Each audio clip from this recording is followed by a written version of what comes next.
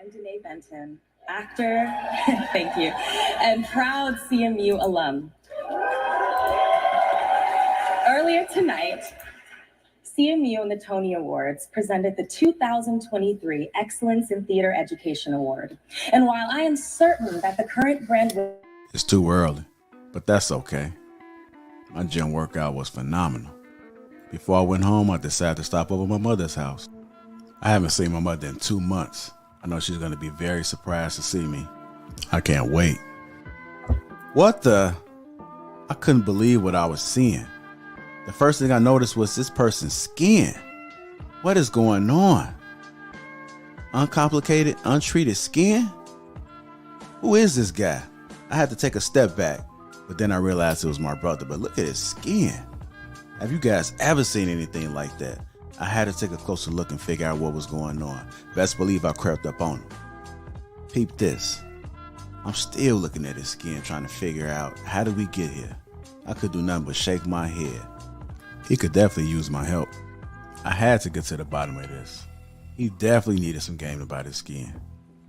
I'm just staring at it, like looking at it. Come on, bro. I knew what to do. I had to reach in my bag and get that Tiege Hanley. Uncomplicated skincare for men. Bro, this is why I'm excited to have Tiege Hanley as a sponsor of today's video. They have helped me start and maintain my skincare routine by making the entire process uncomplicated. Honestly, it's the best skincare system for guys like you and me.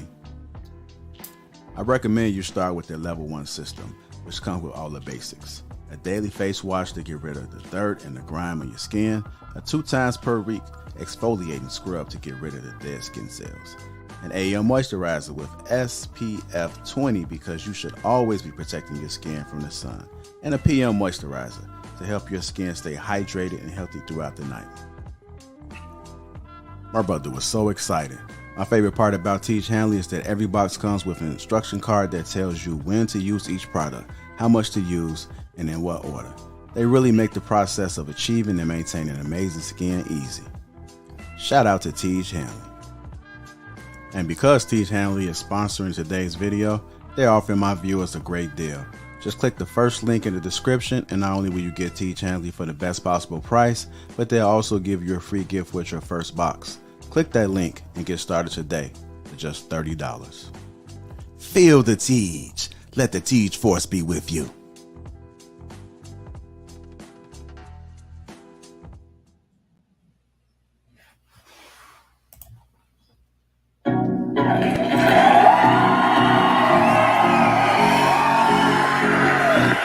Cut that off. Thank you so much. Salute to you. Positivity is definitely coming your way, guys. I'm glad that you guys are in the building. I'm glad that you guys are here. I want to play something for you real quick. Just real quick. I want to play you. I don't know if you guys know who this woman is. I certainly do not. She is an actress. I don't know. But she was awarded a Tony Award. Never heard of it. And during her Tony Award ceremony, she made an offhanded comment about Governor Desantis of Florida. Governor Desantis of Florida, in my opinion, has made very, very impressive inroads into the political stratosphere as of lately. Not because of the fact that he's a governor of a state, but for the fact that he is a no-nonsense governor when it comes to the education of children. I believe that his banning of African studies was great. I think children should I believe children should focus primarily on the hard sciences, mathematics, etc. Learning about Kunta Kinte is not going to get you anywhere in life. And I'm glad that he has banned African studies. I am a student of African studies, both at the secondary and collegiate level. And I could tell you that an African studies degree is worth the toilet tissue in your bathroom. Also, She called Governor DeSantis the Grand Dragon of the Ku Klux Klan, which he is not. Governor DeSantis is the governor of Florida, and Florida, if I'm not mistaken, is number 2 when it comes to Black business owners in the country. So how much of a racist can he be? How much of a white supremacist can he be? On top of that, this woman, Denee Benton, and I did some research of my own. She's married to a white boy. Ain't nothing wrong with that, do you? Do you? Nothing wrong with that. There's nothing wrong with that. But this very same woman has called out Hollywood for its supposedly lack of diversity. She was in the New York Times and she wrote a scathing statement about the lack of or the dominance of white writers in the writing room. And I'm going to show you this woman's Instagram as well. This woman is a race hustler, just like Al Sharpton, just like Jesse Jackson, just like so many other race hustlers. For some reason, she hates the white man in the streets, but loves the white man in the sheets.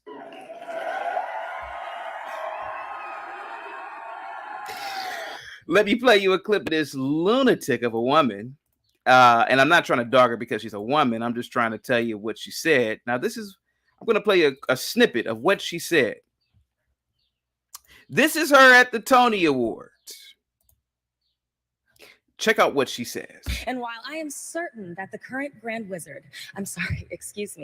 governor of my home state of Florida will be changing. Please. That is absolutely fascinating. That's absolutely fascinating that she can say that Governor DeSantis is the Grand Wizard in front of hundreds, if not 1,000 people at this award that I've never heard of. All the while, you have a president in office, Joe Biden, who was a notorious racist on paper. He did a eulogy for a former Klansman who became a statesman. In the 70s, Joe Biden said that he would not want his children to go to an integrated school. He called it a racial jungle. But for some reason, these liberals, particularly these white liberals, they don't remember that. Governor DeSantis, as far as I know, hasn't said anything like that. He referred to a group of kids, I'm talking about Joe Biden, as roaches. Does anybody remember that? Let me play that for you real quick. Let me see. I thought I had it in the queue, but let me play that for you. Let me just play that for you real quick. Nobody remembers that, but I certainly do. WordPress made easy as what you got to pay attention to this? Go big with Bluehost. I saw that made me aware when I was in law school. Proudly for Holloway. Proudly for your dad. First African-American state senator in the state of Delaware. Everything about. And by the way, you know, I sit on the stand and it get hot. I got hairy legs that turn turn blonde in the sun. And the kids used to come up and reach in the pool and rub my leg down so it was straight, and then watch the hair come back up again. This man has lost his marbles. They look at it. So I learned about roaches. I learned about kids jumping on my lap. Roaches. I learned about kids come back up again. They look at it. So I learned about roaches. I learned about kids jumping on my lap. And I've loved kids jumping on my lap. You love kids jumping on your lap. Wow. And I tell you what, the men, they're now all men, the guys I work with down here, and they're all guys at the time. They're all good men. Most of them made an awful lot of themselves. And Earl Larkin had a rough time. Some of you knew Earl. I came back as a public defender. What is this man talking about? But that's neither here nor there. Let me get into the story, guys. Salute to you all. Positivity is coming your way, guys. I'm so glad that you guys are in the building. Let me send out my positivity first. Cliff, thank you so much for coming through to the Lapeef Network. Thank you so much for coming through to Chaos with Chaotic. Cliff says, in the building, CT, also supporting you on the Lapeef Network. Get him, CT. Thank you so much. We got Jermaine in the building. Says or J Man in the building from the Philippines. Thank you so much, man. Salute to you. We got Tatum in the building. Says good afternoon, CT in the chat family. Positivity is definitely coming your way. Thank you so much, Tatum. We got Wowzers in the building. Says she's a divester. Comments. Her comments automatically means nothing. I'm going to get into that in a minute. We have Gary in the building. Says, good morning, CT. Good morning to you, Gary. Miss Bess is in the building. Thank you so much, Miss Bess. We got Nessa in the building. Says, Grand Wizard. Thank you so much, Nessa. Let me see. Who else do we have in the building? We have Charles Merchant in the building. Says, another Anita Hill. Thank you so much, Charles. Salute to you, and positivity is coming your way. We got Artificial Womb Grown Virgin Wife of the Sons. Thank you so much for coming through. Positivity is definitely coming your way. We got Heal the World coming your way. Thank you so much. Positivity is coming your way. AP says, what's good? What's good with you, AP? Salute to you, man. Ash is in the building. Salute to you, Ash. Positivity is coming your way, and to you too, AP. We got Infamous Eli in the building. Says, why are kids touching an adult? Man, it's very creepy, isn't it, my good sir? But we're going to get into that in a minute. Let me read the article from Fox. I already played the video for you, but I want you to research this lady, and then I'm going to get into the video. We got a normal nerd in the building. Says, CT don't like nothing black. That is quite fascinating. My wife is black. I do business with black people. I try my best to go to black restaurants, black-owned businesses. I have no idea what you're talking about, sir. But thank you so much, a normal nerd. Ashton says, chaotic on Trigger the best. Thank you so much, Ashton. Salute to you, man. Let me see who else is in the building. All right, guys, the link is dropped. Come through, hit that like button while you're coming in. Let me get into the Tapione, aka topic. Let me get into the topic. Give me 1 second here. Wait a minute. Give me 1 second, guys. All right, there we go. Okay. Hold on for 1 second. I got to make some corrections real quick. I'm just looking at something to make sure everything is cool with this. Here we go. Okay, I can play it now. Broadway actress calls Ron DeSantis Grand Wizard. That is a absolutely inflammatory title to give someone who is not a known racist, nor is the Grand Wizard of the Ku Klux Klan. Where did it go? Oh, wait a minute. Hold on for 1 second here. Give me 1 second. What happened to it? Give me 1 second. What happened? Oh, here it is. Sorry about that. Oh, okay. I just lost it. Okay, I got it now. Sorry about that. I got it. Okay. An actress called Florida Governor Ron. Can you guys see it? Oh, can't see it. Duh. Here we go. An actress called Florida Governor Ron DeSantis a Ku Klux Klan leader while on stage during Sunday night's Tony Awards, sending the left-leaning crowd into a frenzy. It's no surprise that the crowd is left-leaning, liberals. I couldn't imagine being in that room full of all these nonsensical people. These race hustlers, these grifters, these individuals who love open borders, but they don't want illegals living next to them. These same people. Denee Benton, a Broadway actress known for her role in Natasha and Pierre and The Great Comet of 1812, was presenting an Excellence in Theater Education Award, blah, blah, blah, from Carnegie Mellon University before she launched the political attack. Hi, I'm Denee Benton. actor and proud CMU alum, Carnegie Mellon University. She said from the United Palace stage in New York City, earlier tonight, CMU and the Tony Awards presented the 2023 Excellence in Theater Education Award. And while I am certain that the current Grand Wizard, governor of my home state of Florida, Benton began before being interrupted with cheers and applause. Let's keep on reading.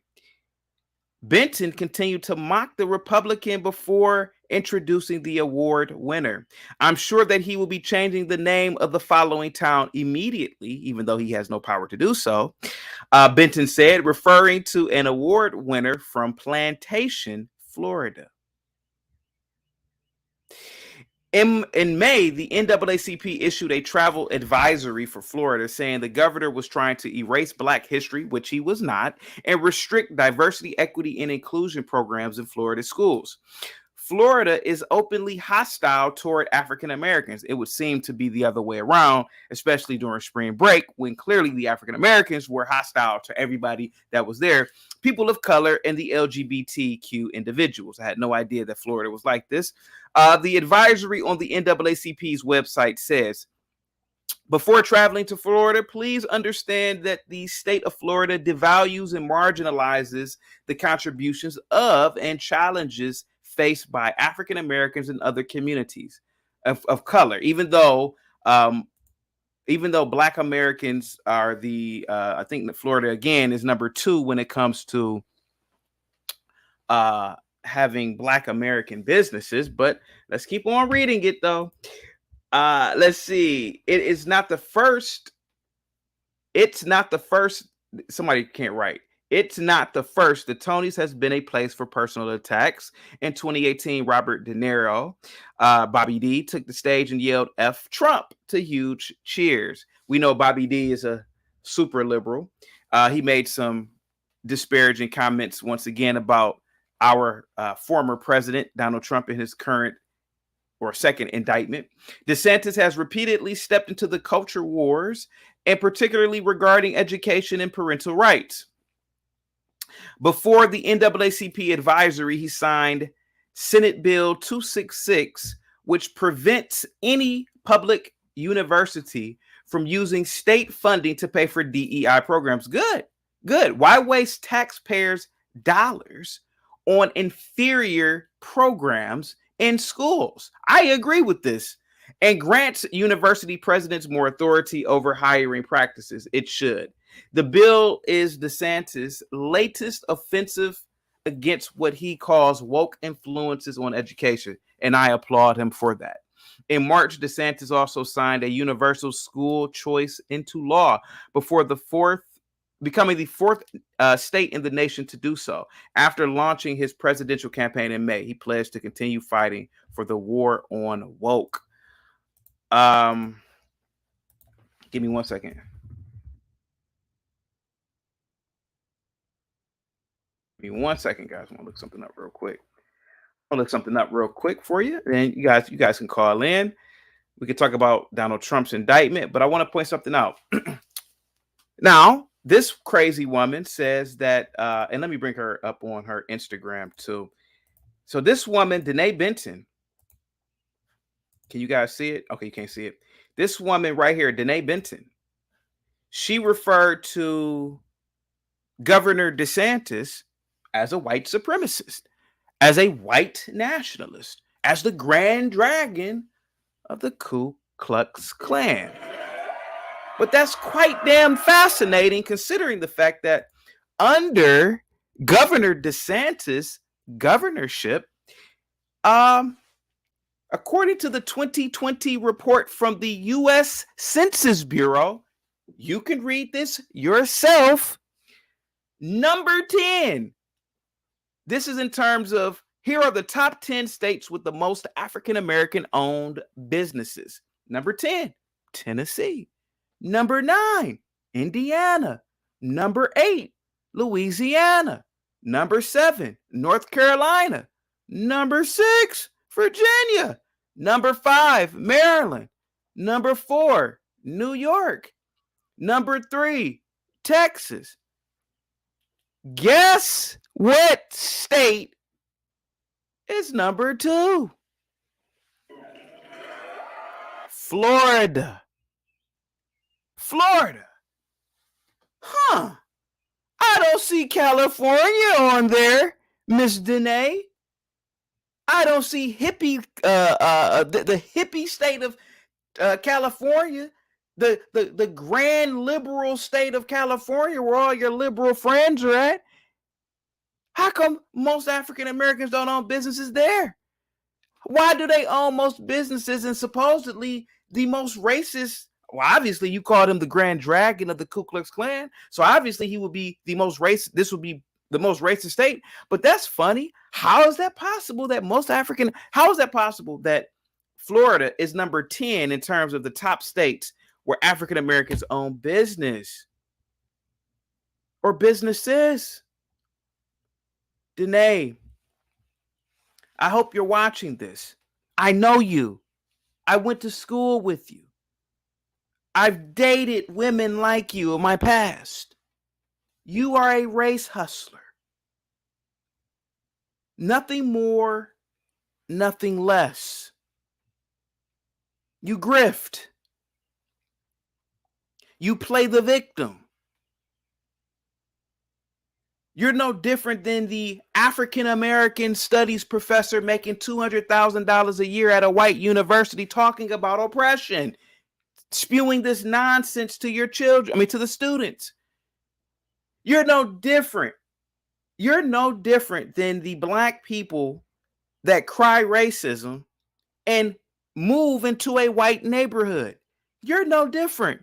Denee, I knew girls like you who would cry about racism, who would cry about supposedly white supremacy.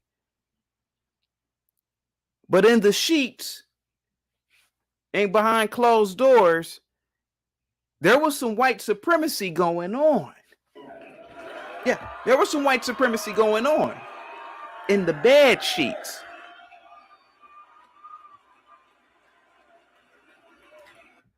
So women like this, I don't listen to. She called Governor Desantis the Grand Dragon of the Ku Klux Klan. Hey guys, you could do your own research on this. Denee Benton, Tony Award winning actress, the woman that I'm talking to. She starred in the Broadway musical Hamilton. According to sources, she's spoken out about the dominance of white men in writing. I said this earlier. In an interview with the New York Times, I'm going to quote it, "The theater industry is still very much dominated by white men, and that has a negative impact on the stories that are told," Benton said. "I've seen firsthand how the dominance of white men in writing can lead to stories that are not inclusive and that don't represent the full spectrum of human experience." Well, Denee, the only people who are dominant is the white man that you've married to when he's in the bedroom with you. But what are you talking about? There have some of the most famous actors and actresses are black men and women. What are you talking about? I'm sorry. Tom Hanks starred in Independence Day, which was one of the greatest blockbusters of all time, right? Oh, yeah. I'm sorry. Why didn't you go to Tyler Perry if you thought that there was so much white dominance and write or be an actress for one of Tyler Perry's movies? Then, if there's so much white racism in Hollywood. See, I'm the Negro Whisperer. And I'll call you out. I'll call each and every last one of you out. I don't want to say this lady's name, and I'm not gonna do it. But there's a lady on YouTube. She's an older black woman. She says that I'm a coon. She says that I'm an Uncle Tom. She talks all this blackity black stuff. Well, comes to find out, she was dating white men. Isn't that ironic? Oh yeah. I've gotten into so many arguments with people over the years. I've gotten into arguments with people even about the civil rights era, about the Jim Crow era. If white people were so bad back then, why did you fight to eat with them? Why didn't you make your own restaurant, Blackie? Why would you want to eat at somebody's restaurant who could potentially spit in your food since they're so evil? See, I call people out. But see what this woman does, just like what Don Lemon does, just like what AOC does, Alexandria Ocasio-Cortez,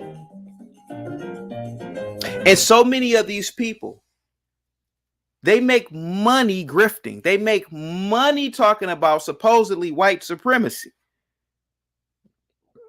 It boosts their liberal social status. This woman doesn't believe in white supremacy. This woman doesn't believe that she's oppressed.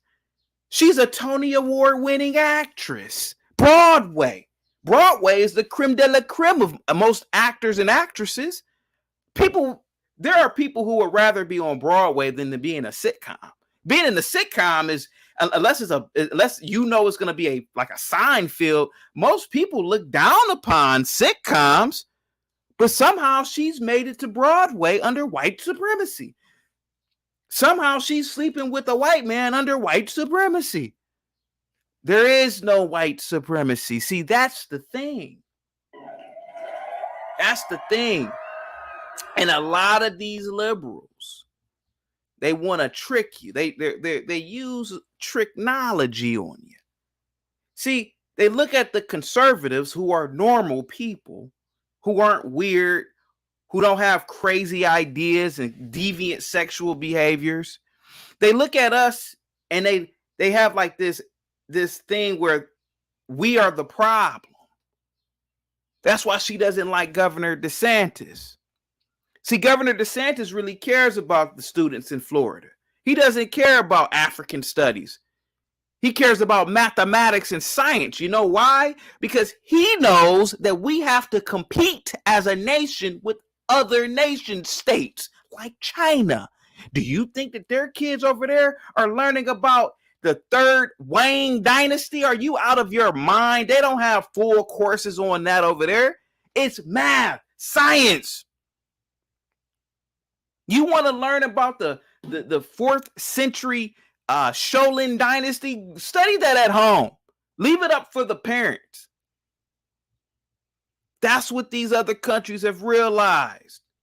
But see, the liberals, they want to waste time with nonsense. How do you know this, CT? Well, hey, man, I went to college. I went to a very liberal arts college. And I can tell you, man, it's nothing like a liberal wasting time on a nonsensical degree or course of study. Psychology, history, African studies, nonsense. While the Arab kids, the Asian kids, they're competing. They're not walking around campus protesting, talking about we shall overcome. But this woman right here, she wants to keep people in a constant state of oppression mentally. She went on stage and said this.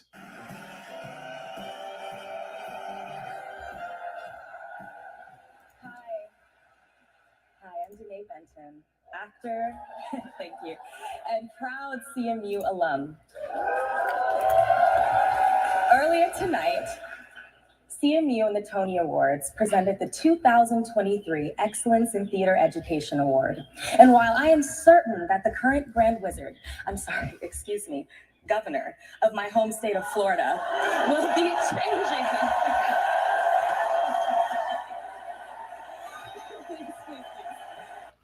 You see what I'm saying? Do you see what I'm saying here? I've seen this not once, not twice. I have seen hundreds of Denee Bentons in my life crying about white supremacy, preaching blackity black. I'm black, y'all, but got a white man on their arm. I seen it. And listen, I could care. Me personally, I support interracial relationships. I could care less about if you're black, you're white. What the hell do I care? But what I do care about is hypocrisy.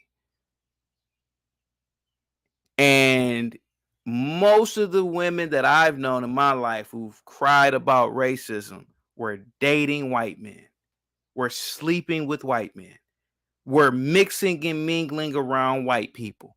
And they loved it. They loved it. This woman right here, Denee Benton, she doesn't want to be around Tyler Perry in that blackity black studio in Atlanta. She doesn't want to be in that black studio. She doesn't care about that.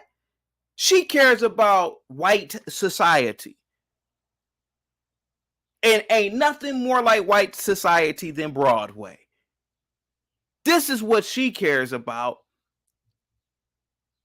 But to sell tickets, to make herself seem super conscious and super woke, let me talk about oppression. Yeah, that'll get them. Let me talk about white supremacy. That'll get them. But one thing you can't hide is the fact that you're married to that white boy. That white boy.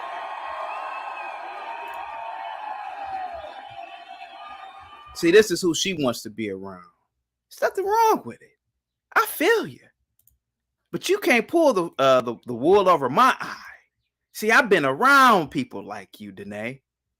And I'll expose each and every last one of you people. She must have took her photo down with her husband, but I could find that photo.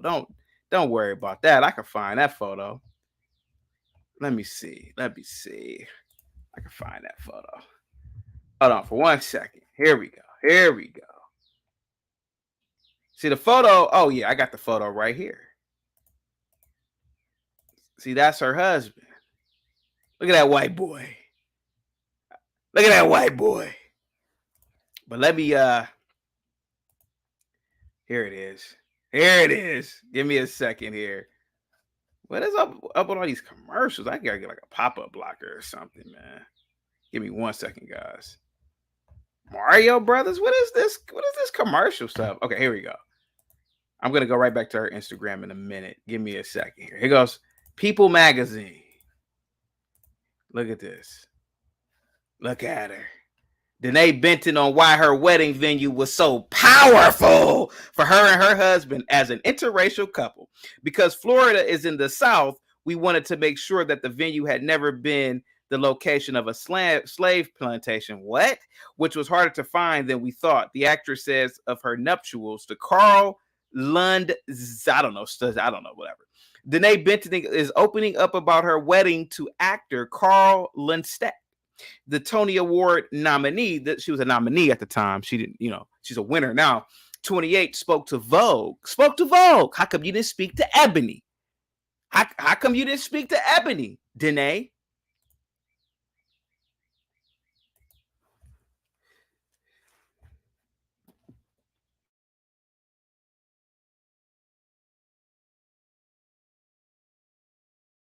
Got to sneeze. Sorry about that. How come she didn't speak to Ebony? Because she don't want to speak to Ebony. How come she didn't speak to an African magazine? Because she doesn't want to speak to any. It's 56 countries in Africa, 55. I don't know. How come you didn't speak to any African magazine? Because she loves white people. She loves them.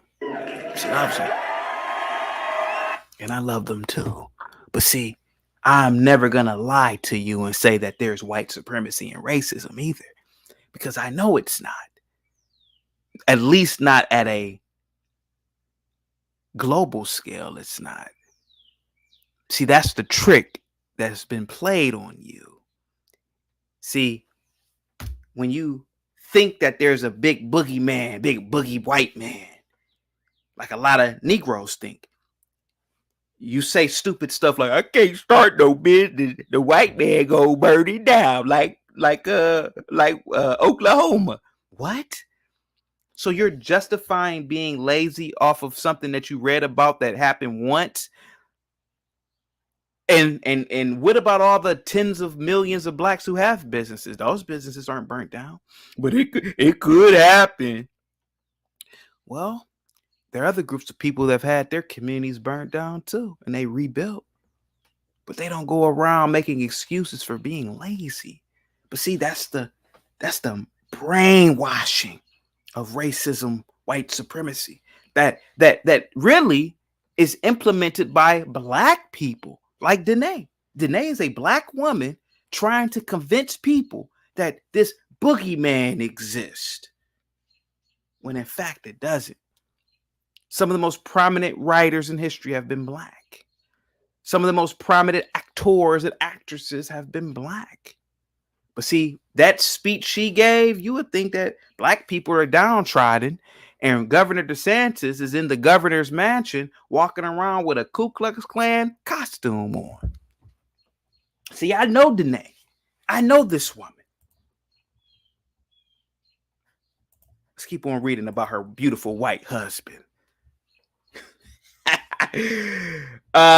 We wanted to find a beautiful outdoor venue, but because Florida is in the South, we wanted to make sure that the venue had never been the location of a slave plantation. Then why didn't you get married in New York? Why didn't you get married in DC? Why didn't you get married in Connecticut? See, this is what I'm saying. This woman walks around pretending to be Harriet Tubman, all the while being married to a white man. This is what a lot of these liberals do.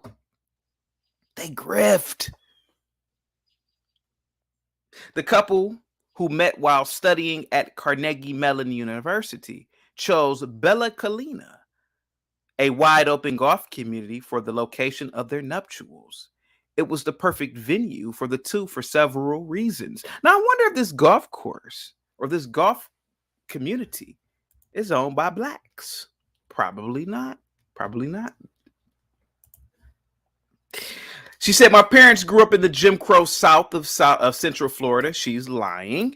And she spent time as a kid working and picking oranges on the land surrounding Bella Colina to help support their hardworking families. Now, this woman is 38 years old, meaning she was born in 85. It is very possible that her parents were born during the Jim Crow era, but that doesn't mean that they were suffering, being beat during that era either. But see, they put that in this liberal article. So when you're reading it, you start thinking that there were drums beating.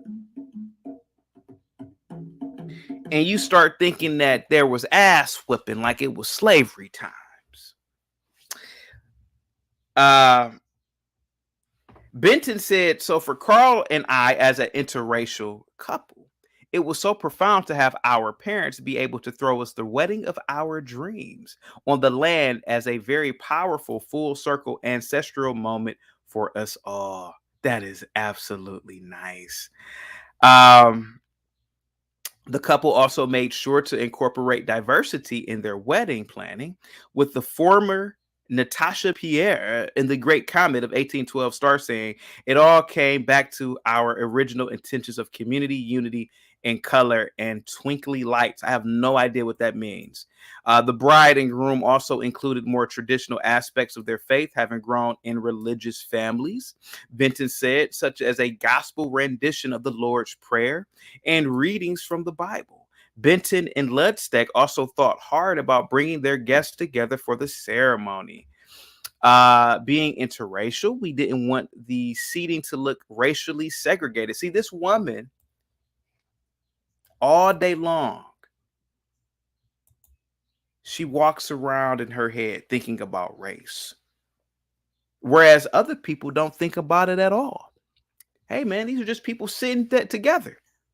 I was at an event a few years ago, and the blacks were sitting with the blacks. We all knew each other. The whites were sitting with the whites. We all knew each other. And the host said, It's too it's too segregated in here. Y'all need to meet. And I'm like, lady, maybe we don't give a blank about meeting each other. And you can't force us to mix and mingle. Hey, we all know each other. The blacks, so we all just know each other. You're forcing us to go sit across the table and talk to somebody that I don't know. Stop. You're doing too much. And maybe the whites feel the same way.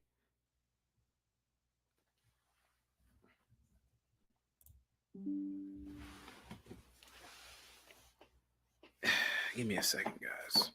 I gotta charge my laptop up. The article goes on to say,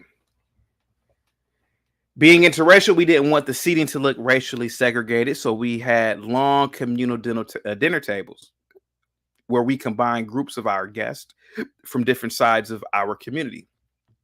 The actress said, it looked like a snapshot of the world we would dream of living in. You mean the world that you currently live in, right? Because last time I checked, let's be honest, particularly in America,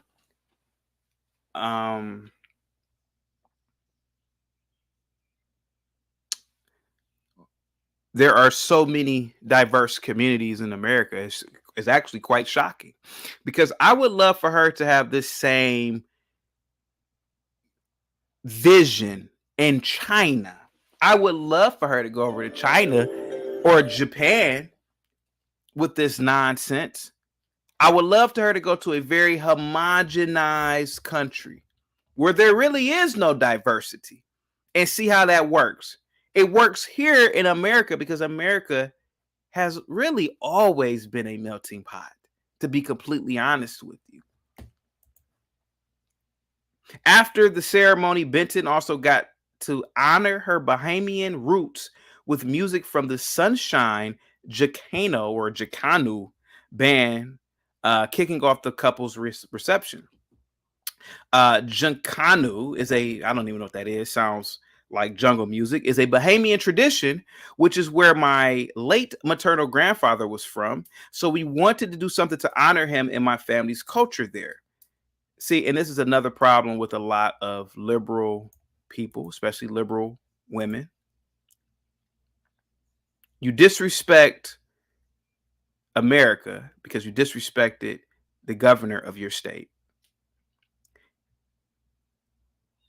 You make statements saying that the very same industry that you've gotten probably $1 million or $2 million off of is racist and dominated by white men. But for some reason, you have high praise for the Bahamas that produce absolutely nothing. They have no major exports, pretty much banana republics. Let's be honest. You have all the respect in the world for the Bahamas, but you don't have respect for the very same nation that allowed you to go to Carnegie Mellon, which is a prestigious university. You don't have respect for the same nation where Broadway is a major institution. There ain't no Broadway in the Bahamas. But you give all the respect for the Bahamas. Typical liberal behavior. Let's keep on reading. They rushed our cocktail hour with a band made up of a lead dancer, trombones, tubas, steel drums, cowbells, and an amazing cacophonous, I don't even know how to say that, percussion, while the two of us followed behind the band dancing to the incredible music. She explained. We made a line dance of sorts through the entire cocktail hour. Excuse me, guys. Picking up guests to the line as we went and led everyone down the stairs to the reception dance floor, where we started the reception with hands on the knees, sweating, grooving Afro-Caribbean dance party. Who cares? Who cares? I'm going to be very blunt. I'm going to be very chaotic here. Now, look at this woman's Instagram post. Now, this post is from May 17, 2022, which was a year ago. She says all of these bodies, these aging bodies, these queer bodies, these disabled, these fat bodies, these trans bodies, these black and brown bodies, these bodies that if we weren't or we were not so intent on controlling them might actually teach us the vastness of creation. Well, the only person that's controlling your body at night is your white man that you married. Other than that, lady, ain't nobody controlling your black body. Don't nobody control my black body. Doesn't nobody control some queer's body or some fat person's body. But this is what liberals do. This is what they do. They make up oppression in their minds and they believe it. She says, these bodies that if we were not so intent on controlling, lady, who is trying to control a fat person's body? If that were the case, there would be no fat people, you ditz. Hey, listen, lady, there is nobody controlling Lizzo's body. There is nobody controlling who's another fat person, right? Who's somebody that is also fat? I don't know. I can't think of anybody that's really fat right now, but let's stick with Lizzo. By this lady's argument, that means somebody will be trying to control Lizzo. By this lady's argument, that means that people will be out here trying to control black people, right? Last time I checked, I could go into any library, any university, any corporation, anywhere, and do what I want to do, which, you know, I can't do anything illegal. But what's stopping you?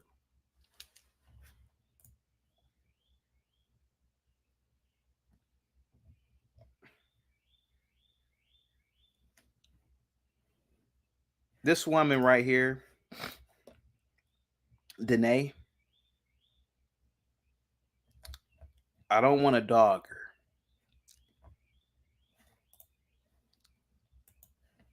I have no reason to dog this woman.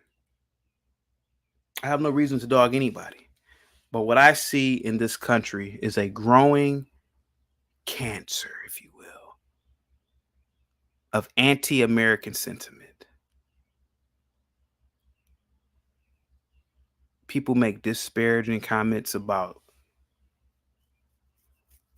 the government, the military, the systems in this country. When I was in college over 20 years ago, you had kids marching against capitalism. Can you imagine how stupid they are? Stupid.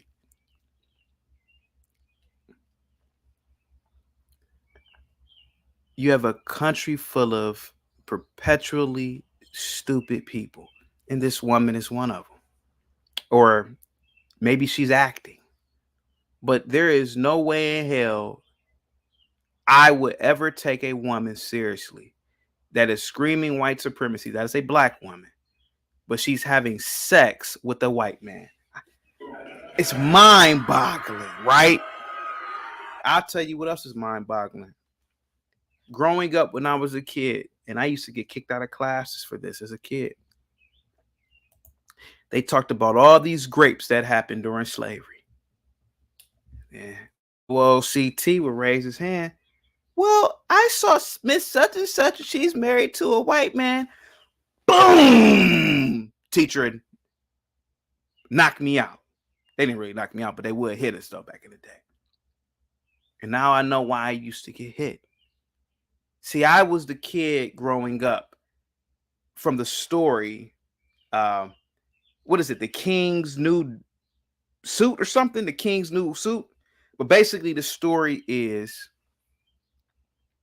there was a king and I guess his tailor was late and the king was in a rush to a meeting or something.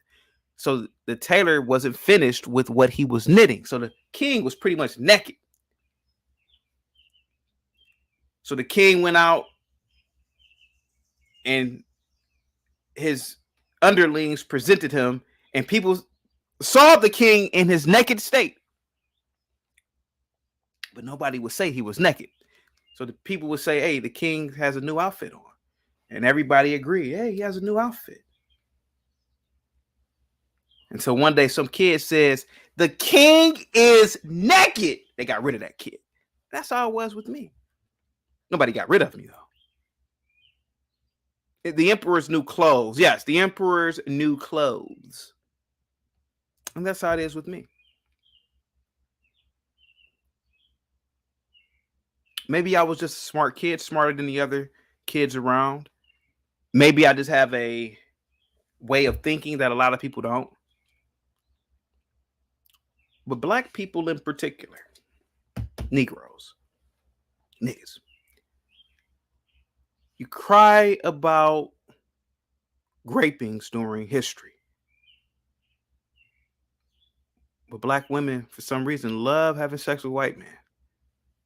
You would think that if all those rapings happened, you wouldn't want to be with the white man, if you ask me. But I know my logic might not be in accordance with yours. Negroes, like this, cry about white supremacy. But for some reason, they want to work in their industries. She could easily work with Tyler Perry. Why does she work with Tyler Perry? Excuse me. She's on Broadway at one of those incredible studios on Broadway or old studios. Why doesn't she work at one of the black studios? There's studios all across America or theaters all across America that are black. Why doesn't she work there? Why doesn't she work for black writers for those theaters? You'll hear a lot of black people. See, I'm the Negro whisperer, man. I call it out. I call it out. I call it out. You got black people in the country crying about racism. Well, if it's so racist, why do you like living around white people? Well, the neighborhood, it really depends on the neighborhood. You know, a lot of times where white people live, it just better. Well, there's a lot of black neighborhoods, or not even that. Why don't you just go live in a rural area in a community with other blacks? Man, I can live where I want to live. Oh, okay. See, this lady's like that. This lady wouldn't like me. She would not like me if we ever met. Because I would absolutely call her out on all of her nonsense. Nobody can tell me about racism if you are sleeping with somebody of an opposite race. You just can't with me. Again, I'm not knocking you. Again, you do what you want to do. But that in itself lets me know that you yourself don't believe in what you're saying. That right there, not this woman, because that lets me know a few things about you.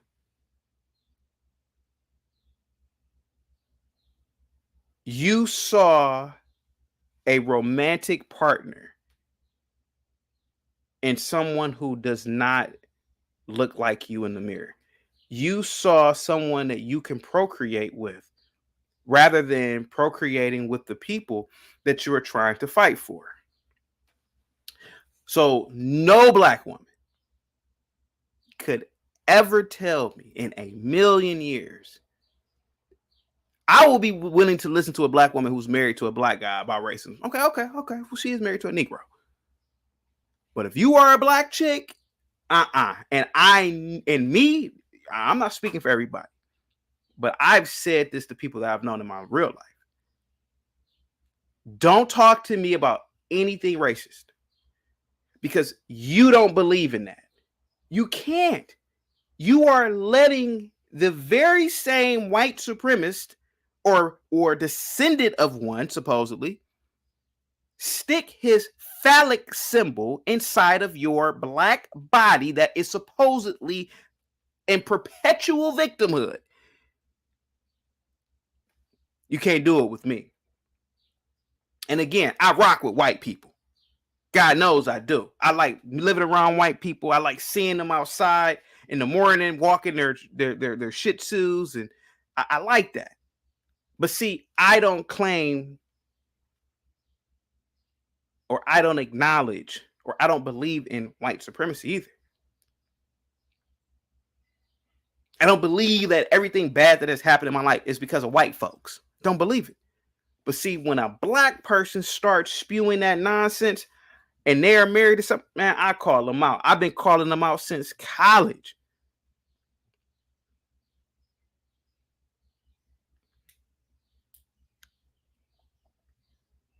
I've been calling these people out since college. And if you're in the chat, start calling people out on their bullshit. When people are at work complaining about the white man, say, why don't you just start your own business and be around black people? Why not just live around a billion black people in Africa?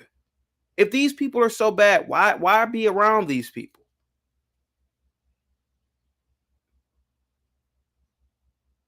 I ask questions. People for some reason think I troll when I do this, and I'm not trolling. I'm being dead serious. I may it may come off as sarcasm. It may come off as joking, but I'm not. I'm not.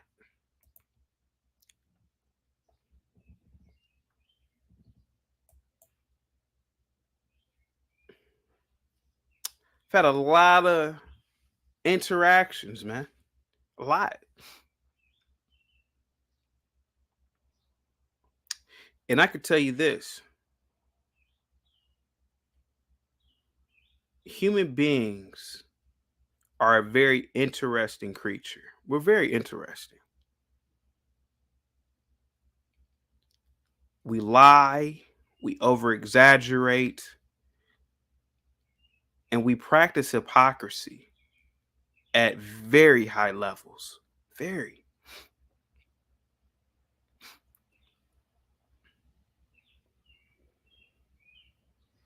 Patrisse Cullors, founder of Black Lives Matter, preached about defunding the police, but she lives in a gated community with all types of security in a mansion in a white neighborhood. It's ironic, man. But it doesn't shock me because I saw this in 2003 when I first started college. I saw the hypocrisy. It's just like with the homosexual community. You have black people running around. I've even encountered Gen Xers. Chaotic, you have to start using the pronouns. I'm like, what? I'm not using any goddamn pronoun. Because I know in 1993, you would have been saying all types of what is deemed now as homophobic. You would have been saying those terms in the 90s like it was nothing coming off your tongue.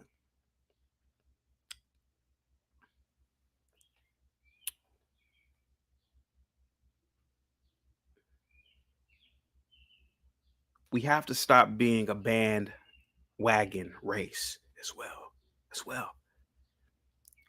See, I'm not a bandwagon race. I'll never get on any bandwagon. I had, even though I was a liberal for like 1 or 2 years in college, I had these same thoughts even as a kid. Ain't nobody oppressing these black students in here. They bad as hell. I was with them. You're stupid. Listen. I used to say this. I used to say the same things that I'm saying now that I'm saying 25 years ago in junior high school. I said, you dummies are not prepared for the real world. The Jewish kids, the Chinese kids, the reason why they're better than us is because they study harder and they act better in class. Even some of the white teachers called me an Uncle Tom. And I said, oh, I'm an Uncle Tom. I'm a coon. How come your kids don't go to this school? And then that's when you see all the excuses. Well, no, it's because you know that this school is out of control. These kids are damn animals. Stop it. But see, I was a kid doing the same thing, but I didn't have a soapbox. The internet wasn't or didn't exist the way that it did, and we certainly didn't have streaming services. So I couldn't vocalize to a national scale or even international at this point my thoughts.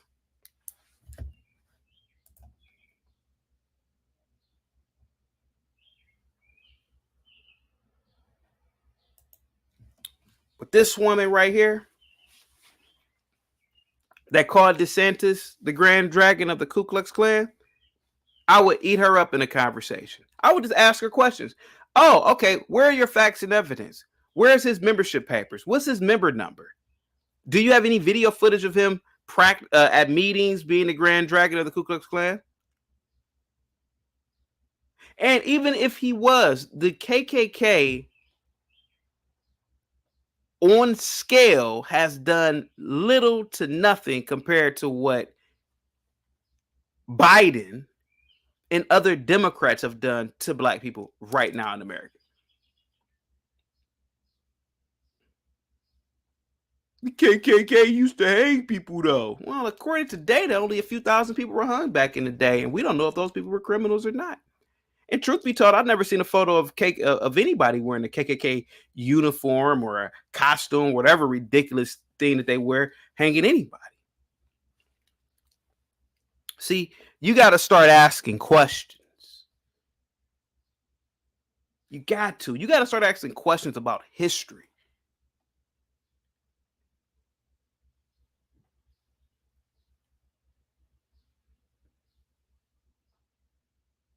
Ask 1,000 questions if you can in one conversation. Get to the root. Get to the root of a dialogue. A woman like this? No. Absolutely not. This woman, you can look at her Instagram and see everything you need to see about her personality. She likes white people. She wants to be around white folks. She loves everything white. Just off of her 15 posts. So when she's trying to talk about white supremacy, don't believe her. Just like Al Sharpton, don't believe him. Ask Al Sharpton, hey, Al, where do you live at? If he says anything other than a black neighborhood, he's already lost the argument. Tariq Nasheed, where do you live at? Umar Johnson, where do you live at? Umar Johnson, what kind of car do you drive? Do you drive an Innocent made in Nigeria, or do you drive the white man's car? See, you got to ask questions.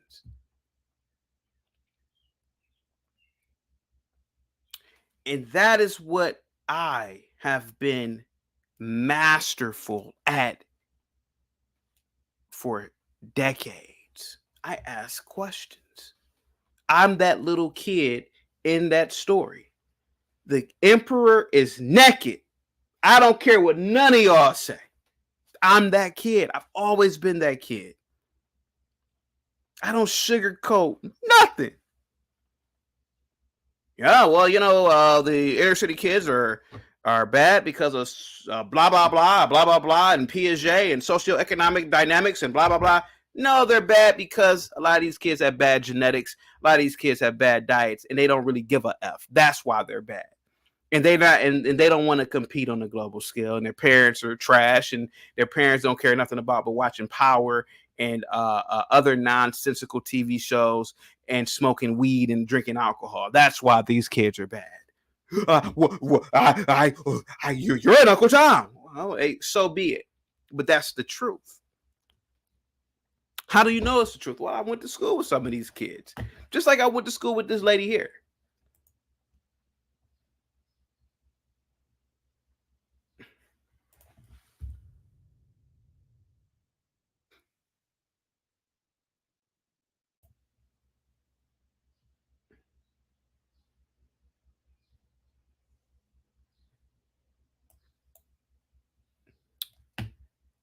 No, we shouldn't bring back corporal punishment. We should remove kids who are just bad.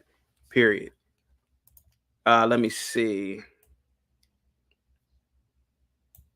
Miss Beth says Al Sharpton cares about his own well-being from the jump. Yes, he does. He only cares about his own well-being. Correct.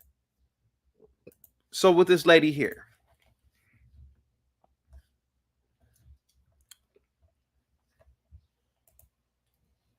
This lady doesn't care about getting on the cover of Ebony. She doesn't care about getting on the cover of Essence. Now, she probably wouldn't turn it down either, but she doesn't care about that. That's not, she won't fight. She won't contact the editor-in-chief of Essence. Why haven't you contacted me, girl? We black. She won't contact Ebony. She won't contact Tyler Perry because she doesn't think of that as important enough for her. Same thing with a lot of people from back in the day, like the Negro Leagues and other black institutions back then. When we had, not we, I wasn't born back then, but when we had our own institutions in America, black people look at white people stuff as better. And as much as people try to pretend, that's what most black people do. And instead of creating our own and dominating within our own space, we view getting into white spaces as an accomplishment. Whereas other groups of people really don't. Chinese people, no, they don't. They created their own space program. They could care less about getting into NASA. NASA, we have our own space program. What? They don't care. They created their own industries.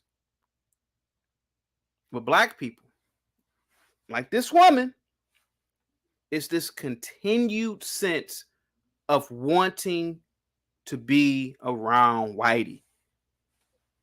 In her case, she's around Whitey every night when he is porking her, to be descriptive. Yeah, and I've said it. So she says the writers dominate society and they're white. So what? Who is funding the movies? But again, why aren't you in black spaces? You want to really be around white people. Just admit it.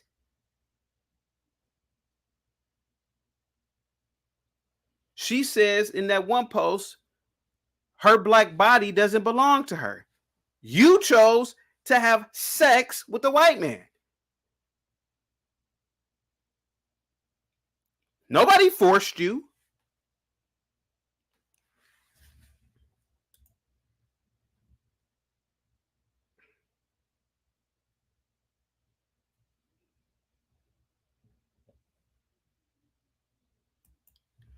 You got to call Negroes out.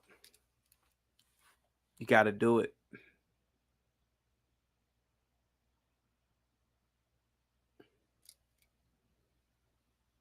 You have to do it, man. I know I do. And I love doing it.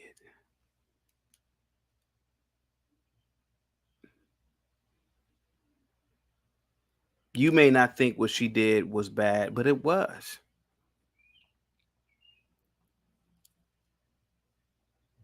I just told you about the U.S. Census Bureau.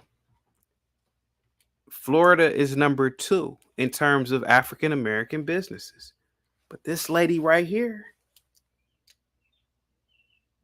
she says that Governor Desantis is a racist. Why on earth would a racist government allow for blacks to have businesses in the state of Florida if he's such a racist?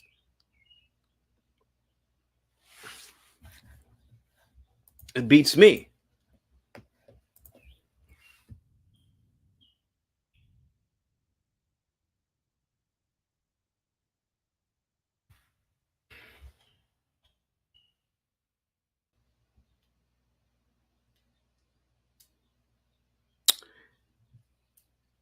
There are over 250,000 black-owned businesses in Florida.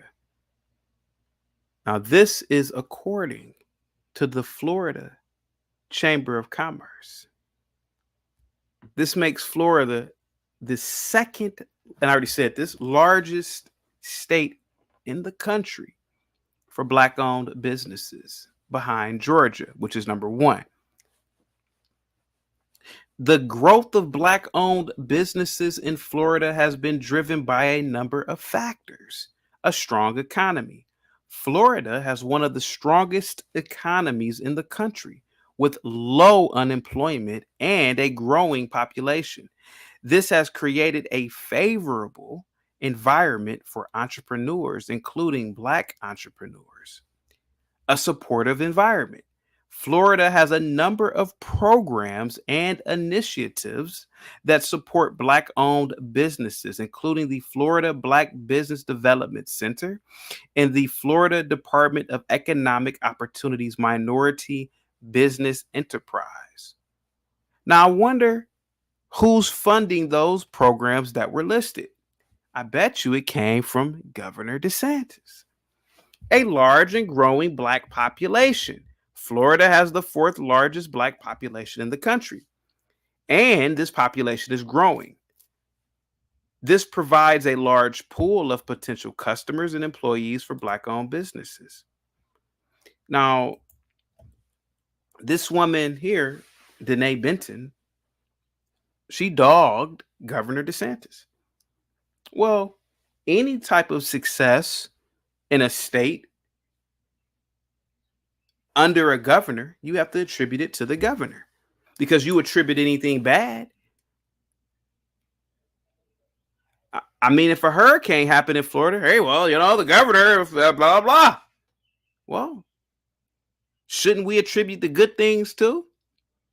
Shouldn't we say, hey, man, under Governor DeSantis, man, the Black population has been growing in Florida. Under Governor DeSantis, we are the number 2 state for growing Black, for most Black businesses. 250,000.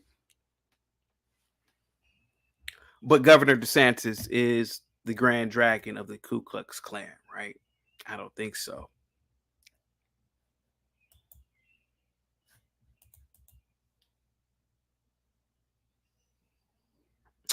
The growth of Black-owned businesses in Florida is a positive sign for the economy. These businesses create jobs, generate tax revenue, and contribute to the overall economic vitality of the state. As the economy continues to grow, it is likely that we will see even more Black-owned businesses being started and succeeding in Florida. Here are some of the most successful Black-owned businesses in Florida. The Sweet Tooth Fairy. This is a bakery in Miami, and it's known for its cakes, cupcakes, and baked goods. The Nail Bar. This nail salon in Jacksonville is known for its high-quality services.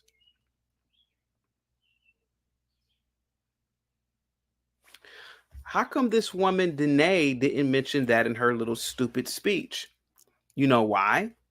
Because Denee, like a lot of Black liberals, particularly ones like her, you see, she really believes in she really believes in white supremacy, if you can catch my drift. She really doesn't want anything to do with Black people. So she will make disparaging comments about Blacks. She will try to convince you that you're oppressed with her tricknology. And that's what she's doing. And then she goes home to her white husband who's porking her.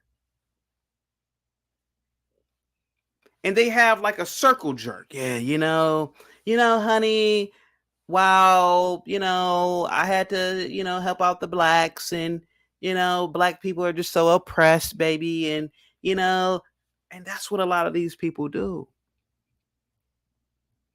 She's convinced herself in her head that she's a white liberal. I know it sounds crazy. I know it sounds out of the ballpark, But that's exactly what's going on here. And that's exactly what it is.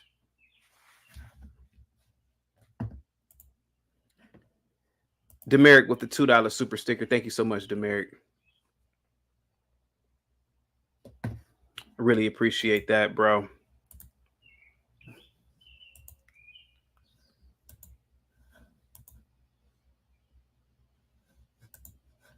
You see, what the white liberal does, what the black liberal does, they won't mention,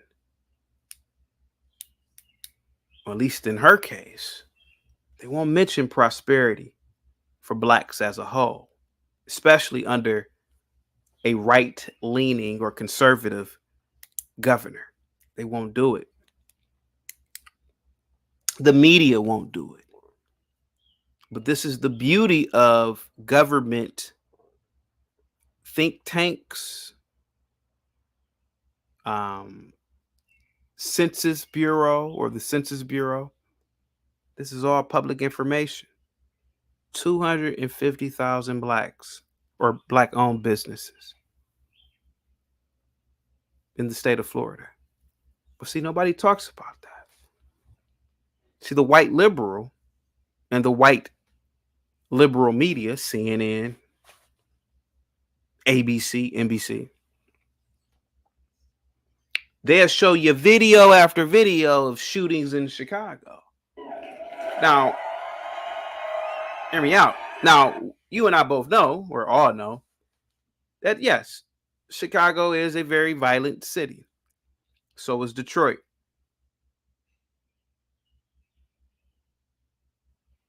So is where's that? Where did George Floyd pass away at or die? The city where he was at, Missouri. Somebody help me here. Yeah, the white liberal media will show you that all day long. But the white liberal won't show you posterity of the blacks. That's how they always have been. Most black culture isn't thug culture. It isn't street culture. Most blacks aren't really like that for real. But see, the media, the white media, will have you believe that. The white media will have you believe that you're downtrodden. I was on a panel the other day. This dude was trying to convince me that black culture is thug culture. I said, are you out of your mind, dude? Do you believe that 35 million black people act like Tupac Shakur, sir? Are you out of your mind? Well, it's a large part. I said, sir, if 35 million black people acted like street thugs, 35 million blacks would be in the penitentiary, man. The masses of blacks don't behave like that. But see, the white liberal, the black liberal, like this woman, they will keep you in a system or a constant state of thinking like that. For example, I was at a bar. I think I've told this story before. Last year, it was a rooftop bar. White liberal walks over to me, old white woman. She's trying to convince me of my oppression. I told her a city that I like running through where I live at. She said, well, you know, back in the day, you probably couldn't have ran through there. And I said, I had no idea about that. Can you give me a situation where somebody black ran through there and something happened? Well, she started stuttering. I said, second of all, lady, back in the day, it's like the 1990s. The 1990s sure as hell wasn't Jim Crow. There was no segregation in the 90s. What are you talking about? And why did you even bring that up in the first place?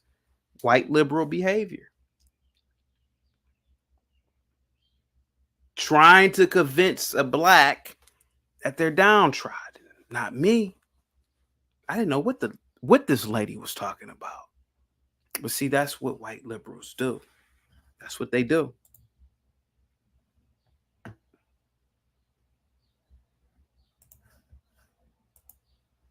Thank you again, Demeric, for that $2 super sticker, man. I really appreciate that.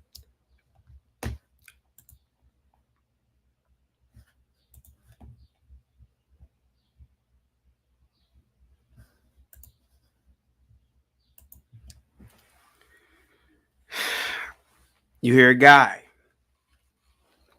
I knew a lot of guys like this in college. All they did was hang around white people. It was I've told a story about this one time. It was a kid that I knew in college. He was a little younger. All he did is hang around white people. All he did.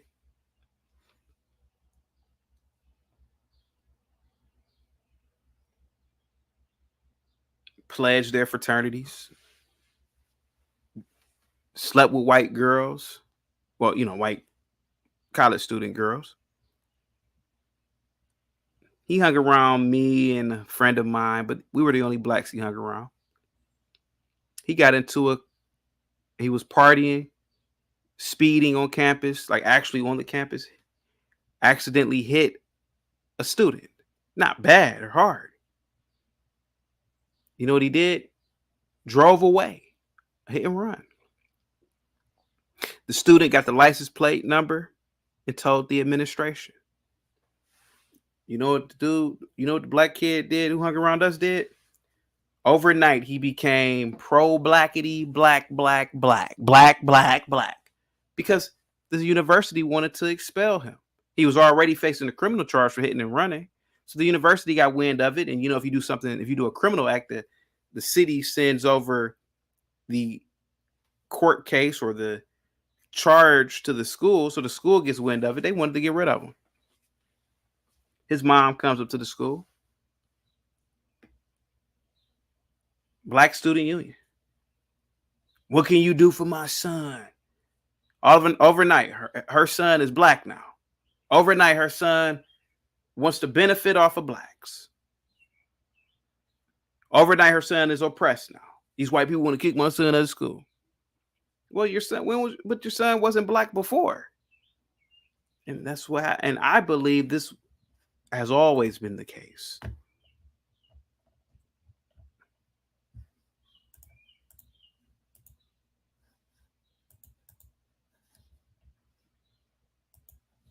I believe that this has always been the case.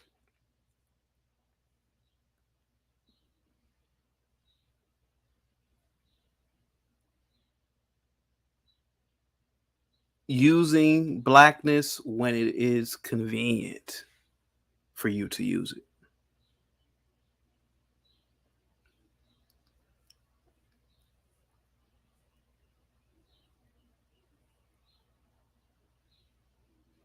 And this is what this woman's doing here. At night, when she's sleeping with her white husband and they're having sex, she's not thinking about black people. She's not thinking about her ancestors that were supposedly raped by the very same man that is sticking his penis inside of her. She's not thinking about that. But God knows in the morning, she's screaming white supremacy at the top of her lungs. You can't fool me. You can't do it with me. You can't do it. You can't. And you're never going to. Not with me.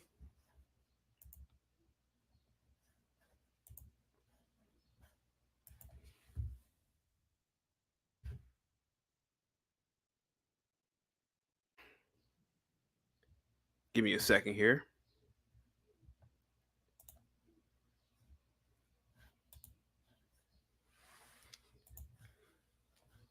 So just looking at her Instagram, you see this. I mean, I'm telling you, man, you see it.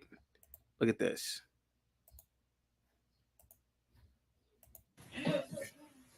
Bring me my diamonds. Ready, woman.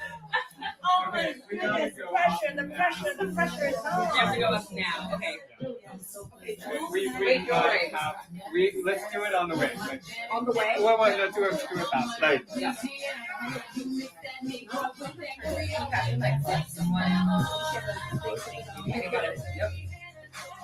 Sorry. Yeah, it's not gonna happen. Bring me my diamonds. Let's see what she says there. Okay, let me see. Let me see. Liberation Resources. What is this? What is this? Oh my God. Oh, sweet God in heaven. Now, on her Instagram, she has Liberation Resources at the NAP Ministry. Now, the NAP Ministry. It says, we examine the liberating power of naps. We believe rest is a form of resistance and reparations. New York Times bestseller, Rest and Resistance, available now. Let's look at some of this lady's books. Now, mind you, this is a New York Times bestseller, meaning that they are selling books. So let's read this. For Black people who are descendants of enslaved Africans via the transatlantic slave trade and chattel slavery, consider the fact that your ancestors built this entire nation for free with their stolen labor. Well, they didn't build the entire nation. That's a lie. Use this knowledge to tap into what they have already done, so you don't have to grind yourself into oblivion now. Your ancestors want to make space for your ease and rest. That's not true. You can't. Your ancestors don't talk to you. They have no power. You must stop long enough to receive this insight into your dreams and downloads. I believe in the portal of resting. There are answers waiting for us there. Jesus Christ. What a Looney Tunes. Okay, so on this page, it says divesting from capitalism. Lay your ass down. This is why I run when I see liberals. Now, the actress is endorsing this book that's obviously written by one of her associates. And her associate has this on her page: divest from capitalism. Okay, so I want to type something in here real quick.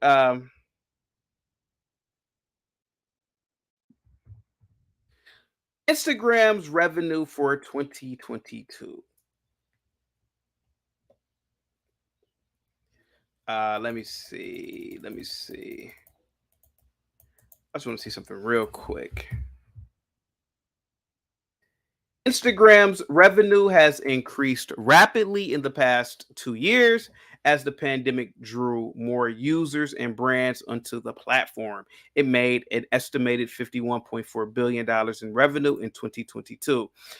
So her idiotic friend, who's using a platform that literally made $51 billion in revenue in 2022, has a Instagram post saying divest from capitalism.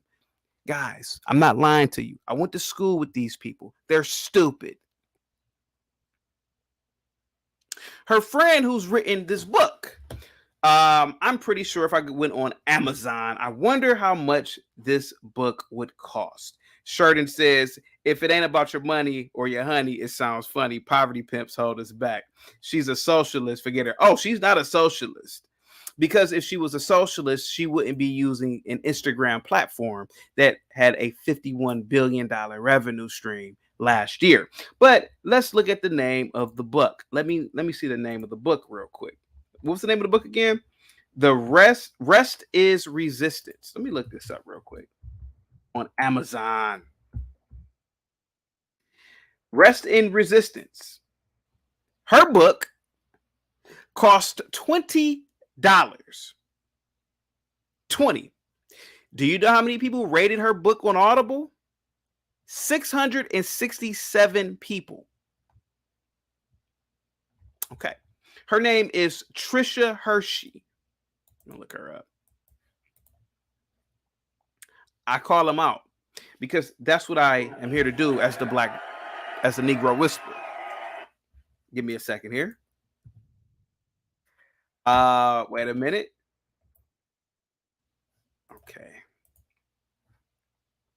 $20 for her book.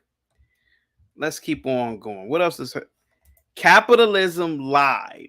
Your worth is not tied to how much you produce. We will rest. Okay. Now look at all these wealthy Americans. I'm assuming that most of these people are Americans, are responding to this idiocracy. Here goes Naturally Tierra. She says, yes, yes, yes. Now let's go to Naturally Tierra's Instagram post. Naturally Tierra, BBW. Naturally Tierra doesn't look like she lives in a mud hut. Has a post that says Cash App her $6,650 today. She probably sad. Let's look at Tierra.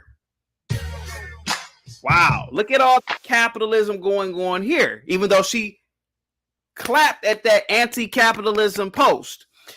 Look at this bed. Look at the clothes. Those aren't free.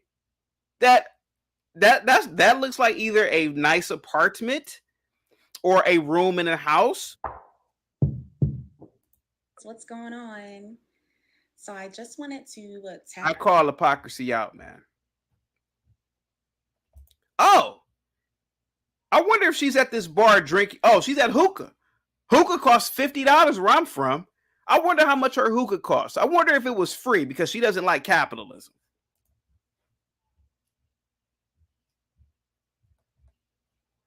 Let's see here.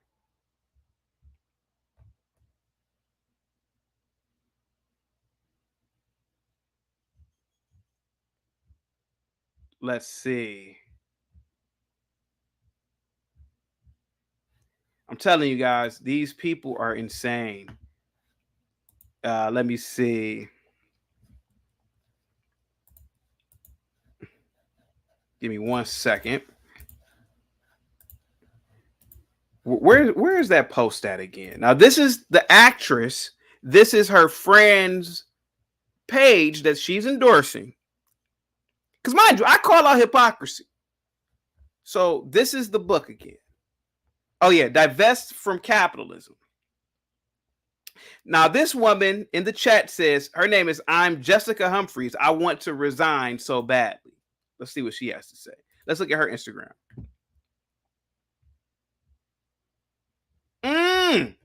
Here goes another woman. She could have been a man, but she's a woman. She said, I want to resign so badly from capitalism. Well, let's look at her Instagram post. Okay. I don't think her clothes were free, but they could have been. Oh, look at that couch. That probably cost $2,000.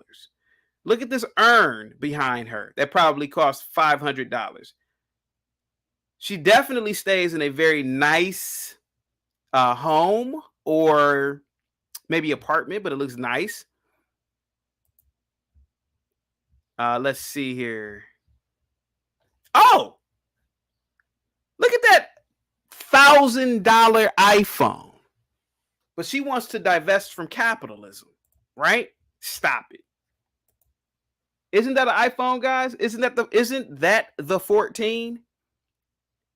But she wants to divest from capitalism. She sure as hell isn't divested from capitalism out on the town. I bet you the gentleman with her, he's probably going to spend $300-400 on this night, which is nothing wrong with that. But if she wants to divest from capitalism, why?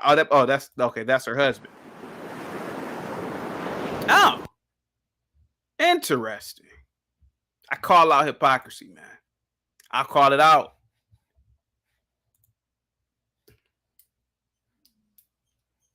Tatum says the NAACP chairman, Leon Russell, lives in Florida, but telling other black folks not to visit there. Hypocrisy at its finest. Yeah. Okay. So this is the comment. Divest from capitalism. Lay your ass down. Okay. Let's keep going through it.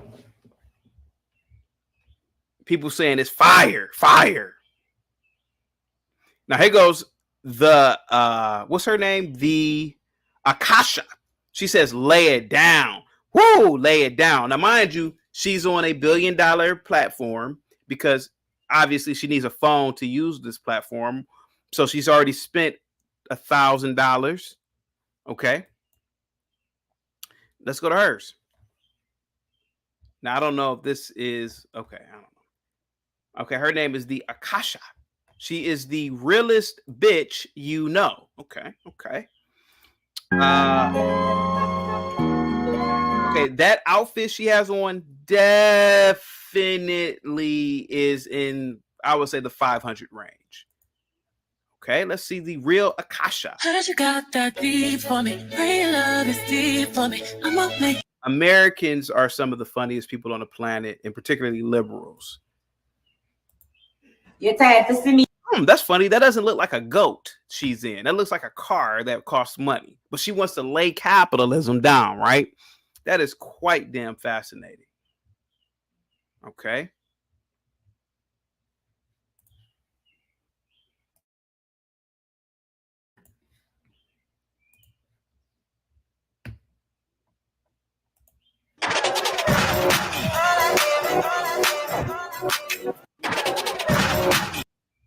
Let's see.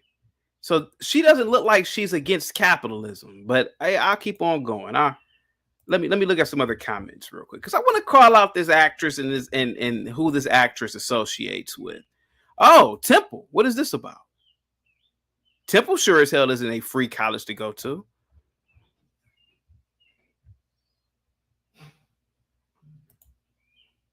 Okay, let's go back to this post.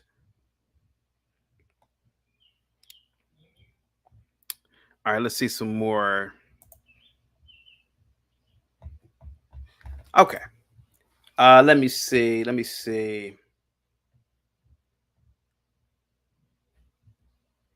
What on earth is this?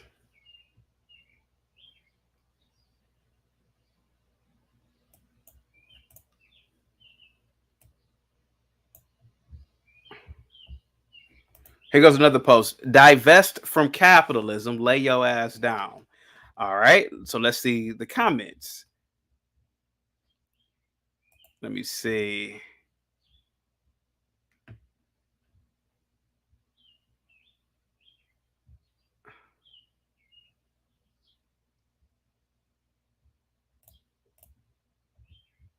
Let me see here. So it's not a lot of comments on this one. Okay.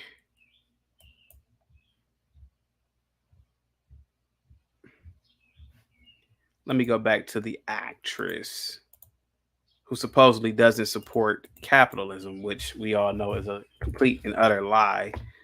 Let me see. Let me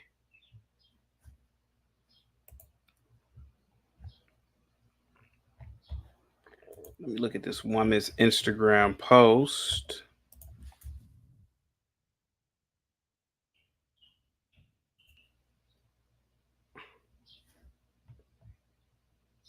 Okay, so she just uses the NAP ministry. Okay,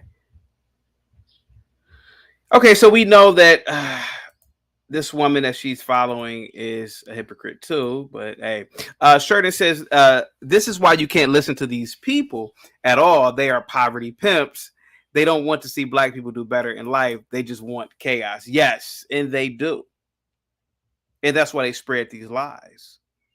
And thank you so much, Ash, for calling me the Negro Whisperer. I really appreciate that.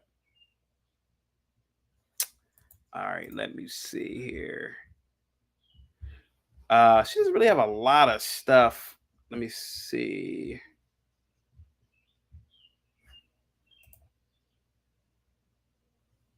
says, what an honor. The front page of the arts section in the New York Times. Today, getting to speak about the power and the truth of our stories. Thank you.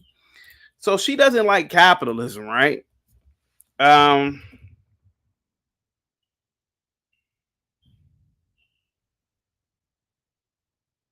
So the New York Times, let me look something up real quick.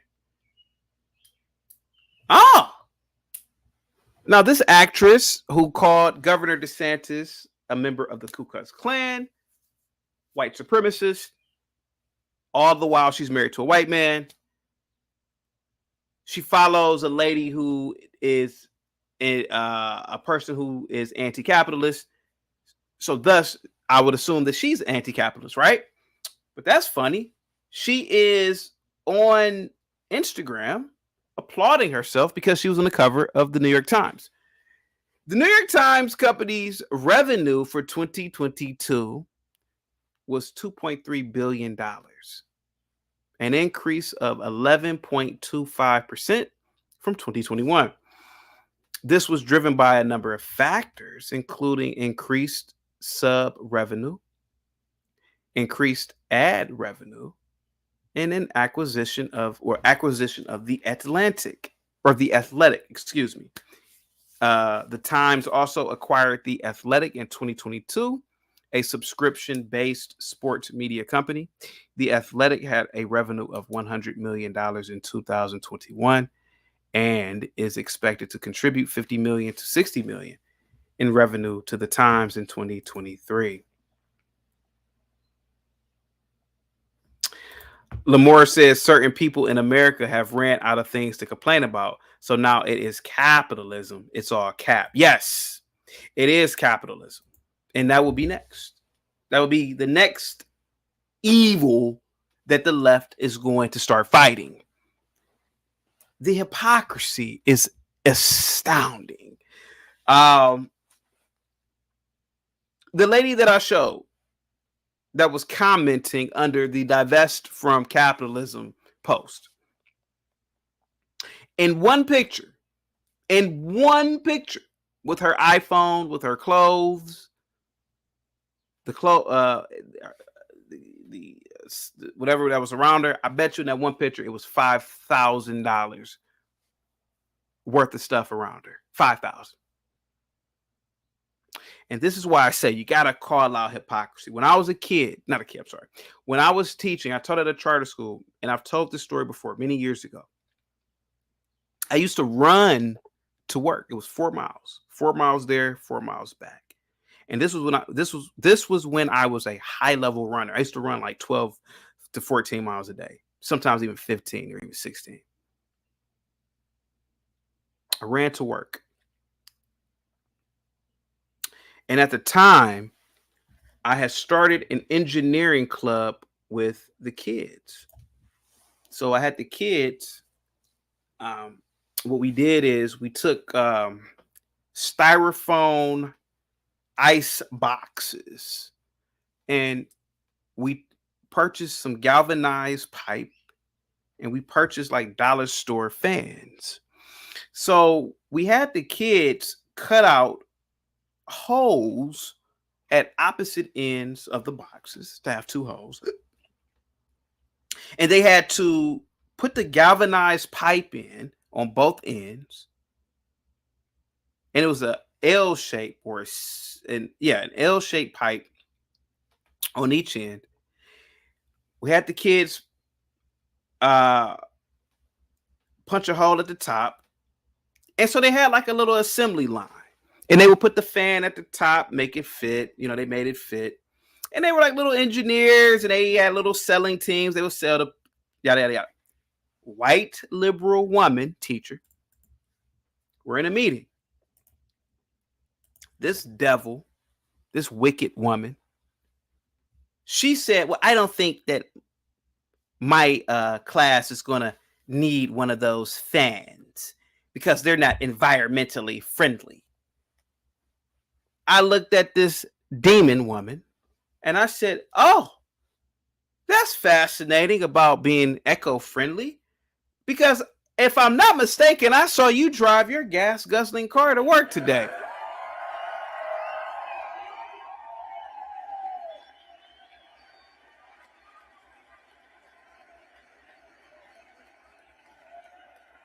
You gotta call them out, man. She looked at me like, you know how like a lot of white people, when they have that look, they get red, and, you know, she looked at me like she wanted to hang me. But that ain't gonna happen. That ain't gonna happen. Not on my watch. Because I called her out on her hypocrisy. Whether she was jealous, whether she was envious, I don't know. But when she said that her class wouldn't be buying the contraption made by the students or the finished product because they weren't eco-friendly, all I said was, well, I know I saw you drive your car to work today. And luckily, they knew that I didn't drive to work because I was running. Hey, I'm practicing. I'm being eco-friendly every damn day. See, we're all a part of the same hypocrisy. Let me see who's in the chat real quick. W8 Amin says, I'm really trying to understand your position. Do you think that people should toss away all their possessions to start anew as a non-capitalist? No, I'm calling out hypocrisy. I'm calling out the fact that the people in this actress who is claiming to be oppressed, she says that the governor of Florida, which was her home state, is a racist, Governor Desantis. And I brought up the fact that Florida, in terms of black businesses, is number 2 in the country, according to the U.S. Census Bureau. But I'm calling out this woman's hypocrisy. She's following a woman on Instagram who has anti-capitalist sentiment. And we know America is built on capitalism, free market. And what I was saying is that it's ironic that the women that I showed who were commenting under the anti-capitalist slogan, when I went to their pages, they all are swimming in capitalism. The iPhones. So if you're really anti-capitalist, why not just go live in a socialist country? Why not go live in North Korea? Why not go live in Cuba? Why not go live in some rural part of mommy Africa and just live off the grid? You can live off the grid in America if you really wanted to. All I'm saying is that you can't trick me, W8 Amin, not you particularly, but these people, like this actress. You can't trick me into believing in white supremacy when you're married to a white man, like that woman is. This woman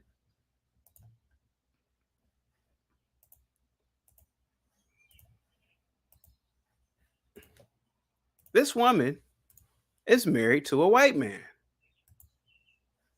But she's trying to convince people that there's racism, white supremacy. And I'm just trying to figure it out. Where is it? Because it sure as hell is not in your bedroom at night when you're getting pounded by a white guy. It's not there. So where is it? I'm just calling out hypocrisy.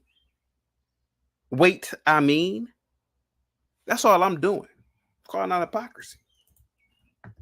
And I love calling out hypocrisy. It's funny to me. And I've been doing it for, I'm 38 now. I've probably been doing it longer than you've been alive. Wait a minute. I've been doing it for 30 plus years. 30. And I love calling people out on their BS. Like the teacher I was telling you about, my colleague at the time.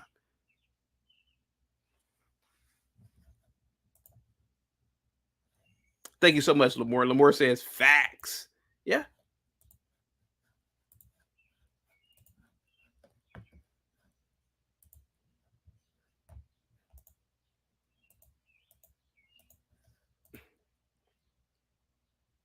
And so what I keep saying is that, again, this woman right here,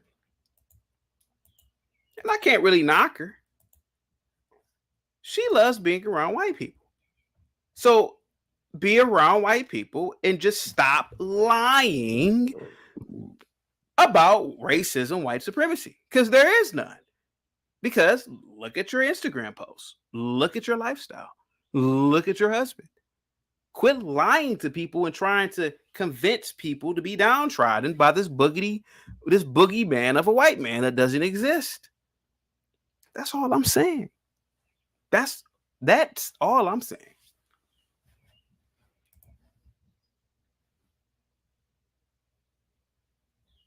Yes, of course it goes to your shoes and clothing. Of course. Oh, of course it does. You know why? You know why it does? Let's hold on for a second. Let's do any. We're not even gonna do the entirety of the clothing industry. Let's just do Chanel.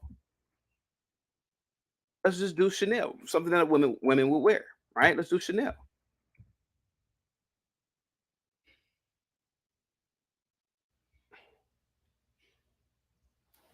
Chanel's 2022 revenue.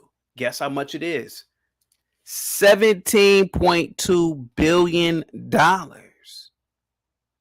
But see, the woman or the women that I showed in that photo, they would wear Chanel any damn day. Well, you're certainly supporting capitalism when you wear Chanel, to the point where the company generates $17 billion. It generates more money than most countries have in a GDP per year.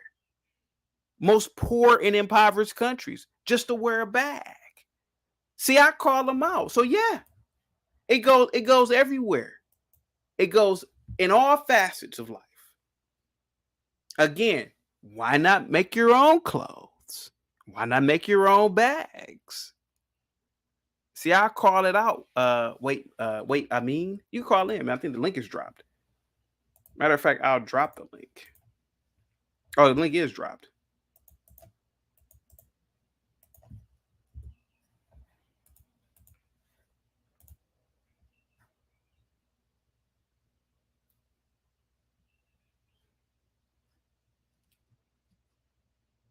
Steve says, it's true what you say about liberals like her and the hypocrisy. Why is it that people are fleeing a place like California where all the lib wish list policies are in place? Why won't they move to the EU? That's a good question. Because they won't.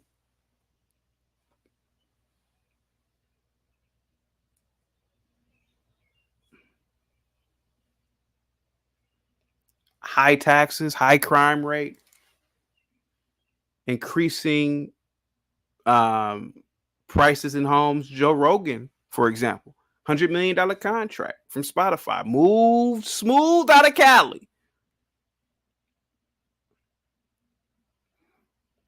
These lib-loving, anti-capitalist liberals, for some reason,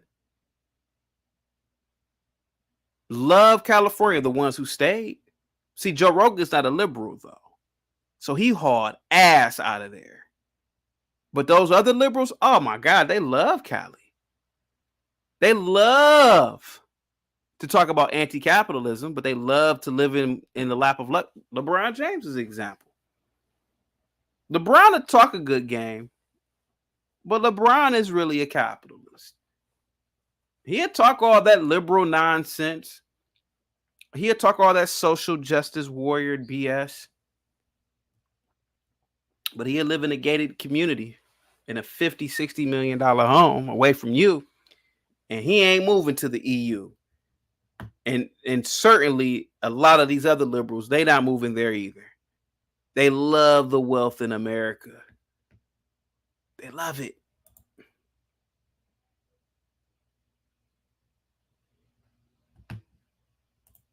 There is no understanding. The only understanding is this. Wait, I mean, start calling out hypocrisy in your daily life. That's it. That's it.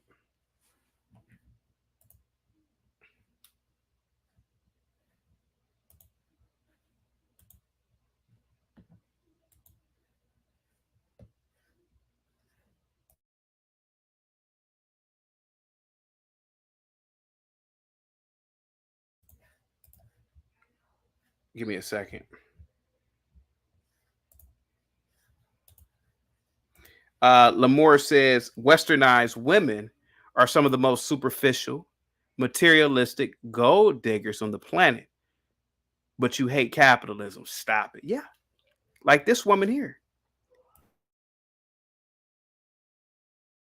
Like this woman right here.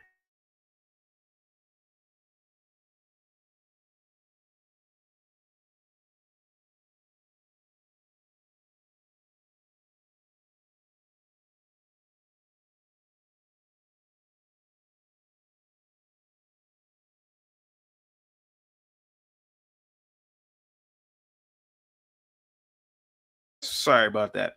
Yeah, like this woman. Superficial, materialistic. I don't know if she's a gold digger.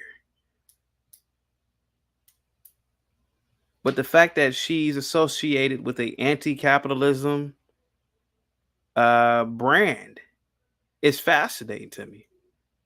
Bob says liberals who say they will leave the country only name white-dominated countries they would go to. Exactly. Oh, of course not. Of course, Robert De Niro, he would never move to Ghana.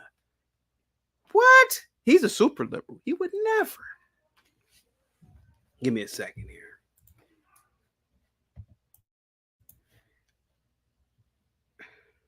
Call in, Bob. Call in, buddy.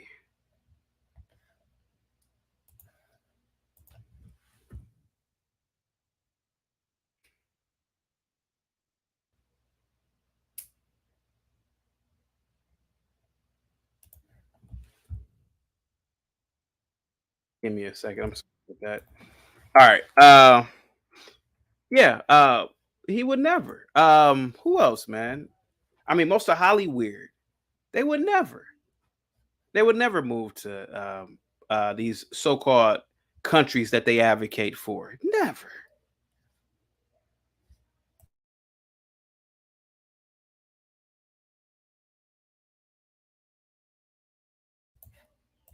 Wait, Amin says, but I guess what you are advocating is picking your own cotton and growing your own food. No, I'm advocating exposing hypocrisy. That's what I'm advocating.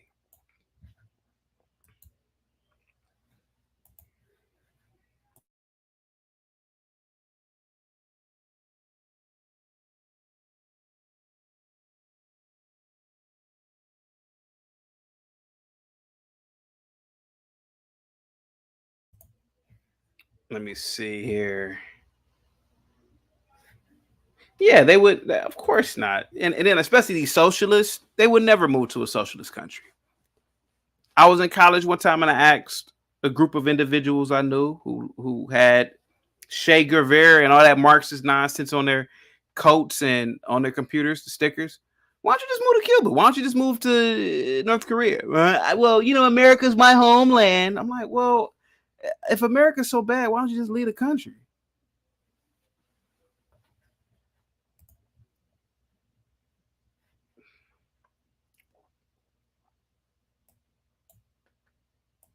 It's fascinating, isn't it? Fascinating.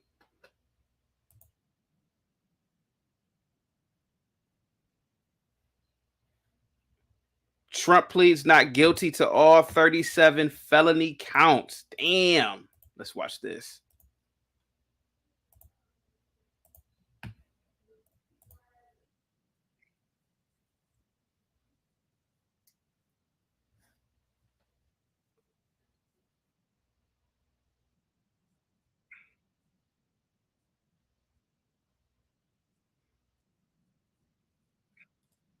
Oh, I don't even have it on screen. I thought I had it on screen. I thought I had it on screen. Wait a minute. Yeah, wait a minute. Cafe and restaurant. This was a previously unannounced stop. You can see there's a lot of commotion right now. A lot of Secret Service and press now filtering into the restaurant where we are expecting that the president will greet his supporters. Again, this is just a few minutes away from that federal courthouse that he visited. So what do you do after a long day where you want to go where everybody knows your name? Cafecito. And for former President Trump, that would be the heart of Little Havana, the heart of the Cuban American community here, where he is guaranteed to get a very warm and ardent welcome from supporters here. So the caravan just parked next to us. You might be able to see some of the flags off in the distance. These are people who clearly had a heads up that he might be coming here after the indictment or arraignment. I'm gonna use Fox News. Let me see. Wait a minute.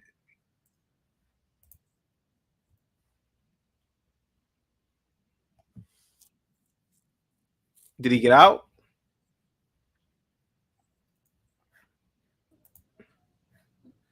Oh, the motorcade has stopped. Yeah, he wants to eat. possibly at a restaurant. Yeah. It looks like that is the Versailles Bakery, the very, very famous bakery in Little Havana in Miami. I believe that is where the former president and his entourage have now stopped before heading to the airport. It looks like what the press calls an OTR. That means it was an off-the-record, unannounced stop. Let's just see if we can hear anything on this feed here. As the former president's motorcade has stopped, they stopped there at Versailles Bakery. It's a very famous Miami establishment there, known for its famous Cuban food there in Little Havana. Let's keep watching. Let's listen.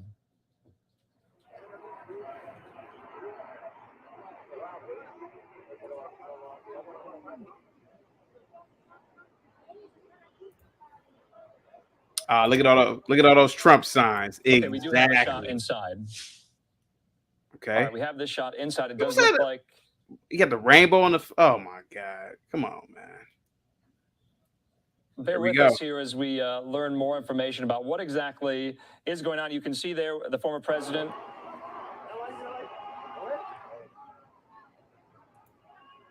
All right, he's entering in there to Cafe Versailles. We're going to be popping in and out of the shot so we can see the former president. We can hear from the former president as he meets with some of these Floridians, Miami residents there. We're going to keep an eye out if we have a shot inside, if he makes any remarks there.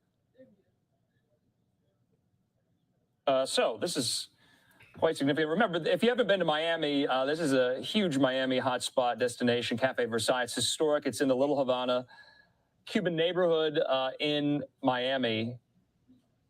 And former President Trump and his legal team and his friends and family who are traveling alongside him have decided to make this pit stop before heading to the airport. All right, we're live inside. All right, we have the shot. Let's take it. Uh-oh, here we go.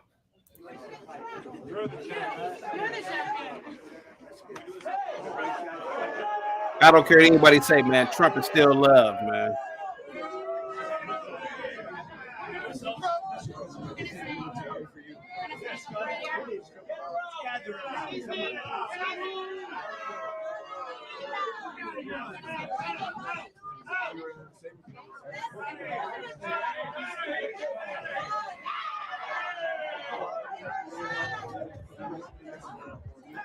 Sheridan says they will never put him in jail. He is a former U.S. president. He knows state secrets and has to have Secret Service agents protect him. Besides, all U.S. presidents are related except for two. Yeah, of course he's not going to go to jail. If he's going to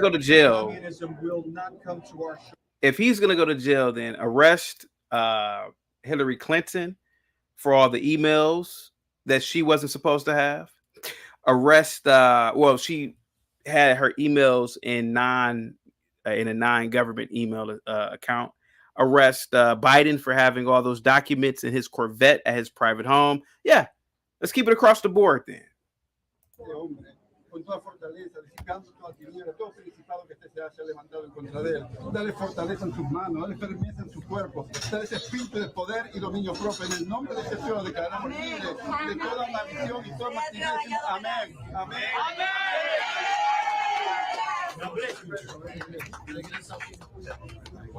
Thank you very much. Yes, coming right with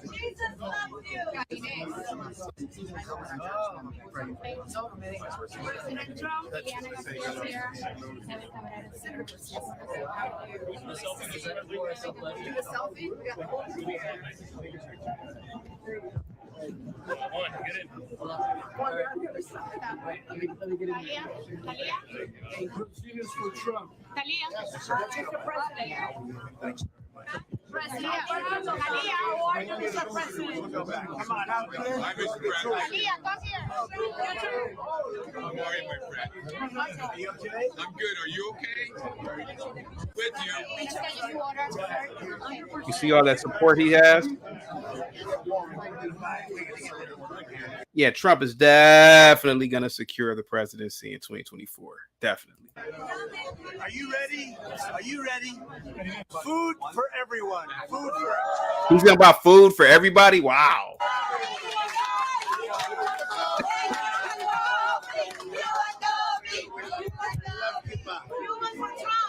Thank you very much, Charlie. You take care of yourself. Where's Jorge? Right here, sir. All right, let's get a picture. Come on. This guy, great champ. Just don't fight him. On this way, sir. Justin, on this way.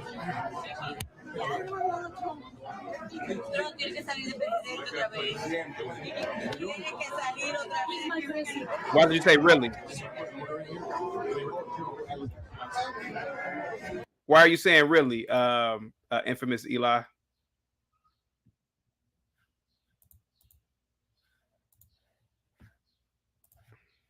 But we got a government that's out of control.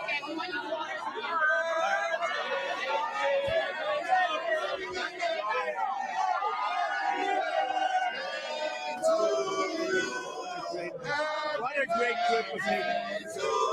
What a great trip. Happy birthday, dear John. Well, he's not. Well, his birthday is actually June 14th. But okay, I get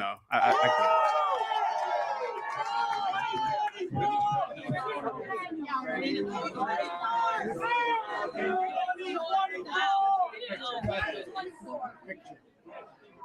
New York Times. It's a great success. We got these next right here. Thank you, everybody. Yeah, Eli, I kind of got that too. I don't think he's buying food for everybody too. It's corrupt. We have a country that's got no borders. We have a country that's got nothing but problems. We're a nation in decline, and then they do this stuff.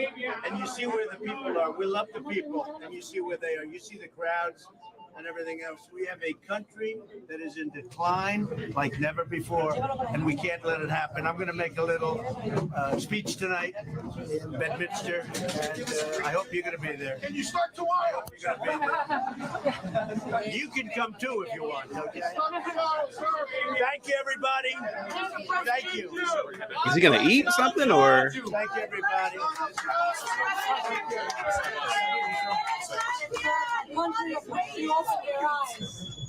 Oh, I love that. Thank you very much. Thank you. Thank you, everybody. Moving.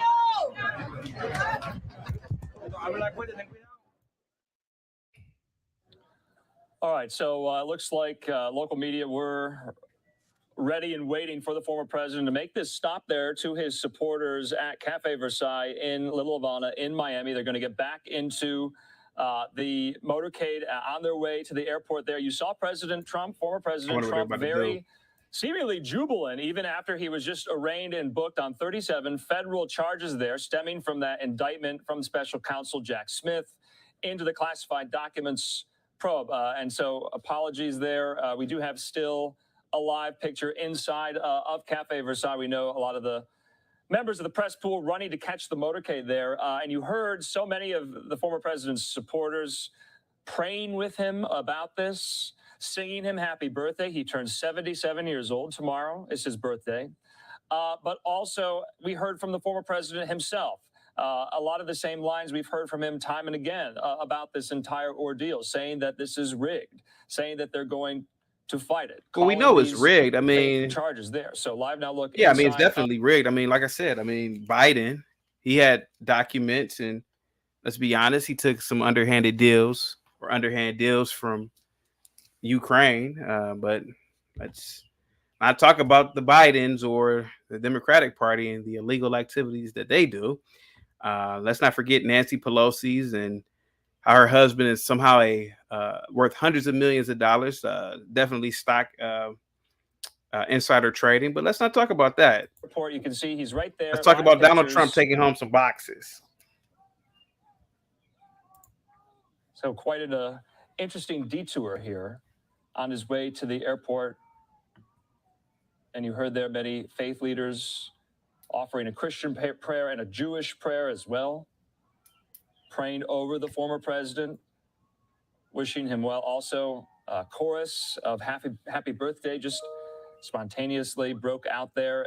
Cafe Versailles, though, a fixture in Little Havana in Miami, and it looks like the motorcade is going to be up and at 'em very, very soon here. So we're told they're not very far from the airport itself. We have a live look there at the airport as well. We'll show you that in just a moment on the tarmac. But the motorcade is ready to go. It's about 2 miles away from the airport. You heard former President Trump also say that, and he was kind of previewing the remarks he's going to give later tonight there at Bedminster.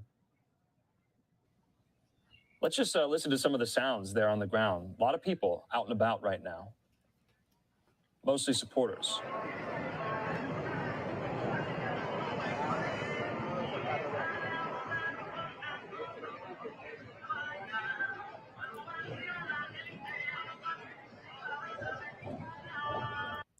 Well, so his 37 charges include 31 counts of willful retention of national defense information. Trump was accused of taking classified documents with him to Mar-a-Lago after leaving office. And to me, it's, listen, he wasn't handling documents that have nuclear secrets and anything like that. Let's be completely honest. Were the documents sensitive? Probably, but not sensitive to the point where they would probably cost, American lives. Was he going to sell the documents like a lot of people were saying? Absolutely not. The man's a billionaire. He doesn't need what? I mean, what? He's going to sell some files for 50,000, 100,000. He doesn't need that. That's chump change to him. Let me see. The other charges are 1 count of conspiracy to obstruct justice. Trump was accused of conspiring with his aides to obstruct the investigation into handling of classified documents. 1 count of withholding a document or record. Trump was accused of withholding a document from the government. 1 count of corruptly concealing a document or record. 1 count of concealing a document in a federal investigation. 1 count of a scheme to conceal. In this, Trump was accused of conspiring to conceal documents from the government. And 1 count of false statements and representations. Trump was accused of making false statements to the government about his handling of classified documents, aka 31 or 37 counts of a witchcraft or witch hunt, which I believe this is all a witch hunt. The Biden administration definitely knows that, or the liberals really, or the Democratic Party knows that it's pretty much over for the left. Joe Biden doesn't even know his last name at this point, and they don't want Trump to be president, because if Trump becomes president, all of this woke nonsense that the liberals are trying to implement or have implemented are going to go by the wayside in a country, and the country will be great once again, like it was in its glory days. The borders need to be closed. That wall needs to be built, and there needs to be a sentiment of pro-American nationalism. And the only president that can do that is Donald Trump. Now, I will admit, my Indian dude, Vaswamy, he's running for president as well under the Republican ticket. I like the guy. He's wealthy, definitely pro-America. But if between him and Trump, I'm picking Trump. But hopefully Trump picks him as his VP.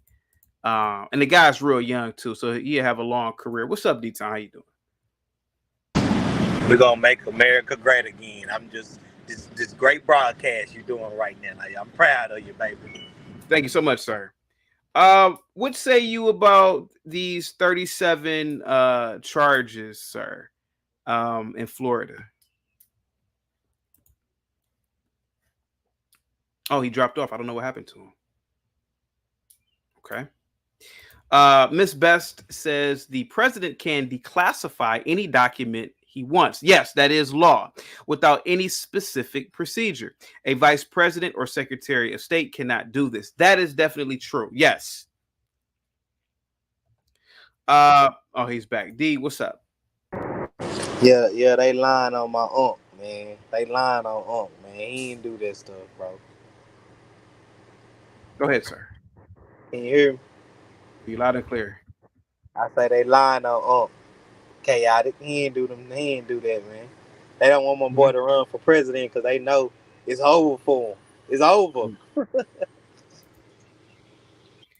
The president has the authority to declassify documents under the Presidential Records Act. The PRA was passed in 1978, and it gives the president broad authority to control the classification, storage, and handling of records created by the Executive Office of the President.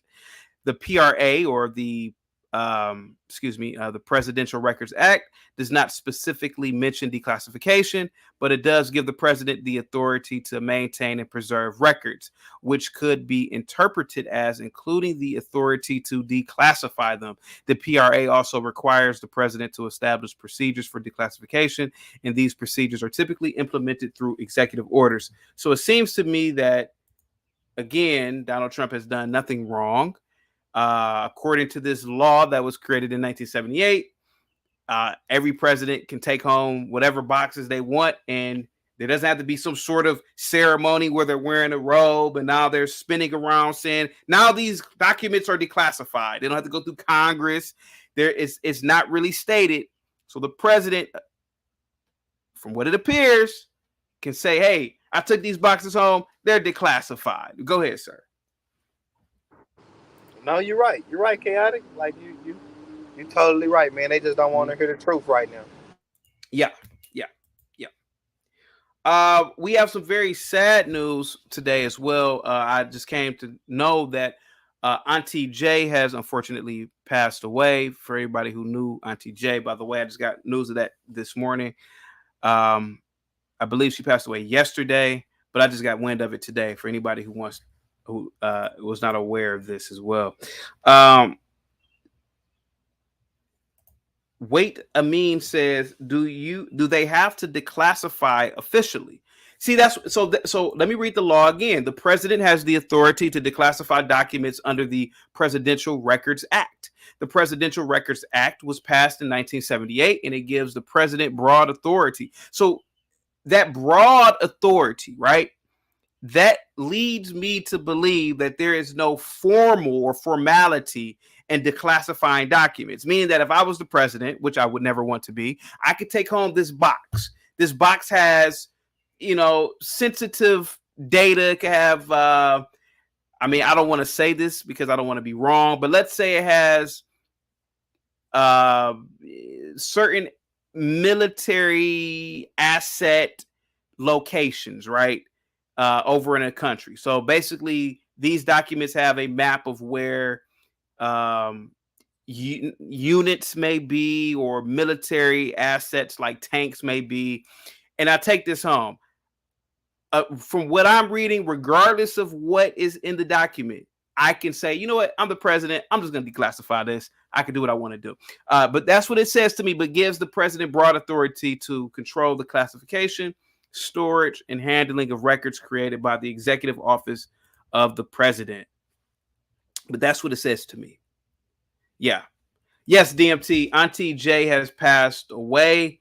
I was told about this but when I was on Fatty's channel. Fatty from Portugal.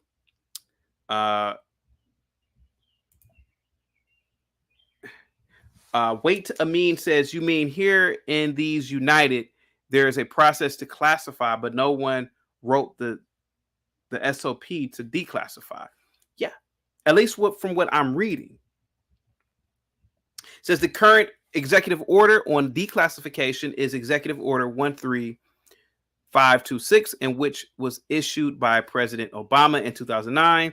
The Executive Order 13526 establishes a number of declassification policies, including a policy of automatic declassification up to 25 years. Okay.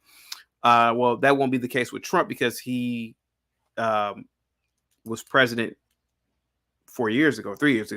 Executive Order 132526 also gives the president the authority to declassify the documents at any time for any reason. Okay, so this is Executive Order 13526. This is an order that was issued under Obama. But it does go on to say that the president's authority to declassify documents is not absolute. The PRA, which is the President's Record Act, and Executive Order 13526 both provide for a number of exceptions to the declassification process. For example, the president cannot declassify documents that would reveal sources and methods of intelligence gathering or that would endanger national security. So those documents in question, do they in fact have information that would endanger national security? So now that I've read that, it leads me to believe that, hey, either Trump is being charged and this is a formality and they will use Executive Order 13526, and then he will say, look, none of the documents were none of the documents in question posed any threat upon any leakage to national security. So maybe the charges will be dropped. I don't know. I'm not an attorney, and particularly one that doesn't represent the president of the United States, and I'm not a prosecutor. So I don't know. But it does say that the president can declassify documents at any time. Tyrone says, wait, what the F? Yes, she has passed away, sir. Aware says, but Trump is on record saying he did not declassify those specific documents, and the statement is being used against him in court, says his own former attorney or his own AG, William Barr. I mean, like I said before, man, in my opinion, it looks like this is a game of formality. And Trump could say, yeah, I was recorded saying that, but I declassified it, because there is really no system or procedure in declassification. So one night I decided to declassify it after the recording. That's the way I can look at it, but I don't know. Marriage, Politics, and Sports says, chaotic, there is a process to declassify a document. The president can declassify any document provided he followed the SOP. Subtle, but that is the difference. Again, the president's authority to declassify documents has been the subject of some controversy. Some critics have argued that the president has too much power to declassify documents and that this power could be abused. Others have argued the president needs the power in order to ensure the government can operate effectively. In my opinion, if you were the president of the United States of America, truth be told, there should be no. You represent literally the highest form of government. Why should you have to declassify anything? You were the president. You were privy to information as president that no one on earth was privy to, at least the way I could view the presidency. So this whole debacle, whether he followed whatever little subtle procedure or not, he's still the damn president, or he was the ex-president. Doesn't matter. Why can't he have these documents? He saw them any damn way. What's stopping the president from just what's stopping the president from writing down some information in office and just telling Xi Jinping or Putin some information? Doesn't make any sense to me. But I'm just a common American. I don't know. Let me excuse me.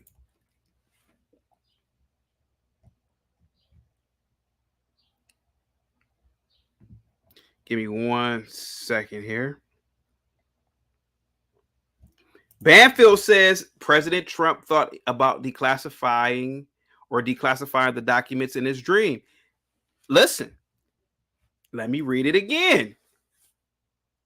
The Presidential Records Act does not specifically mention declassification. It does give the president the authority to maintain and preserve records, which Trump was doing, which Biden, well, he wasn't the president at the time, which could be interpreted as including the authority to declassify them. The PRA also requires the president to establish procedures for declassification, and these procedures are typically implemented through executive orders. So the question is, why can't he have had a dream? Hey, I had a dream. That was my declassification process or policy. Marriage, Politics, and Sports says these charges are really horse blank. The powers that be don't want him back in office. Of course, we all know that. That includes some backdoor Republicans. Ooh.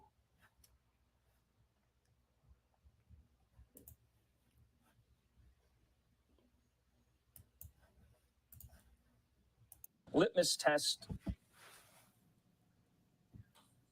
kind of percolating amongst all of these prominent Republicans right now. Obviously, Chris Christie, I can't see doing that. Asa Hutchinson, I can't see doing that. They have come out vehemently and forcefully against the former president, especially this legal saga that he is facing there in Florida. All right, so we still have eyes on the motorcade there as it makes its way to the tarmac, as the former president and his entourage will leave Miami. They will head back to Bedminster, New Jersey. And then once we get a shot of that up, of course, I'm seeing pictures on social media. It looks like it's going to be outside of the club itself, on the grass, on the lawn. A lot of chairs set up. Remember, it's also a fundraiser, too, as we are in full campaign mode.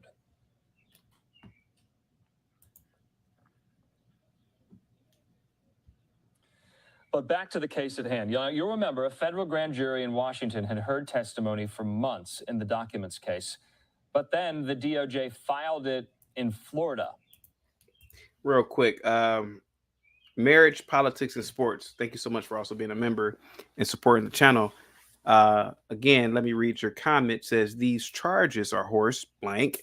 The powers that be don't want him back in office. That includes some backdoor Republicans. Mitt Romney. We all know the former Republican governor of Massachusetts in 2012. He called Donald Trump a fraud. He called him a con man. And he said that Trump wasn't fit to be president. John McCain, the late great senator, whom I believe should have been president instead of Obama. But I did vote for Obama because he was black. I ain't gonna lie to you. McCain was also a critic of Trump. Says he said that Trump was a threat to our democracy. I don't know if anybody remembers that back in 2008. I mean, not 2008. I'm sorry. No, that was not 2008. I made a mistake. W is also a critic of Trump. Said he's not a good role model for the country. Paul Ryan, John Boner. Yeah. So there are critics of Trump that are Republican. I'll give you that. Let me see. Rose says Trump was in office for a reason. I told people that he should do 2 times in a row or he comes back. It's going to be bad for those who oppose. Miss Best says, imagine throwing thousands of declassified emails ready to be sent around the world and hackable, or storing documents in a garage. Yeah. Again, Hillary Clinton wasn't in this position, and she had all types of emails that could have been sent to anybody like that. But you mean to tell me that Trump can't have some documents laying around in his home? Stop it. Doesn't make any sense.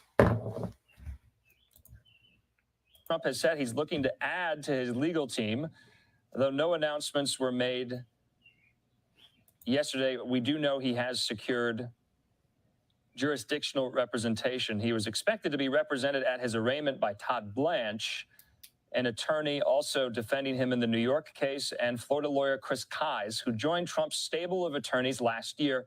Remember, we've been speaking with our legal experts about this. Under the rules of the district, defendants are required to have a local lawyer for an arraignment to proceed.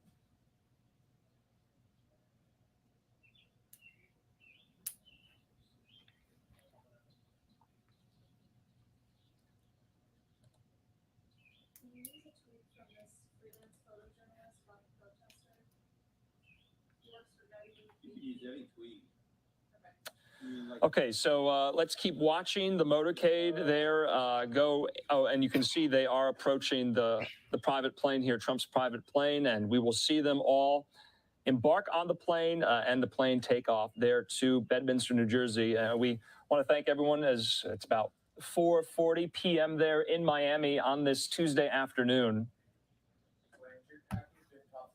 And we're going to be hearing from so many of our reporters summarizing all of this. If you've been watching live, I hope you're doing a good job of keeping along here. I know there's a lot of information, but that's what we do here. We try to distill it for you, clarify it for you, and make it digestible. It's very complex. All of these legal terms.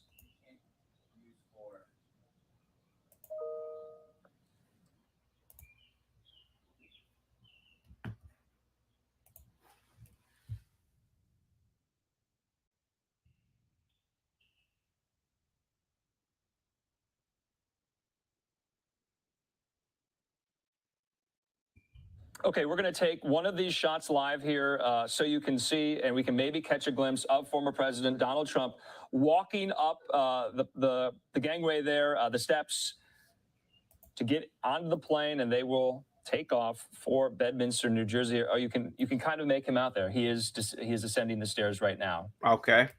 And that's You see him? best shot we're going to get of former President Trump. He's waving there. I know it's kind of blurry there with the heat on the tarmac. That's the best shot we have at the moment.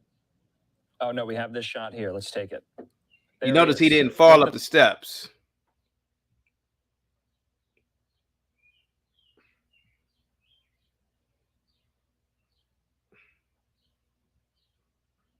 In real time, live, raw, and unfiltered there. So, like I said, the president seemingly buoyant, seemingly jubilant there. He was speaking to some of his supporters at Cafe Versailles.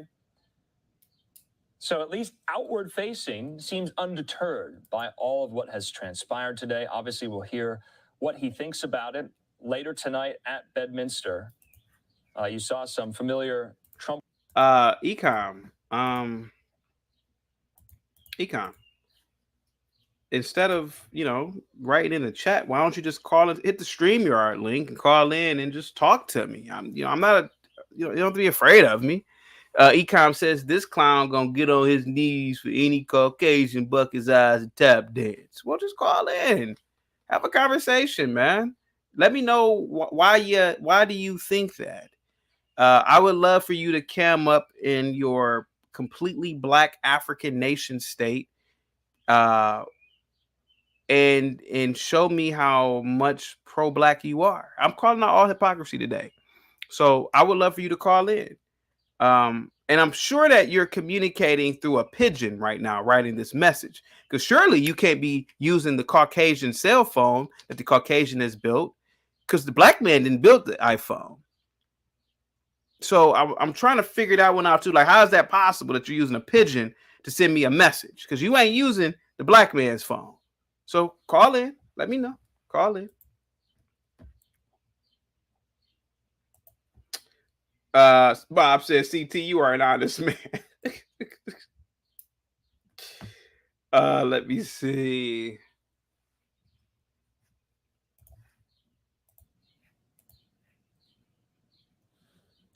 So it's been a pretty busy, wild day. Former President Trump, like I said, now facing two separate cases. One in New York, one in Florida, on these charges that he violated tenets of the Espionage Act and obstructed justice when DOJ investigators wanted to. Hillary Clinton obstructed justice. Bill Clinton obstructed justice. I mean, let's stop.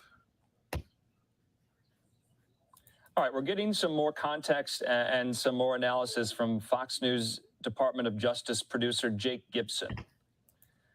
So, like I said, Trump has pleaded not guilty on all counts. All right, the second file is a minute.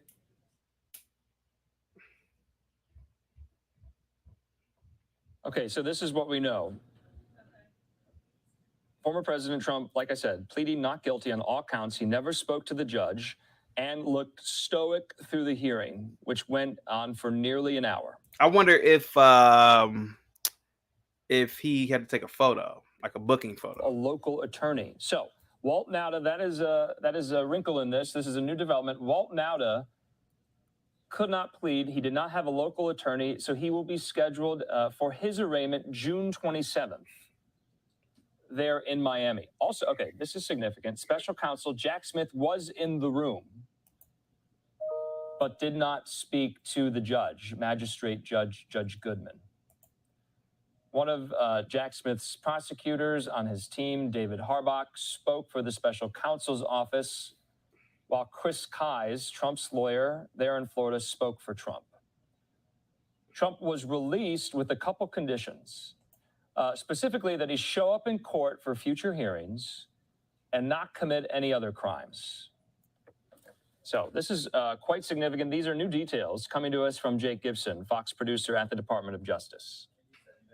Trump did not have to surrender his passport. He does not have any restrictions on his travel, though the Judge Goodman does not want Trump to talk to any potential witnesses about the case.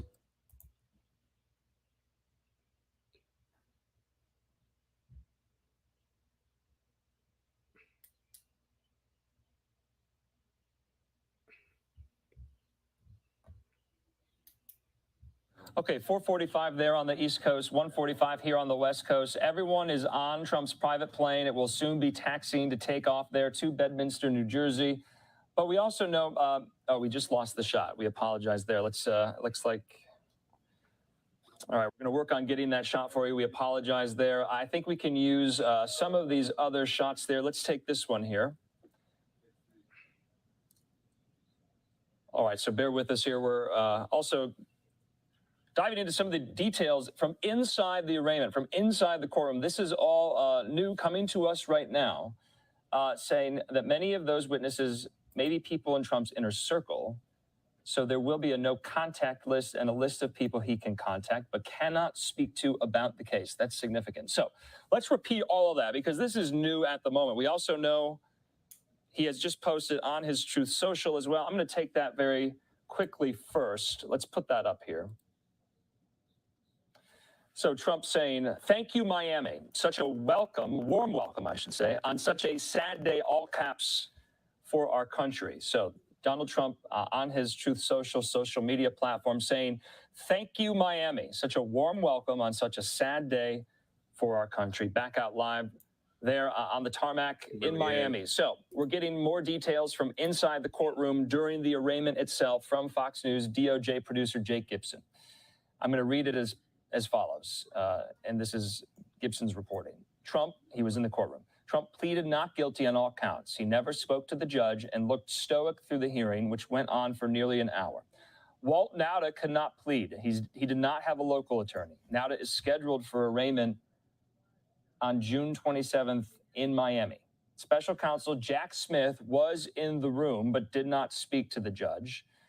One of Jack Smith's prosecutors, David Harbach is his name, spoke for the special counsel's office, while Trump's attorney in Florida, Chris Kise, spoke for Trump.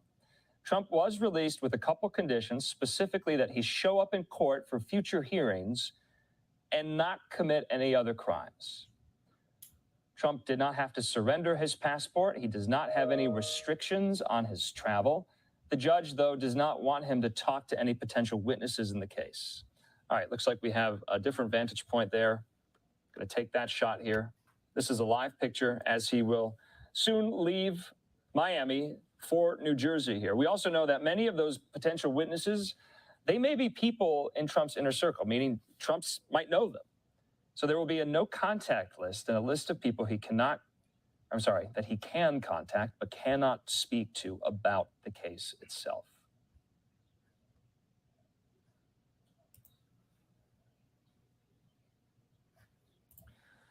Okay, so just it is repeating. Yeah, sorry about that. Yeah, that sounds crazy. Banfield says the lawyers on this case quit on him just a few days ago. That speaks volumes. What does it really speak? What does it speak? Do you honestly believe, Banfield, that they are going to go forward with this? Do you honestly believe that they are going to put a former president in irons? Do you honestly believe that they are going to do this? If they do, this is going to send a message to the world that America literally is not the greatest anymore.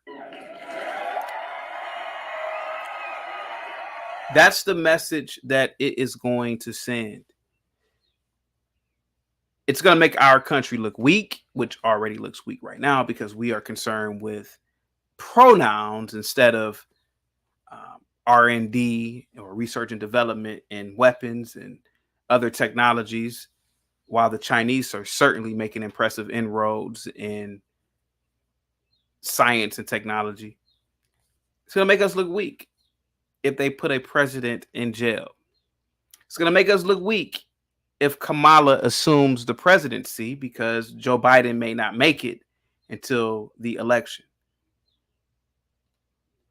I don't know why, but I believe that there are powers that be, billionaire interest, Soros, in destroying this country. I don't know why. But it certainly appears that way. It certainly damn appears that way. DMC says representing Trump could be damaging to someone's reputation long term. I think it more so has to do with that. I can see it from that angle, definitely. Yeah, like you're Trump's lawyers, especially in this day and age where if you're not on the left, you are a racist. That's the way that the paradigm is now. So maybe those lawyers, thinking about the future, they may think that the future is left, and they don't want to, not be able to eat and feed their families because they chose the right. You're a racist if you don't agree with leftists. That's the sentiment now. You're a bigot if you don't believe in the left. If you're a black man and you are on the right, people call you a black white supremacist, like myself, because I don't believe in the left at all. I don't believe in the left's agenda at all.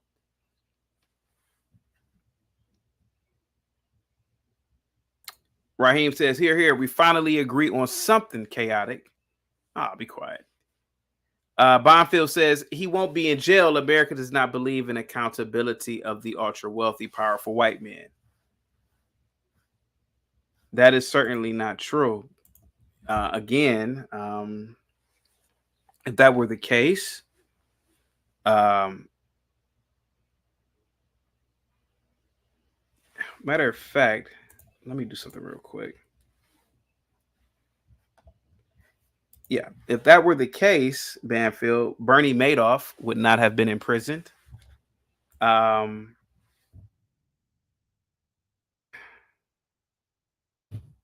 me a second. Do you think wealthy white men don't go to the penitentiary? Let's see. I already mentioned Bernie Madoff. He was sentenced to 150 years in prison. Mike Milken, who was a financier, was sentenced to 10 years in federal prison. Tyco International's Dennis Kozlowski. He was the CEO of Tyco International. It was a conglomerate he was convicted of looting the company of millions of dollars. He was sentenced to 25 years in prison. Adelphia's John Regis. He was the CEO of Adelphia, which was a cable company, sentenced to 20 years in prison. Do I need to go on? You're wrong this time, Banfield. White people get locked up in this country, and especially wealthy white people. You got to get off this notion that, see, when you say stuff like this, and not just you, Banfield, but when I hear stuff like this, I hear white supremacy is so strong. It's so, what's the word?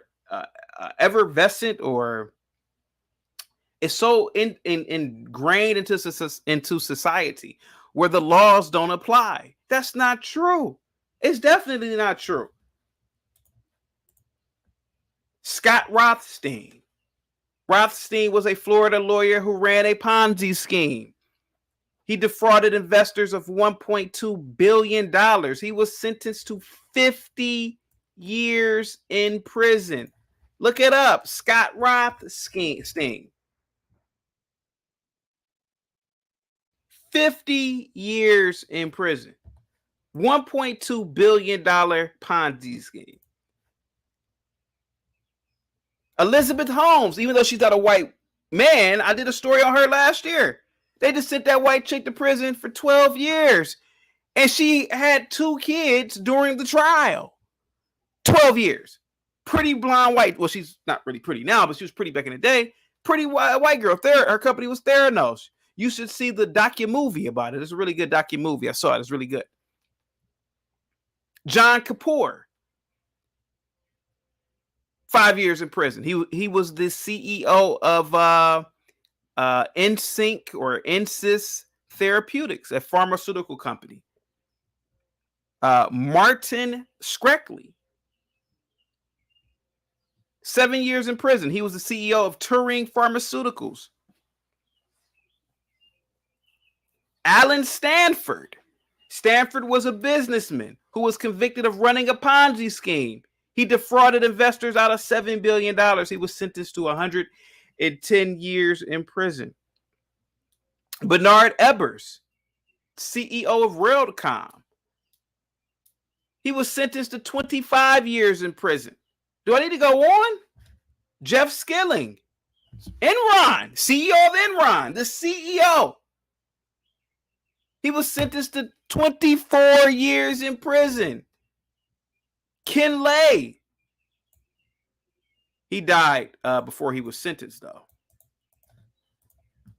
But of Enron, do I need to go on? I think I'm gonna go on for you. I think I'm gonna go on.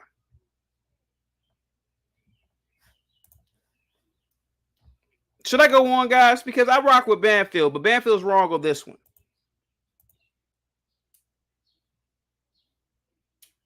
Now, America does hold accountability for the ultra wealthy. Trump won't be in jail because Trump didn't do anything wrong. But when you do something wrong in this country, you go to jail. You go to jail. I'll go on, Banfield. I'll keep on going. You want me to keep on going, Banfield? Let's do it. Stephen Calk. Calk was a bank investor or a banker. He was convicted of bank fraud and conspiracy. 33 months in prison. Not a long time. Rick Gates. 45 months in prison.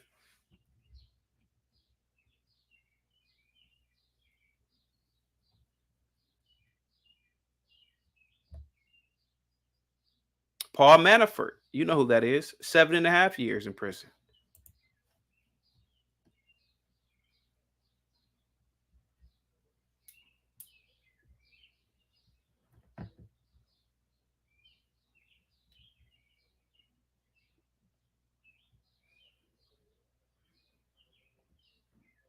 Banfield says ultra wealthy and powerful. I just named ultra wealthy and powerful. Bernie Madoff was ultra wealthy and he was powerful.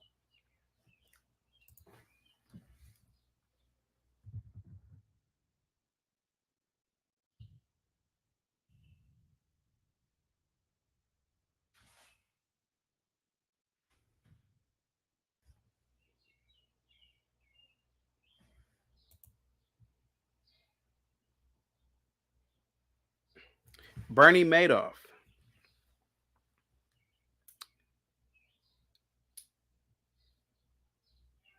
Bernie Madoff had a wide network of business associates. This included wealthy individuals, charities, and hedge funds.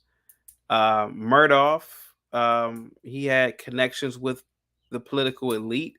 He was friends with former New York Senator D'Amato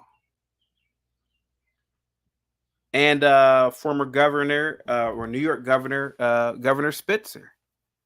These people were powerful, man. They arrest powerful people and lock powerful people up. I disagree with that, DMT. I just named off like 20 people who went to the penitentiary. I call in DMT because I would love to name I would love for you to name me the people who, depending on their friends, didn't go to the penitentiary. DMT says you need those Department of Justice and FBI connections to get away with stuff. I disagree with that too. Bernie Madoff didn't have the right friends, DMT. Stop it. Stop it.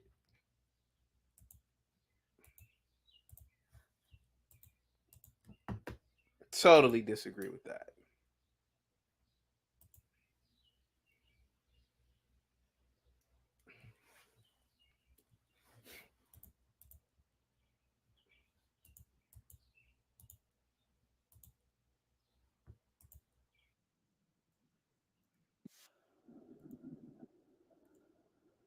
Give me a second here.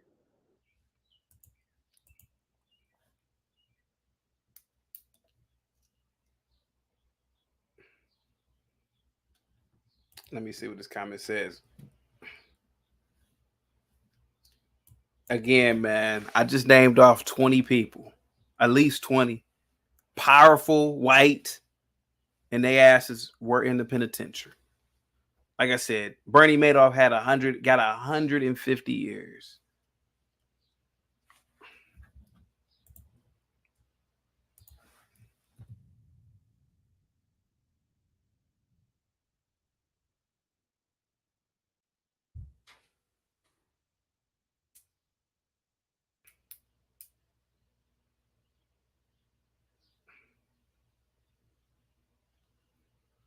You mean to tell me Jeff Skilling wasn't wealthy and powerful? Ken Lay, you mean to tell me Bernard Ebbers wasn't powerful? CEO of WorldCom? Alan Stanford wasn't powerful? 110 years in prison? Come on, man. Stop it. What's up, man? Hey, how you doing, my brother? What's going on, man? What say you about Trump? I'm doing good. About the Trump stuff? Yeah, what do you think about Trump's indictment? Oh, you know what I think. I don't know what you think. You commit the crime, you do the time. If you found guilty, put it this way, right? Chaotic, put it this way. Trump, I don't think he's a bad man, okay? Mm-hmm. But I have problem with people that think that they are above the law. You see my problem, right? When you intentionally do something that no any other person has done, or to the gravity that no any other person has done, not for the interest of the country, but for the interest of yourself. That's called selfishness. I don't have remorse for somebody like that, because if you look at it this way, most people that have done what he did it mostly for the national interest. And when they are told to return stuff back, they return it back without waiting. He waited for a year plus to find out. In fact, they had to come and muzzle it back from his house. That's how disrespectful Trump is. You cannot float justice because you think you can float justice. You see what I'm saying? You cannot float the law because you think you can float the law. This is a man that has gotten away with so many things all his lifetime, up until in his 70s, he's gotten away with so many things, impeached twice. So to him right now is Alpha and Omega. He doesn't believe he can be held accountable.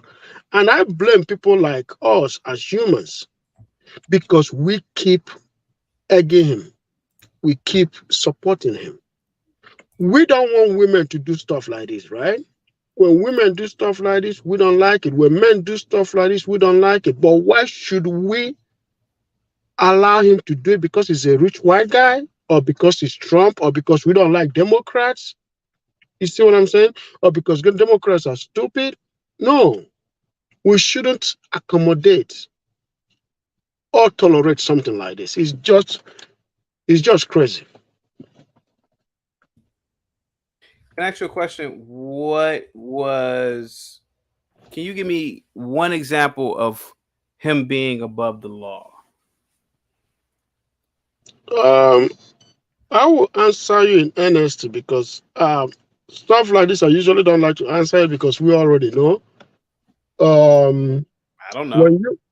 When you have to say that take classified information home, right? That's like the least one. That's the last one, not the least one, the last. So what's the first? The first one, when you have to be derogatory, insulting somebody with disability on national television, making fun of somebody that didn't do anything but nature did that to him in front of television. That is, in fact, that is something that my dad would never do. So something my dad wouldn't do, yeah, and I know that my dad wouldn't do, and somebody around his age does it, I'm going to hold them the same accountable. You see what I'm saying? And if anybody should support a man like that, it makes me question your character. Because to me, everything is character. The way I speak on, you guys know the way I speak on this YouTube is all about character to me. Not everybody on YouTube has character. But I do have character. And to me, it's character. The character of a human being matters a lot to me. You might not have it, that's your prerogative. But to me, it's all about character.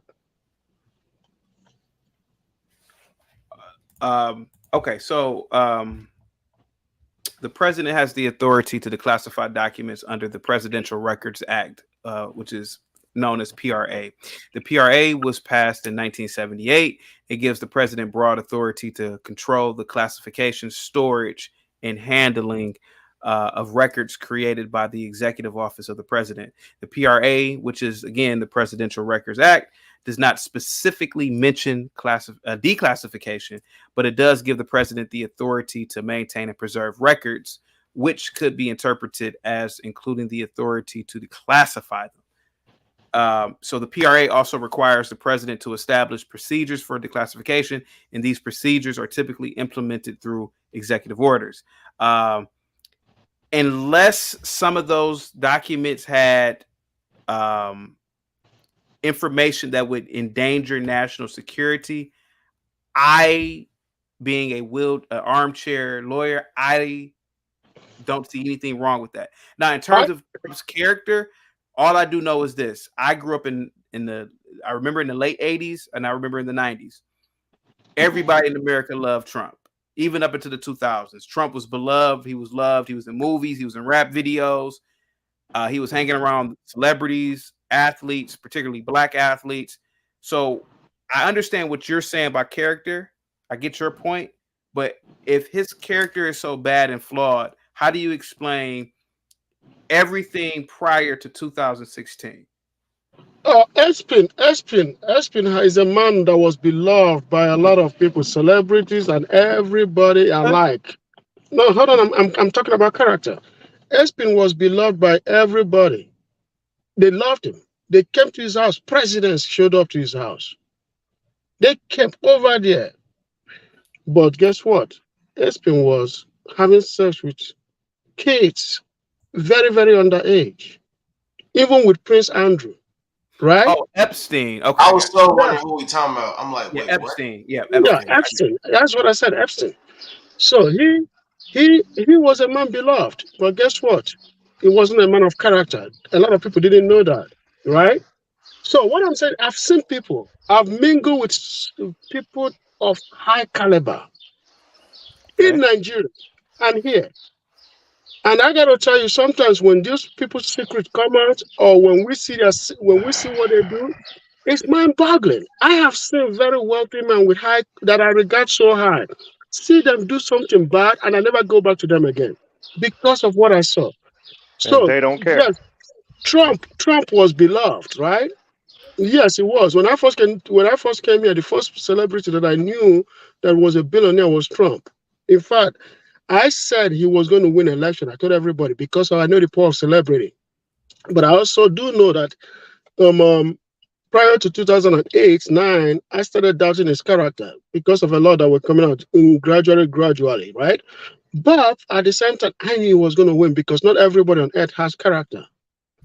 You see what I'm saying? So few of us might have character, a lot of us don't. But the thing about it is this, I'm right? listening.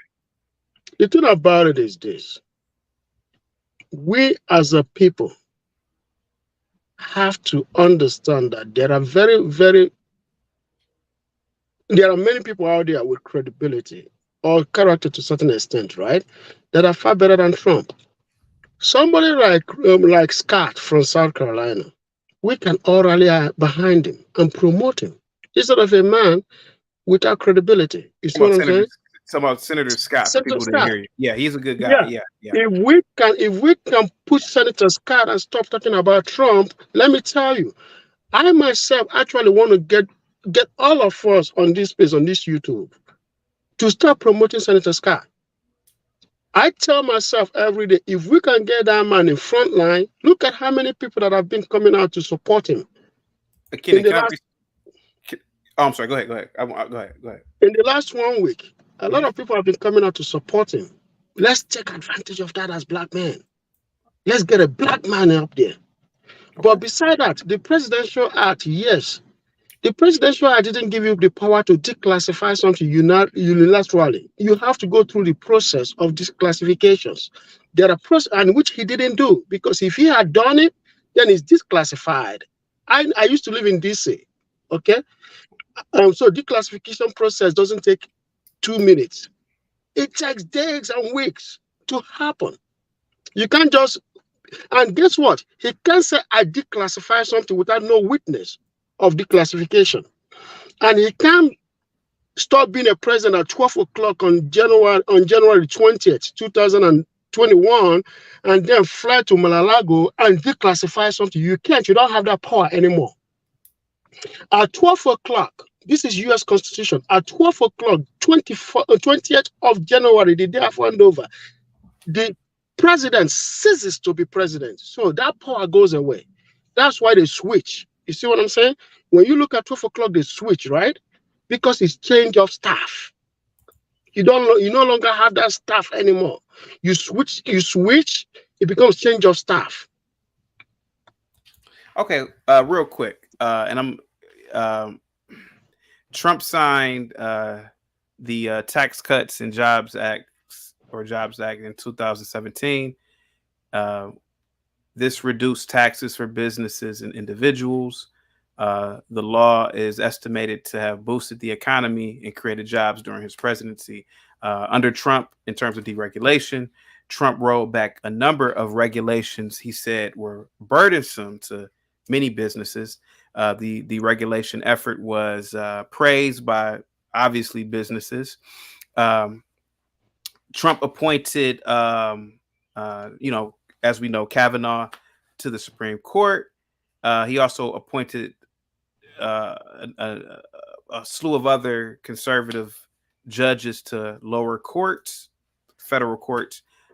Trump renegotiated the North American Free Trade Agreement and withdrew the United States from the TPP, which was the Trans-Pacific Partnership.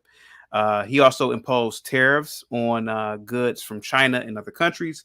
Trump helped to broker a peace agreement between Israel and the UAE, United Arab Emirates. He helped to normalize relations between Israel, Bahrain, Sudan, and Morocco. Also, in terms of crime, Trump signed the First Step Act in 2018, which reduced mandatory minimum sentences for some federal crimes. So I'm a little confused here, Kene. what hasn't this man done for the? And he also, I'm almost forgetting, he was a staunch nationalist who wanted to close the borders. I'm trying to figure out what has he done in terms of him being a person with bad character, because it seems to me that he was upholding the Constitution and he was doing what he could for the population. That's what I see. But go ahead. If you put that in perspective, I will also put another thing in perspective, because guess what, right? Go ahead, sir. Trump government didn't benefit black people. That's my number one interest. It did not benefit black people, neither did it benefit black men. That's my number one interest. And I will tell you why. Trump's cabinets were all full of white men, not black men. Only one black man. So he didn't represent my interest. Trump did not put dollar into the black community. He gave tax cut to the rich white men, not to the rich black men. Yes, some rich black men took advantage of it because of their tax bracket. I understand that. You see what I'm saying? Because tax bracket doesn't discriminate. But guess what? The people that implement the policy will discriminate. Okay. Thirdly, Trump didn't put billions of dollars into black community to prompt up even $1 trillion alone to prompt up black businesses. He put over $6 trillion in white businesses, gave them $2.3 trillion tax cuts. First, $1.5 trillion, and then another $800 and something billion tax cut. Total of $2.2 trillion tax cuts, right? So that is to 4,000 billionaires and 5 black billionaires at that time. Okay? So this is the thing to me with Trump. Trump didn't protect the interest of my people, our people. He didn't. Just like Joe Biden is not even protecting the interest of black people. Black men, no. He's protecting the interest of black women, not black men. So to me, it's all about the interest of black men. I don't care how much tax cut he passed. Did it affect my business, our business? No, it didn't. Did it impact our business? No, it didn't. Did it make black people to become government contractors? No. Did it make more black companies to come up there and then be able to be major real estate players in the country? No. The real estate players that benefited was all white men. White people still grow in real estate portfolio every year. They still grow. They still grow. In fact, when you approach them, they get mad at you. They will tell you how to get out of the hood. They won't tell you how to stay away from the hood. Can I give some pushback on this? DMT, before you do, I want to say something real quick. I don't know if anybody is aware of opportunity zones. At a campaign stop in Greensboro, North Carolina, then Vice President Mike Pence credited the president for creating more than 8,000 opportunity zones, bringing jobs and opportunities to our inner city families. Opportunity zones are tax incentives to encourage those with capital gains to invest in low income and undercapitalized communities. Opportunity zones provide progressively bigger tax breaks to investors depending on how long they leave their investments in designated areas. Investors may stay for at least 10 years to receive the full benefits. A feature of then President Trump's $1.5 trillion tax cuts, the program was intended to benefit Black people in low-income communities. So that's just one of the things that Trump at least appears to have done for Blacks. But then again, I don't think a president should do anything for any particular group. I think a president should do things for the American populace. But I see where you're coming from, McKinney. Okay, DMT, go ahead, sir. Yeah. I understand what Kine is saying. I just have some issues. Number one, he spoke about character and he compared him to Epstein. I don't remember a time when Epstein was beloved. I don't think that was the relationship people had with Epstein. It was more so what he could do for them sort of relationship. You don't hear people that dealt with Epstein or did business with him say he was beloved. As Trump described him, he was a fixture. When you're a fixture, meaning you may have a certain level of opportunity and connections around you, that in that world, people are kind of drawn to it because they want those connections and they want the access that you have. That is what Epstein was about. And people still dealt with him even after he was convicted for the child rape and trafficking in 2008 and 7. You know, and also on that, Trump was one of the only people that actually dealt with him that gave information to the FBI about Epstein. A lot of people don't talk about that. Most people that dealt with him that are still in government and power today never said anything. They all knew what he was doing. That's number one. Number two, he brought up about what, you know, being held accountable for what Trump did with this, you know, the PRA and these documents. I think what he doesn't understand is in this country, in the political class, there's an unspoken rule a lot that we don't, there's a certain line we go at as far as getting after each other. We're not going to send each other to federal prison because mostly all of them are not operating with character. They're not operating with integrity. It's a favor-based blackmail type deal in government, where you scratch my back, I scratch yours. You get me out of this situation, I get you out of that situation. You help me get this seat, I scratch your back, right? There's all sorts of games being played. That's why they call it the swamp, where these people could be convicted for anything. There are thousands of things these people in government have done that they could be convicted for, including some of our former presidents. The difference is you don't see them get convicted for this stuff because it's an unspoken thing. We may see them get brought up before the committees and they got to speak and say, oh, I did this. Well, I never heard of that. You hear them dodge questions, but nobody ever goes to prison, right? Because in that class, it's an unspoken rule that we're not going to send you to prison. We may get a favor out of you later. We may make an example out of you. We may make you have to go in front of the committee and speak, but we're not going to send you to prison. But Trump is not a part of that class. He's an outsider. That's why they don't like him. That's why they're willing to go to all these lengths to put him in prison, because he's not one of them. He never has been. He's one of their rich friends, rich lobbyist friends they used to deal with, but then he tried to come into the political world. He won the presidency. He was never supposed to win the presidency. Outsiders are not supposed to come in and be able to win the presidency. And because he did, it gave them that much more fuel to do whatever it takes, bring up any charge possible to throw him in prison. And it's shocking to me that even with all these charges, they haven't found anything, I think, concrete enough to really have something on. You got people like Obama, Hillary, John. We know what John McCain has done. If you know his history, we know what Biden has done. Like there's, the McConnells, Pelosi, whoever you want to bring up, Romney. All these people have serious skeletons in their closet that they could be thrown in prison for and should have been thrown in prison for, but they haven't. Why? Because they're all in a political club and they have an understanding that we're not going to go after you to the point where we put you in prison. Rob Blagojevich in Illinois, he went to federal prison for trying to sell Obama's Senate seat. And he'll tell you, it's what I did is not something that's not normal. They sell Senate seats all the time. That's something they did, but he made the wrong people angry, and they get back at him. They made an example out of him. They sent him to prison, right? That's how the game is played. So when I hear this, this character and integrity, people should be held accountable. No one is ever held accountable in the U.S. government, almost never. So that I don't want to hear that type of stuff.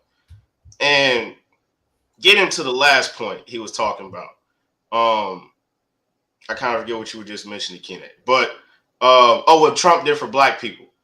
Number one, I don't expect Biden or Trump to do anything specific for black people, even though Trump did have the lowest black unemployment. CT talked about the opportunity zones he created. Now, whether many black people took advantage of those opportunity zones, that's up to them. I know there are many Indians, Mexicans, and white people that took advantage of those opportunity zones and made some money. Whether we took advantage of them, it is what it is. I do know some black people that did take advantage and made some money, but at the same time, That's something he did because he wanted to help the black community. Also, he provided consistent funding to HBCUs, which neither of the previous administrations had done. $85 million.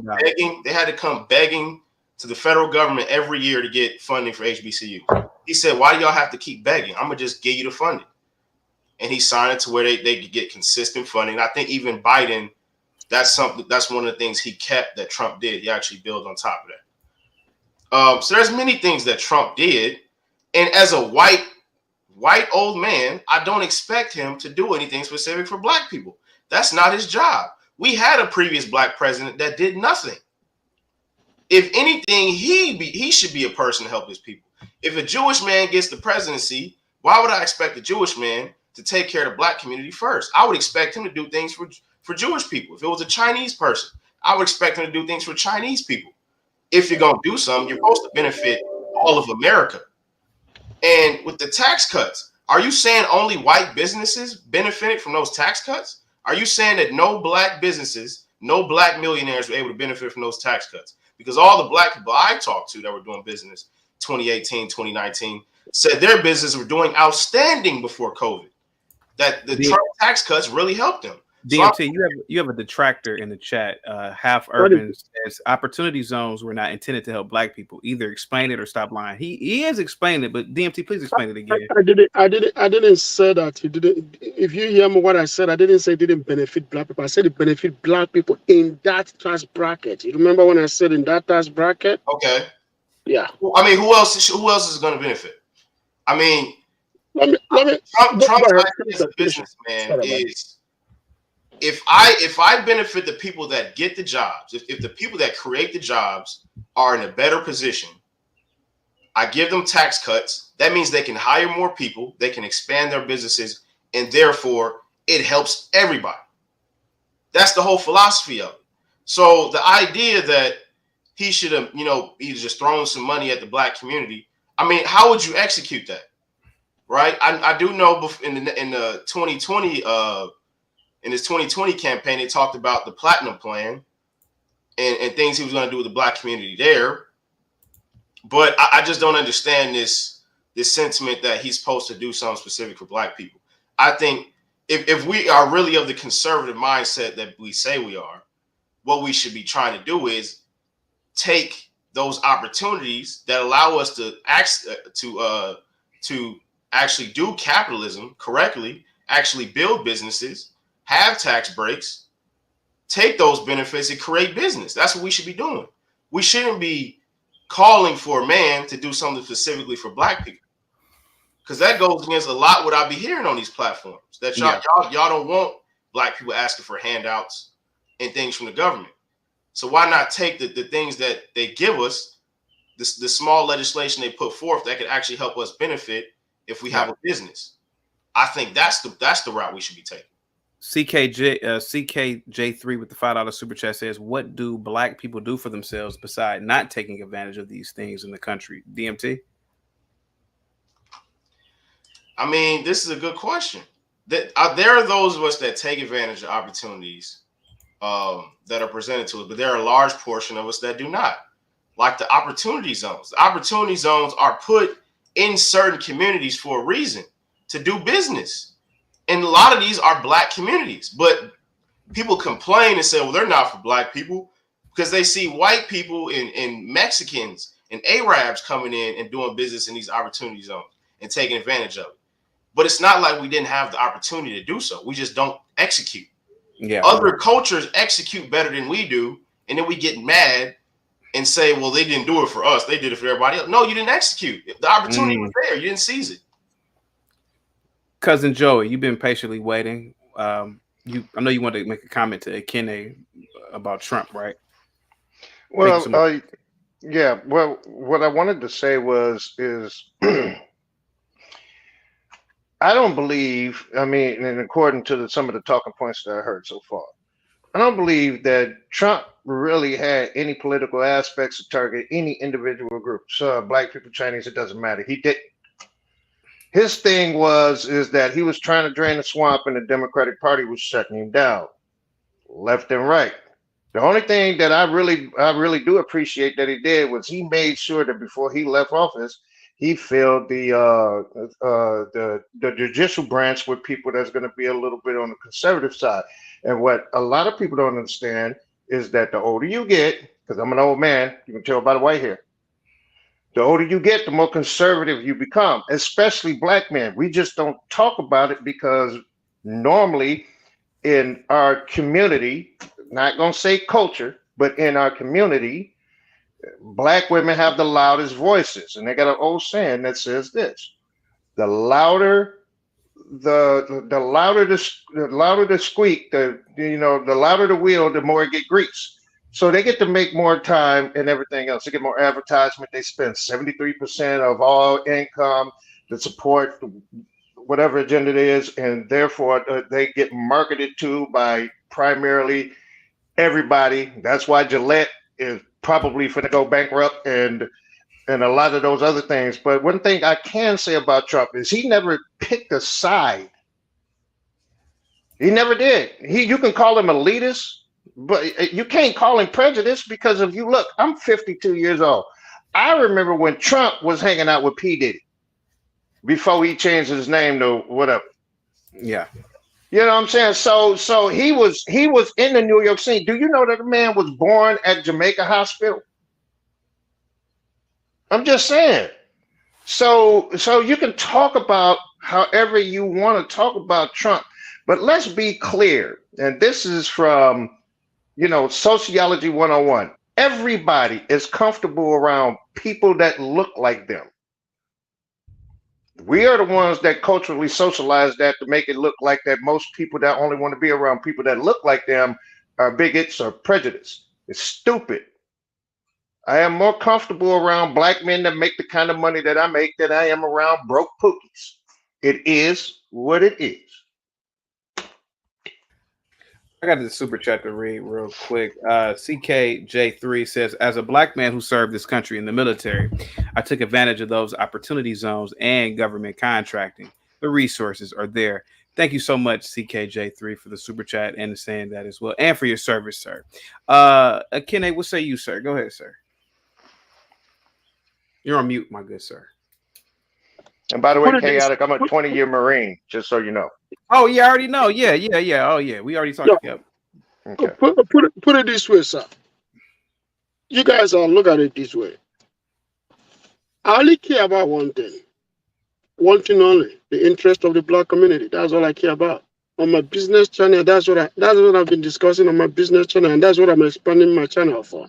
Is to focus on black business in America and in the diaspora, and especially back home. How to create, because I got to tell you something. Nobody can respect any black man anywhere around the world if Africa is not fixed. Period. Europeans, white people cannot be respected if Europe is not Europe. They cannot be respected if America is not America. The Chinese are being respected today because Asia is now the dominant economy.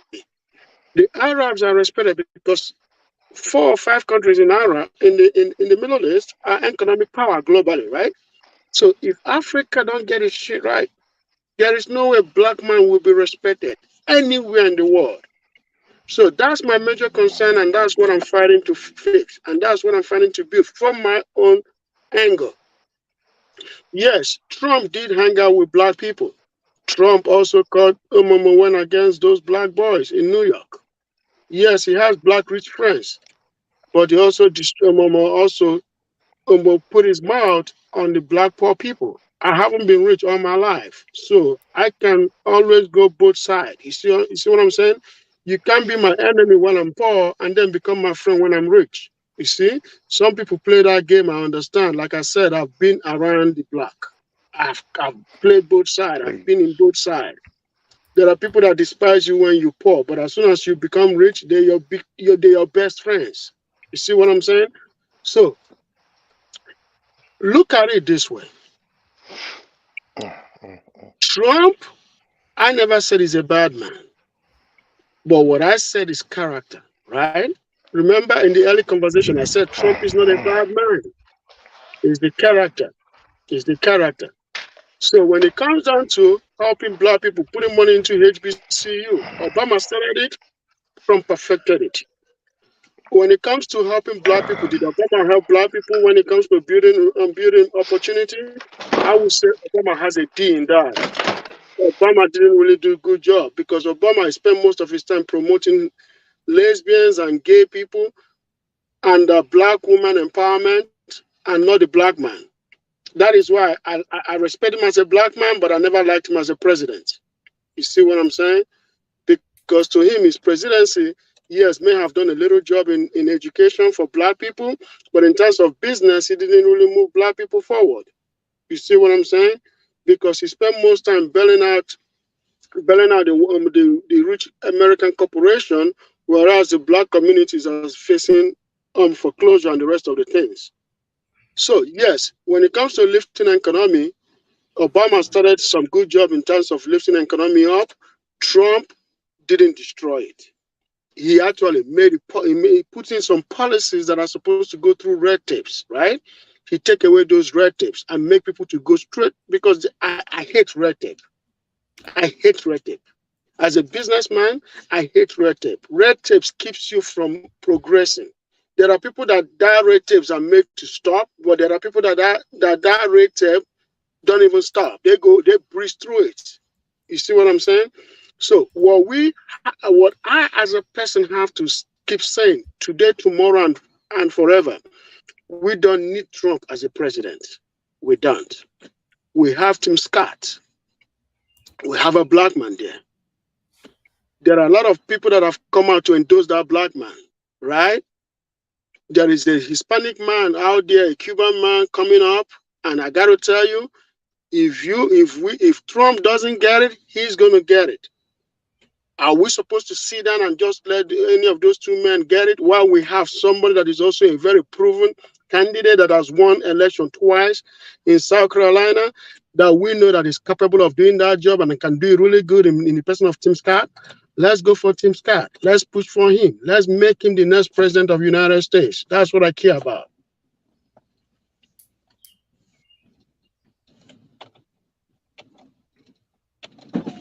The only thing about Tim Scott that I don't like, and I talked about this the other day, I think DMT you were there. I don't like his school choice. He believes that kids should go to any school, and I don't believe that. I don't believe that kids should be able to. I mean, some kids can't go to a nice suburban school. They don't have the mentality to be there. And I think Chaotic, can I just I'm sorry, man. I know you don't like being interrupted. Oh, go ahead.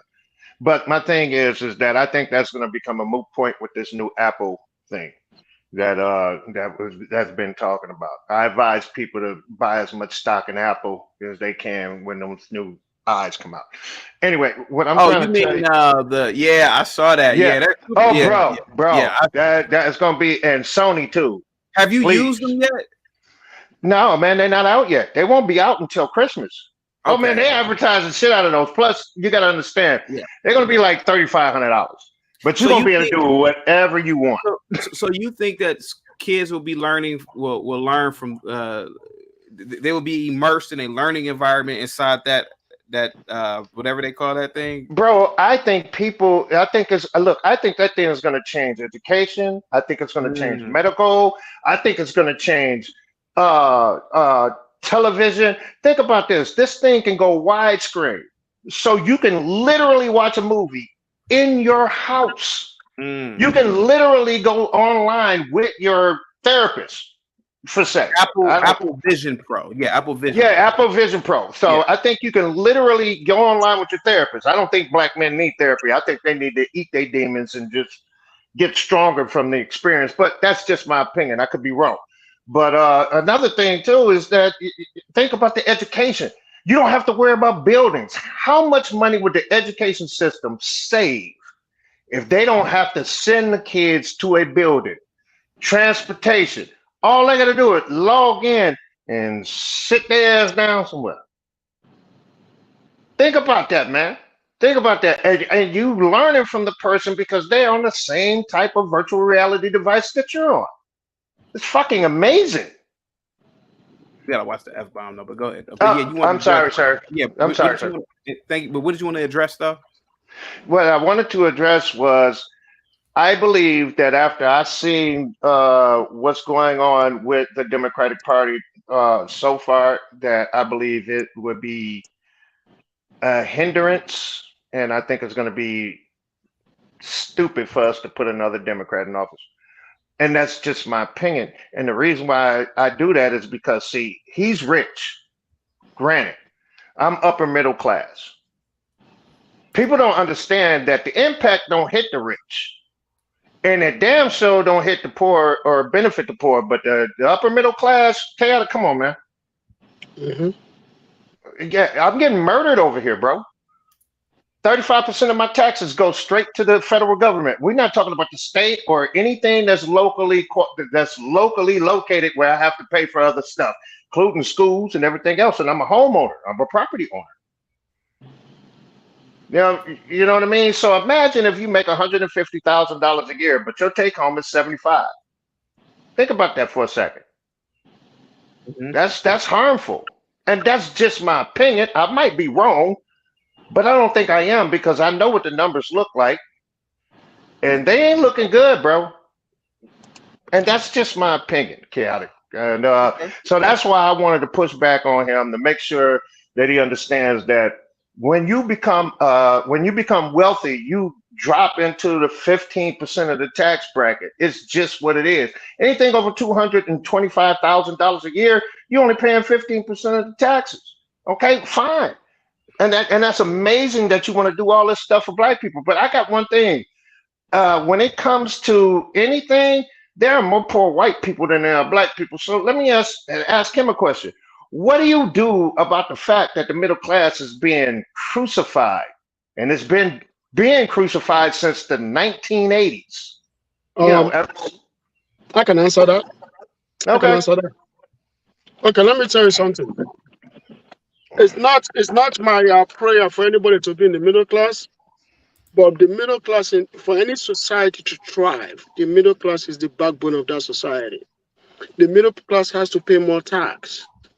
You see what I'm saying? I'm sorry. It is what it is. They have to pay more tax because of what? You always want to get the money out of the middle class. If you want to be an economy that the money circulates, you see what I'm saying? If you want the money to circulate within the economy so that the taxes can be paid, the roads can be built, the bridges can be built, every infrastructure can be maintained, right? You need to always get money out of middle class, because 80%, okay, put it this way. 50% of the wealth of cash is in the middle class. 80% of the tax is realized from the middle class, right? No. The rich, in terms of investment, the rich actually own 65% of all the wealth in the United States. But remember, I said cash. Oh, yeah, circulating funds. I got you. Yes. Okay, go ahead. But wealth, the rich has 65% of the wealth of the economy. Whereas, guess what they do? They pay only 6.5% of the tax. Pretty much, yeah. So they don't really benefit the country. But what they do is that they put the money back into the country. So when you look at the rich and the middle class, there is a reason why they calculate tax like that, because the rich has to put the money back into the society to keep the economy running. Whereas the middle class have to give back to the government to keep infrastructure being built. So that's why it's like that. So the poor don't care, because the poor never contribute. They are takers. All right, man. You know what? I'm going to have to agree with you, bro. Sorry, chaotic. I'm backing down now. I'm sorry. Yeah, you got me on that one, man. You got a point. Because 35. Hold on. 35. You have a middle class without a wealthy class, because largely the wealthy class creates the middle class. They create the jobs. That's right. That's right. That's very true. That's very true. Yeah, that's very true. But my thing is that he did make a valid point, so I'm gonna have to reevaluate my arguing points for one. For two, I'm not gonna lie to you, man. Maybe we need to support the infrastructure the way we do because most middle class people, a lot of people don't know this, are blue collar workers. You know what I'm saying? You know, they're electricians. When I mean blue collar, I'm talking about experienced blue collars, bricklayers, electricians, instrumentation, plumbers. These guys they make six figures. They do. They do. And I know people believe that, I'll never date a plumber. Man, I got a friend of mine that's a plumber that make almost $200,000 a year. And he don't own his own business. He don't own his own business. He works for a union. I wanted to give Akine some pushback on Tim Scott. Okay. I think CT, I think you like Tim Scott too. I do, but I don't like his school choice. I'm all for school choice if you can test into that school. If it's a higher caliber school, if you pass the test to get in, I'm fine with you being able to go. Okay. How long has it been around, if you don't mind me asking? School choice? Yeah. That's a good question. That's a good question. It's been around since I was 18 years old because I graduated from the school of choice. Well, I wasn't even thought of yet, so I wasn't. No, I'm just saying. That's why I asked you the question. It was a setup, and I wasn't trying to be a prick, but I did graduate from the school of choice. And at the time, when I graduated, I had a choice to either get a GED or pick the high school of my preference to get a diploma from. So I don't know if they do that now, but when I graduated school of choice, and I was in Flint, Michigan at the time, you had a choice. I was going to address the school choice too. When you finish, I can address. I was talking about Tim Scott. Yes. I think he's unwinnable. I can address that for you. Are you asking me a question about Tim Scott? No. I was going to say, I was going to ask you a question. What I'm saying is, I don't think Tim Scott. I like some of his points, but I think he's not a winnable candidate, especially for 2024 election. I think there needs to be some things he does for 2028 that could make him a viable candidate, especially that black people vote for. Number one, he has to be married. He's not married. That's a problem. I don't know any president that's been voted that wasn't married. I'm sure maybe there is some that I'm not thinking of, but I don't know anybody that's not married. Number two, I think he needs to marry a black woman. I don't think right now he's a viable candidate for the black community. He has the coon label, which we know that's not a real thing. But if he wanted to assume more of the black vote and those suburban white moms that you would need to win, he has to be married to a woman. To Kamala Harris. Let me put it this way. Right? You need to be married to Kamala Harris. Being a president of the United States or being president of any country, first thing you need a wife to be a viable candidate. That's definitely. I don't want to be politically naive on this aspect. I have to be politically truthful. You see what I'm saying? The reason why people always believe we should be married is because women are difficult to manage. So they believe if you can manage a woman, you can manage a country. I'm sorry, that's how they see it. They are very difficult to manage. So he got. I gotta put it this way: Tim Scott, a serious candidate, can really pull black votes a lot. And if you can pull black votes, you can pull white votes. America has always been like that. Black people have to buy you before white people buy you, because your constituency, just like Obama, black people had to buy him before the white people came in. Or I can say maybe white people in what's the name of that first primary state, New Hampshire and the other state. They first bought him, but he's already laid some groundwork before white people then bought him in those first two primary states. You see, but let's put it this way: Tim Scott is known just like Obama, not the orator. Not like the orator, but he's been known. He's a household name. So don't underestimate that. But I think if he starts dating a black woman in the next 1 year, that will bring black women home. But why? But why?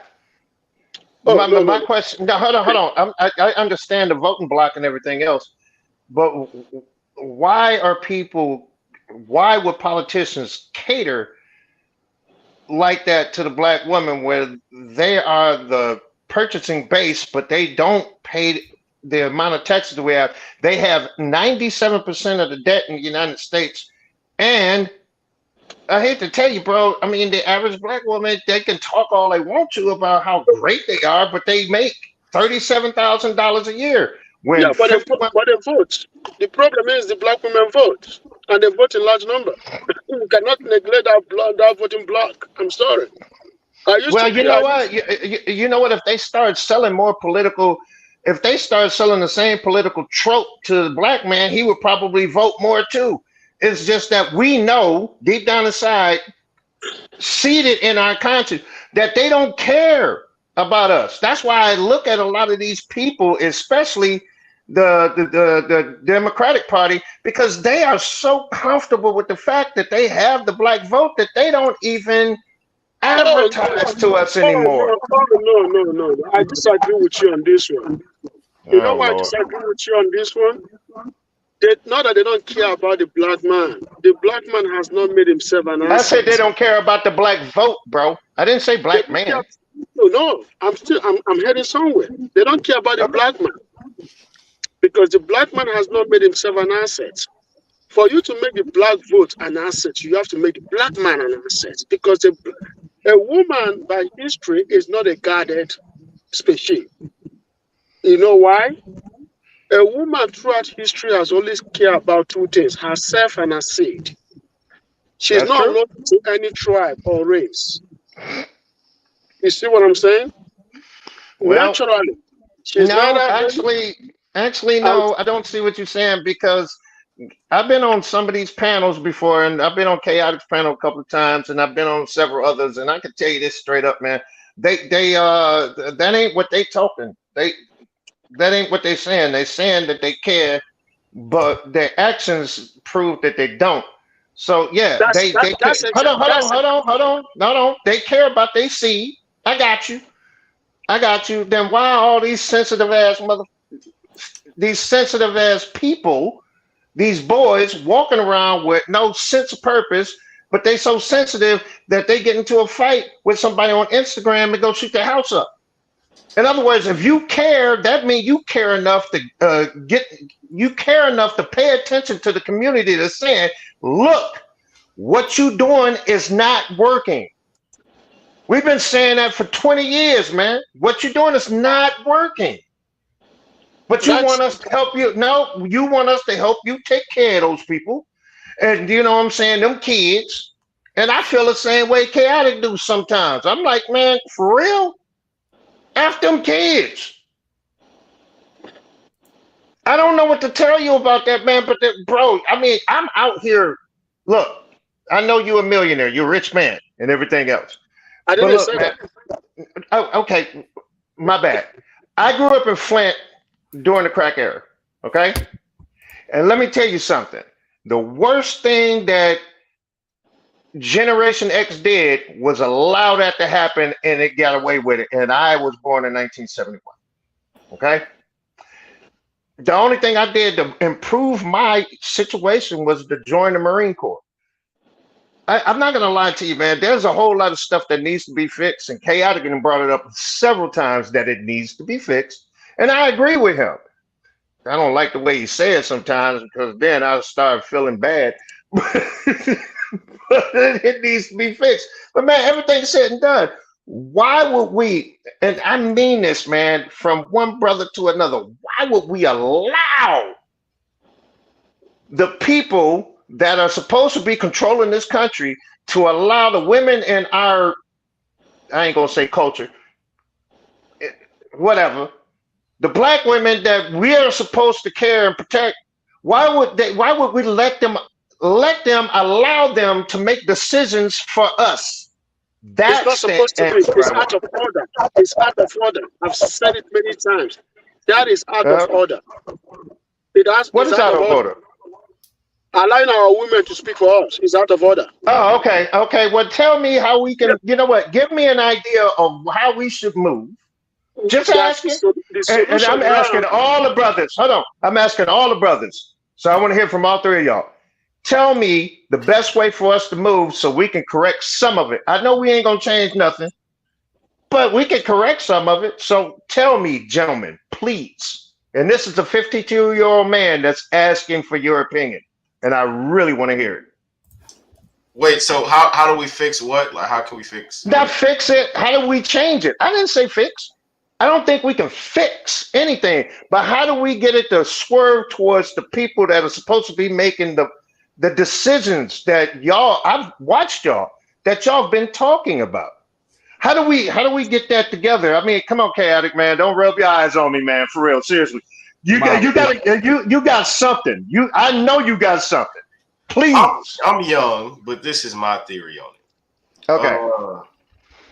I think it has to start. I think our black elite class of men have to make a conscious decision to stop allowing themselves to perpetuate and be coerced by the black woman elite class, right? I think at some point we got to put our foot down. They got to get men together and start investing in men specifically.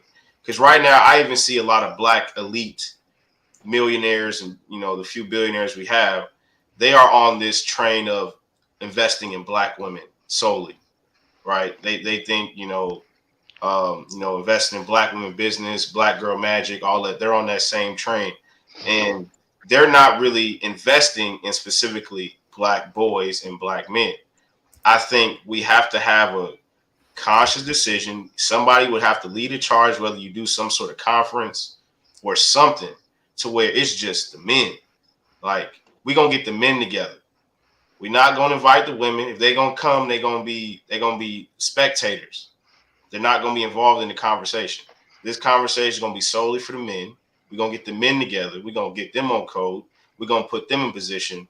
And then these men that we put on code will therefore be empowered enough to go out, and whatever woman they deal with or is around them, that man will be empowered to where they have to show him some level of respect. That's just a baseline level culturally. Once you get that implemented culturally, you just continue to build. You continue to get these young men confidence, going out in business, going out in the workforce, going out in their families. They have the confidence to facilitate a family. They have the confidence to start a business with other men. They have the confidence to facilitate a household. And I think once you have that basic level culturally, then the women will fall in line. Because right now, there's no incentive for a lot of these women to fall behind these black men. Right now, they're getting incentivized to do their own thing, black girl magic, invest in black girl businesses. And right now, until they see men in large part taking a step in the right direction as a whole, holistically, I don't see them having an incentive to want to follow behind our lead and our decision making. Maybe there'll be that select few that they listen to their husband, they listen to their baby daddy, their boyfriend. Those are going to be a select few, but you're not going to get those large single groups of women that are aching for the 6-figure 6-inch man that they always talk about. They're not seeing enough of them. You got to empower these men first. And if we empower the men, then the women will follow. Not all of them, we can't fix the problem totally, but I think that's a start. I think if you start empowering more men, more boys, give them the confidence that they need to go out here and facilitate things and be leaders of things, then you'll see them fall behind. Can I address Scuba real quick? Scuba says, I think the USA is a nicer place to live in, but fiscally it's funded by China. That is actually incorrect. The United States is not fiscally funded by China. The United States has a large trade deficit with China, meaning that it imports more goods and services from China than it exports to China. This trade deficit results in a net flow of money from the United States to China. But that does not mean the United States. The United States government does not borrow money from China, and China does not own any significant amount of U.S. debt. I just want to just answer your question real quick, or broach what you had said, Scuba. Go ahead, guys. Sorry about that, Kenny. Go ahead. Put it this way, right? What you just said right now is 100% correct. I agree with you. On black people forming black men coming together. You can't do a meeting with women. Let's just put that away. They can't even be a spectator because guess what? During the Berlin conference, when the white people were divided Africa together, there was no woman there. If you see when white men want to go into meeting that concern the strength and the power and the advancement of the white society, these are men that come together to do it. You see what I'm saying? We should stop involving our women in the cause of our society, but brief them when you get home. Every man should brief his woman the plan that we have, the plan that is being put forward, not the total plan, but some peripheral, surface level. But men should all come together to discuss what we have to do for the black community. This is not something I'm going to discuss on YouTube. I have a lot of plans like that. I will never discuss it on YouTube. You see what I'm saying? I wouldn't even discuss it in America. I got to discuss some of those outside the United States. The reason why is because we have to map the next 200 years what the black race wants to do, not the next 40 years, not the next 50 years. We have to all come together and then start planning all our strategic interests. First, we have to have a common interest. Few men, not all men, because Africa and blacks all over the world have to understand that when you want to discuss the progress, the interest of a great community, you don't have to gather all Africans together. All you need is just noble men coming together. It can be 20, 50 of them, and they will change the course of a whole race. But we as a people on this YouTube, we can also start discussing it because somebody's listening to us from somewhere that is black, that can take cue from what we are discussing and add to what they're discussing. But that is only going to be surface level that we can discuss here. But what do? We as a black people have to start coming together to discuss what is black interest. To me, black interest is business. Business is black interest. Number two, we have to start building factories owned and managed by black people. We have to start building industries. We have to start building wealth. We have to start building society where our kids can all come together and play and have common interest of furthering whatever we leave behind. But the first thing we need, hold on. The first thing we need to do is start getting along. Man, let me tell you something. I did 20 years in the Marine Corps, and I did a couple of tours in Africa. And I'm not making this up. And I'm not trying to start nothing or anything else. But I was in a police action in Mogadishu. And the African populace there would not talk to me because I was an American black man. They would only talk to my corporal. Now, at the time, I was a fucking gunnery, excuse me, sorry about the F word, Jesus. I was a gunnery sergeant. I was the one that was in charge. But they would not talk to me. But I was the one that made their life either easier or harder. Do you understand the difference? But they would not talk to me because they refused to respect the fact that I was in charge because I was a black American man. And I'm not making this up, bro. Seriously, serious as all the time. Now, here's the thing. I had an order come down the line from a full bird colonel that told me, we don't care what you got to do. We need you to collect firearms. This was after 9/11, Black Hawk Down, all that bullshit. So they wanted us to kick in doors and everything else. I never, one time, because my mother raised me to be like this, you never enter a man's residence without knocking and asking for permission first. And I got in trouble. I got rolled up several times for that because I wouldn't do it. I wouldn't do it. And to this day, man, and I'm not making this up, to this day, they still showed me no respect. So, and that right there is one of those things that you can say is anecdotal, something that just happened to me. Probably would have never happened to another black man. Fine. Okay. Whatever. My thing is between me and you is that you say that there can be some type of respect between Black Americans and Africans. What I want to ask you is, what does that look like? It looks very bright. It looks very bright if you ask me, because some of the people that I do business with are African Americans, and I love those guys. They do great jobs. They have one of the greatest ethics that I've ever seen. You see what I'm saying?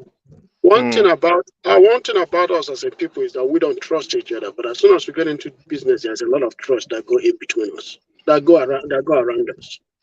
We just have to start doing it. There's a lot of trust, and everybody look out for everybody. Well, you know what? You and Chaotic, do me a favor. Show me, I'll invest. I got you 100, man. But I'll invest. I ain't got no problems with it at all, man. Don't worry, we're all going to get together. But what I got to tell you is this, right? There's a whole lot to do out there. There's a lot of wealth out there. You see what I'm saying? And we all like I do talk to some African Americans that are my good friends. I always tell them that we have to all come together. Let's keep this past aside. We all have to come together. We all have to come together and start doing something together. Because guess what? In number, we can defeat a lot. Can we do it? Yes, we can do it. We have the power to do it. Let's stop all this bickering. Oh, you're not from here. Oh, this, that, you African. No, stop that. Let's take advantage of the whole continent.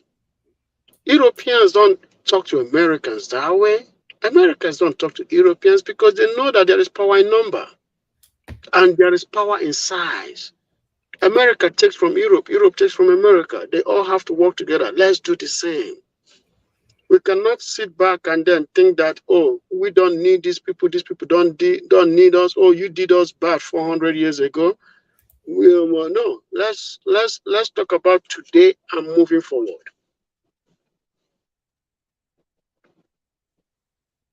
Yeah, I agree. Wait, hopefully I'm reading your question right. But wait, says, hold on, Chaotic. We only create income on the resources we sell, correct? No, that's not true. We create income, or there's many ways to create income, such as salary or wages, obviously self-employment, investment, government benefits, and I mean, hopefully that answers your question. I think that's the way to answer it, right? Let me see. Scuba says, pretty sure the prison industrial complex makes a lot of money from money printed for money from making more money or something. That's a good question. I'm going to have to come back to that one. Let me see. Pretty sure the prison industrial complex makes a lot of money from money printed for making more money. I would think that the prison industrial complex makes money because people are criminals, but that's just my answer.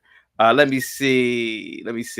Wait, Amin says, oh, okay. Well, Nina, still sounds like the USD is a slave to our national debt to me because it got a weight on it. It's not here. Let me see. Biden signed the $84 billion COVID relief fund. Okay. He did. HB says Black Americans are always looking for validation. I agree with you on that. Do you agree with that one, Akine? Yeah, I don't agree with that. I don't agree with that. Is a problem. Is a problem, but I think it's an inherited, not inherited problem. It's something. It's something that is influenced by neighborhood, by culture. The modern culture influence that. Yeah, makes it that way. Yeah. Okay. Let me see. Miss Best says nothing real, just services. the more real stuff you do, the better the foundation, though, in my opinion. Et cetera, et cetera. Cousin Joey, in 2024, you will be voting for who? And right now, it looks like I'm probably going to be voting for Desantis. Okay. Do you guys like? And I like this guy, man. Vaswamy, the East Indian. He's about 38. He's very wealthy. He's pro America. I actually like him, man. He's he wants to close the borders. Are you guys familiar with him? No, actually, man. But I watch you. Look, I watch you. Pretty closely. So, hey, I would love to see you do something on him. I've done exposed on him. Yeah, I've talked about him before. Yeah. Well, no, I'm willing to be swerved, man. Right now, I'm thinking DeSantis might be better. I don't know about Trump, and the reason why is because it sounds. Here's my thing. I think him getting back into the arena is probably more compared to vindictiveness than anything else. And elitists, when they become vindictive and take it from somebody that used to go to war for these assholes, you don't want to be on their bad side. That's all I'm saying. Mm-hmm. I could be wrong, Chaotic. Well, let me tell you something. I used to be a pit bull. You know what I'm saying? And man, I was sick on people before. So this is what it is. This is Vivek Ramaswamy. Okay. I would hope that. I mean, of course, obviously, in my opinion, well, from my perspective, Trump. I grew up with Trump. I voted for Trump. I like Trump. Trump has the age that goes with him as well. Ramaswamy's 37, 38. He's younger than me, actually. I would hope that he would pick Vivek Ramaswamy to be his VP. But I would love to see Vivek become president one day. What do you have anything on this before I move on to China? I don't see what one has to do with the other, but go on. I took up a lot of time with Fox. Oh, it's fine. We have time. I don't really see what one has to do with the other, especially consider and using the Civil War to talk about Black Americans. That war was not fought for Black people to have guns. That's not. That war was fought for Black people to have freedoms in this country. Yeah. Actually, that's why the Civil War was fought. Okay. And the sad part about it, fought for Black people to have guns. I think. Actually, funny fact is, Black people did not get to enjoy the other freedoms until their Second Amendment rights were secured. And I think that's one of the lessons that we learned. Aren't allowed to enjoy the freedoms. I disagree with you on that, Don. I disagree with you. I think you're doing a disservice to our country. By failing to recognize the fact that we have equality before the law. And you live in this country, then you can disagree with me. But we're not. You mentioned that we have three different shades. Don, I think we have to be able to talk about these issues in the open, regardless of the color of our skin. Black Americans today, to say that, compare that to 1865 and 1964, I think you to compare it to 1865 and 1964 equal rights in this country. I think it's insulting. But yeah, that's Ramaswamy. You're on mute, Cousin Joey. Go ahead, sir. Yeah, I said no. I'm sorry. I think he was absolutely correct, and what old boy was trying to do was call gaslighting. Yeah. And then after that, he used the sign language, which is shame and so's guilt and need to be right. And between me and you, particularly, the reason why he chose that stance is because he knew for a fact that old boy was going to come at him with these talking points.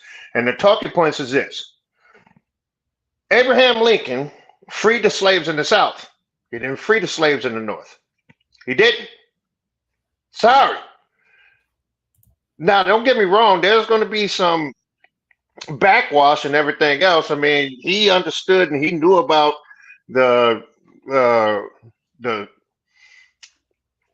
he knew that people was going to start trying to escape. But do you know that between 1864, which he brought up, and 1901, 90% of the slaves didn't escape to somewhere in the north of the United States. They escaped to Canada. Yeah. So, let's just keep it 100, man. I like this talking points. I am actually going to go back to that when I get off of the stream with you, so I can look at that again, because that was freaking awesome. So this is Vivek speaking right like a couple of hours ago, I guess an hour ago, but here he goes. So I'm going to make 2 announcements today. But before I do, I want to share something with you. America is not a country where the party in power is able to use police force to arrest its political opponents. That is the stuff of fair use. Banana republics. We don't do that in this country. That is what banana republics do. Exactly. That's what third world crap holes do. Correct. And that's what we do sometimes. By the Federal Department of Justice Really against chaotic. Donald Trump. That document reeks of politicization. I will tell you why. It stays silent on the main law that's relevant to this case, the Presidential Records Act. It stays silent on the 2012 case that says that the president has an authority to decide what is and is not covered.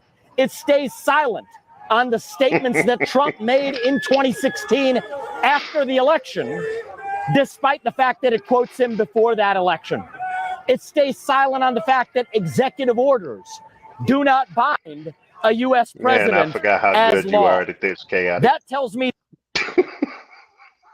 this is politicized. And by the way, I want to be very clear about something. As U.S. president, I would have made different judgments than Donald Trump made. You use my bullhorn. Thank you. Nobody How can do you do hear it? You just take this here, like that. Press the button right here. Nobody can hear you at all. Can you hear me? Here.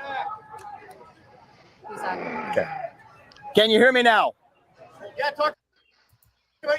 Good. So I'll be fine without this. Yeah. I'll be fine without it. Thank you. So the bottom line is there are 2 things that matter. One is, how are we going to hold the Biden Department of Justice accountable? The first answer is that yesterday I submitted a Freedom of Information Act request. Cousin Joy, how do you think that's going to go? I don't understand why there's always some chick in the background always trying to disprove. You know what, man? I feel sorry. Look, I feel sorry for white men. On the real. Well, you know, Vivek isn't white, but what do you mean? Go ahead. No, I mean, I just, well, the guy that was speaking, he wasn't white. Vivek Ramaswamy, that was the guy from the CNN. No, the guy that was speaking that didn't know how to use the bullhorn, sir. Yeah, that was the guy. Yeah. He's East Indian. He's running for president. Yeah, Vivek Ramaswamy. He was the guy from the first clip I showed you that was debating Don Lemon. Yeah. Okay, so what I'm asking is, if they were to pan around to the chick that was talking, I bet you she had a pixie cut. She was 5'3", 240 pounds, and her hair was dyed purple, blue, red, or green. What if she looked like Michelle Pfeiffer from 1984? Yeah, I ain't gonna lie to you, bro, man. Me and you have a totally different conversation. Hold on. A BM with the 5 pounds says, Joey, don't try to fix it. Protect you and yours and let it burn. History has dictated that this has to happen for the reset. Do you believe this? And do you believe this also, Akine? I believe in a zombie apocalypse. Oh, wow. Go ahead. This is a joke. Chaotic. It was a joke. I know it was a joke. Akine, do you believe this? Oh, there's always going to be a reset. Yeah, there's always going to be a reset. But there's always going to be a reset. But something bad has to happen for there to be a reset. People don't reset when they're comfortable. They only reset when they are uncomfortable. Something bad has to happen for there to be a reset. Yeah. Yeah. Okay. So I agree with that. And you know what I do agree with? Strong men make weak children. And then when they get too weak and things hit the fan, then stronger men are created, and it's a cycle. I think it's cyclical. That's why I believe everybody should do some time in the military. Okay. So you have you ever seen a movie called Starship Troopers? Yes, sir. And actually, hold on. Check this out. It was mandatory reading in the United States Marine Corps. Mandatory. Really? Marine Starship Troopers? I am not making that up, bro. It Well, was. they were Marines, so yeah, okay. So yeah, Starship Troopers had. I never read the book. I heard the book obviously is way better than the movie, but in the movie, to get your citizenship, You had to spend. Yeah. It was based on the Israeli concept of being able to vote. Now, here's the thing. Please, Chaotic, if you ever get a chance, the book is only about 256 pages. You can read it in 2 days. Read it. You will love the book, bro. What is it called? I promise you would. I promise you. And hold on. And Ender's Game. Read that book too. Starship Troopers and Ender's Game. Definitely 100. Okay. And they made a movie out of it too? Ender's Game? Yeah. Harrison Ford is in it. Okay, I'm gonna read that one too. Okay. Actually, that movie actually did the book justice. Okay, so it's so hard to do sci-fi, let alone a movie based off of a book, and they've tried it with so many movies. They did it with Battlefield Earth, which was terrible. But anyway, I'm gonna look into it though. I'm gonna look into it. Let me. You'll love it because people don't understand that when that book was written, a lot of people thought that Ender, the guy, the protagonist, was a sociopath. Yeah, he was. And the thing is that for you to be able to do the things that Ender did, you have to have a large moral gray area. Now, a lot of people don't believe that. Everybody believes that everybody got to be the good guy, and everybody got to be kind, and everybody has to care about their fellow neighbor. Some of us, for us to do our job, pretty much in the back of our mind, it's like, dude, screw you. So you that's why I said it like that, because you told me not to use the F-bomb. Okay. But I mean, like, really, for us to do our job, we need to be the animal that you can't beat. Yeah. And that is the truth. Now, whether you want to accept it or not, that's your problem. Right. To the Biden Department of Justice, demanding, what did Biden tell Jack Smith? What did Biden tell Merrick Garland? What did Merrick Garland tell Special Prosecutor Jack Smith? Well, we already know what he told him. Because I'll tell you what he told him. Just like, I hope I didn't miss it. Being with the 5 pounds says Chaotic. Give the left, the woke, and black women everything they ask for. Then sit back and watch. I talked about that the other day. I'm the guy eating popcorn in the theater, watching it all burn. Look around you, and what do you see? The burn has already started. Correct. No, I said this on my live stream. I think it was yesterday, the day before that. Biden did the Pride Day event at the White House. Did you see that, Cousin Joey? You on mute, Cousin Joey. Yes, I did, sir. And I live in. Speech, I'm sorry. Go ahead. No, I live in a certain part of Ohio where the LGBTQU plus community, because I have to say it the right way because You say I'm a civilian now. They all of June, including Father's Day and everything else, is celebrated for Pride Day. Well, Pride Month. They call it Pride Month here. Okay. Yeah. So, and thank you so much again, BM from the UK with the 5 pounds.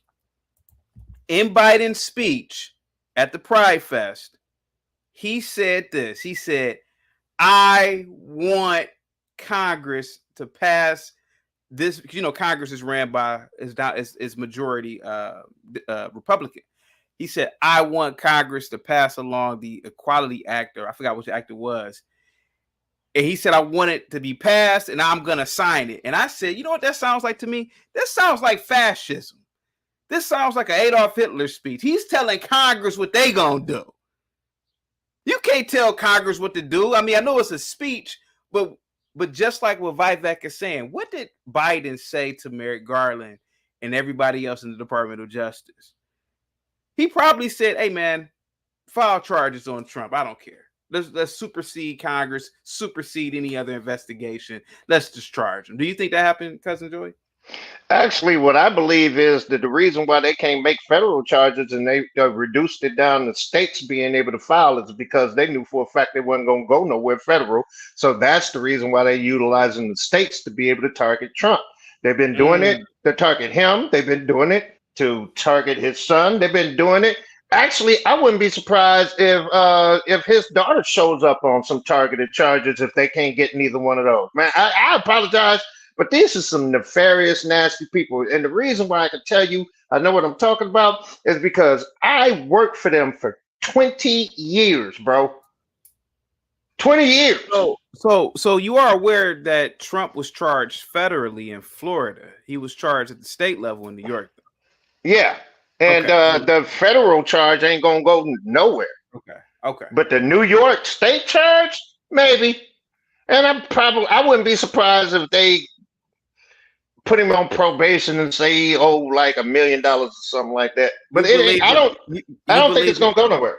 You believe that they will put a ex-president on federal probation? No, I think they will put him on state probation. So yeah, he would not have federal.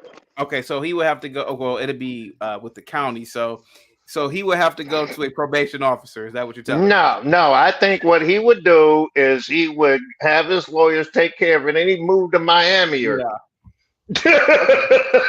I'm just saying, man. Dog, chaotic. It's hard. It's hard to do anything to rich people when everybody knows that they're just making this stuff up. Yeah. Okay. Yeah. They are required within 20 business days to give us an answer about any direct or indirect communications. And the first announcement I want to make today is that if they do not comply with the law in the next 20 business days, then we will sue them in federal courts at our campaign's expense to get to the bottom of those answers. The news media should be doing this. It is a shame that a competitor to Donald Trump in this election has to do the job of the political news media. Your job, if you have one, is to hold the U.S. government accountable for their lies. You do not take what they say at face value for the last 8 years when it was President Trump. Do not take their lies at face value now. But it is a shame that it takes a leader outside of the media to stand up. That is what we're doing. They now have this Freedom of Information Act request, and if they don't comply within 20 days and they don't follow the law, we will see to it in federal court that they do. That brings me to my second announcement that I'm going to make today. This is an announcement of a letter that my campaign has sent to every other campaign in this race, to Mike Pence, to Nikki Haley, to Larry Elder, to RFK Jr., to Marianne Williamson, to Doug Burgum, to Perry Johnson, to Chris Christie, to Ron DeSantis, the governor of the state where we are today, who by any measure is not here today in his own state. I will tell you that we have sent this letter, and I'm happy to announce this is my commitment on January 20th, 2025, if I'm elected the next U.S. president, pardon Donald J. Trump for these offenses in this federal case. And I have challenged, I have demanded that every other candidate in this race either sign this commitment to pardon on January 20th, 2025, or else to explain why they are not. And I will tell you something. It's going to be difficult for those other candidates to sign this letter. The reason it's going to be difficult for them is the same reason it's difficult for me. The donor class has been calling every Republican candidate and telling us to stay away from this, not to touch it from a 10-foot pole, not to just keep your distance away for Trump. That is what the donor class is telling us. That's what they're telling the other candidates. I refuse to abide by being a disciple of the donor class. I think that we need to declare independence from our donor class in the Republican Party. That is why I challenge every one of the other candidates to actually act on their convictions. If you're not going to pardon President Trump on January 2025, you deserve to say why, and we will hold you accountable, just as we're holding the Biden administration accountable. That's what we need in this country. I like Vivek, man. You know what? So what do you think about Vivek, cousin Joey and Akine? Go ahead and connect. Is a political opportunist. He's taking advantage of the moment. He doesn't have anything to run on. So he's saying that, oh, I'm going to pardon Trump. I'm going to pardon Trump so that he can take Trump voters. But hey, it's a brilliant idea if that's going to work for him. But hey, he's taking advantage of the moment. So what do you don't like about him? If you don't mind me asking, I'm just collecting opinions now. About who? About the guy that just spoke? Yeah, that just got through speaking, sir. I'm just hearing him for the first time. I've never heard about that guy before. So that's why I said he's taking advantage of the moment. He said when I become president, so that Trump voters are going to vote for him. Trump voters are not going to vote for nobody. Are all politicians political opportunists? Oh yeah. I'm just asking. I'm just saying because you're 100% correct. Oh, okay. I was just making sure, man. I mean, because the way you said it, you made it sound like it was bad. And no, it's not bad. No, it's not bad. No, it's not a bad thing at all. If I was in the show, I would do the same thing. Yeah, my man. Thank you. Thank you. Thank you, sir. Thank you. I appreciate the honesty. The main topic for today was about this woman, though, Denee Benton. I talked about her earlier. I don't know if you guys caught that, but did you guys catch this earlier? I did. Okay. Let me play this again. Kenny, did you catch this earlier about this woman? No, I didn't. She won a Tony Award. She's a Broadway actress. She's also married to a white man. But listen to what she says. And while I am certain that the current governor of my home state of Florida will be. Oh, Lord. Let me pause. Now, mind you, she called Governor Desantis the Grand Wizard of the Ku Klux Klan, which is highly inflammatory. But as I said earlier, I named the top 10 states. Florida is number 2 for Black or African American business ownership. Number 2 in the country. Georgia's number 1. This is under Governor DeSantis. Governor DeSantis eliminated African studies programs, and I agree with him. And I have an African studies background as a degree in college. I agree with him. These are nonsensical degrees in fields of study. I agree with him. Now, this woman, she wrote in the New York Times, or she said in the New York Times, that the writers' rooms were too white. They lack diversity. She says that there's systems of white supremacy. All the while, she's sleeping with the white man at night. Cousin Joy, do you see any hypocrisy here, or am I just tripping? No, I see a lot of hypocrisy because the only time you hear about people saying that there's an issue or a problem is when you have a prominent Black woman that got the ear of the public. Sure that she's a progressive. She's probably also a feminist. She is. So what I'm going to say is this. Anybody that pays attention to chaotic and any of the rest of us people that actually deal in common sense, please ignore this woman. Do yourself a favor and go listen to Candace on. Kenny? Yeah. Well, she has an opinion. She states an opinion. Our opinion might not be fact, but hey, she's entitled to it. But the thing is this, calling somebody a grand wizard for disagreeing with you. You know, some people like to take politics too personal. That's why I tell people all the time that never go to war with an activist. An activist has nothing to lose. They will insult you. They will assassinate your character because they have nothing to lose. You are the one that is going to lose. So somebody like that shouldn't worth debating for. But calling somebody a ground wizard, I think is shame, shame, shame, and they need to be right. You know. I agree with you, man. And I'm not gonna lie to you. One of the main reasons why I was really, really good at my job in the Marine Corps is because my job was to shut people like her down. You hear the rhetoric, and I'm not threatening her or trying to be violent. I'm just saying, once you get used to it, you hear the rhetoric. You hear her trying to prove a point based on feelings instead of based on facts and content. She called him a grand wizard because she was trying to get a feeling out of the people that would be negative. First of all, I ain't gonna lie to you, man. I was raised in Flint, but I lived with my father in Lake Charles, Louisiana. I remember David Duke. I hate to tell you, but a Grand Wizard ain't gonna pretend like he ain't the Grand Wizard. He just won't. He gonna tell you, I don't like you. I only like my NIGGERs. I wanted to make sure I don't get you in trouble. Chaotic. But I've heard that. I've heard people actually say that. I was born in 71. I've heard people say, you lucky that you a Porsche boy. I've heard them say that.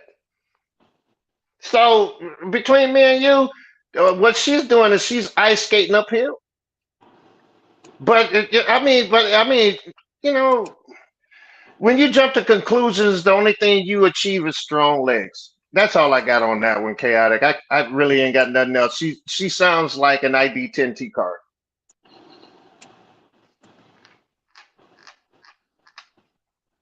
It was something that I wanted to point out about, and I pointed this out earlier, but I'm going to broach it again. She has a post here. It says, all of these bodies, these aging bodies, these queer bodies, these disabled bodies, these fat bodies, these trans bodies, these black and brown bodies, these bodies that if we are not so intent on controlling them might actually teach us about the vastness of creation. What on earth is she talking about? Nobody controls my body. Well, she allows the white boy to control her body at night, but what is she talking about here, cousin Joey and the Kine? I think that she's talking about that God exists in the cholesterol level. I don't know. Maybe God exists in diabetes. Hey, you know what, Chaotic? Give me a minute, man. I have to go do something. I'll be right back. Absolutely. Kine, what's let me read the super chat. BM with the £2 says the GOP is weak, too afraid to fight back dirty. Oh, that's what Eric says all the time. Yeah, I agree with you, man. The only people who are fighting dirty and nasty and who are willing to inflict their will upon you are the left. The GOP, the right, GOP, you know, we're not as vocal as the left are. And you are correct, man. We'll say you, Akene. Yeah, you know, I would say on both sides of the equation, the extreme of both sides are dangerous. Okay. You see what I'm saying? The extreme of both sides are activists. The extreme of both sides don't give a damn. They will, like the GOPs are infiltrated the country with guns, even though the guns are killing people. Destroyed, even in certain states in GOP, they are passing law that mentally ill people should get a gun. What kind of sick human being are these? These are human beings that are very sick. But some human beings want to give them guns so that they can score political points. You see what I'm saying? You come to the left. How are you going to be making kids to become gays? Cool. Something that they're not subscribing to. You see what I'm saying? So the extreme of both sides are very dangerous to the society. But I'm sorry, there's always going to be extreme of both sides. The only thing is that the people with common sense have to find a way to make things change. But the thing about the people with common sense are very careful on something because they don't want to lose. But the extremes don't care about losing. If they get fired from their job, they're moving with their grandmother or fathers or mothers. You know what I mean? They don't care. They have I'm sorry, nothing man. to lose. They have nothing to lose. You that have common sense know that it's common sense not to live with your parents. You pay you want to act right. You want to be right. But the extremes don't care. They don't even care being homeless. As long as, because it's, I tell people all the time that the most dangerous people are people that have a belief of certain thing. Once they believe in something, you can't change your mind. She is very extreme, so she is dangerous. I agree with you, man. Because between me and you, if you're not willing to admit that there's a possibility that you can be right or wrong, then you are what you're doing is you putting yourself in a position of some type of authority that you really don't have access to. And here's the thing: everybody on the YouTube and Facebook, just in social media, period, believe that their opinions carry so much weight.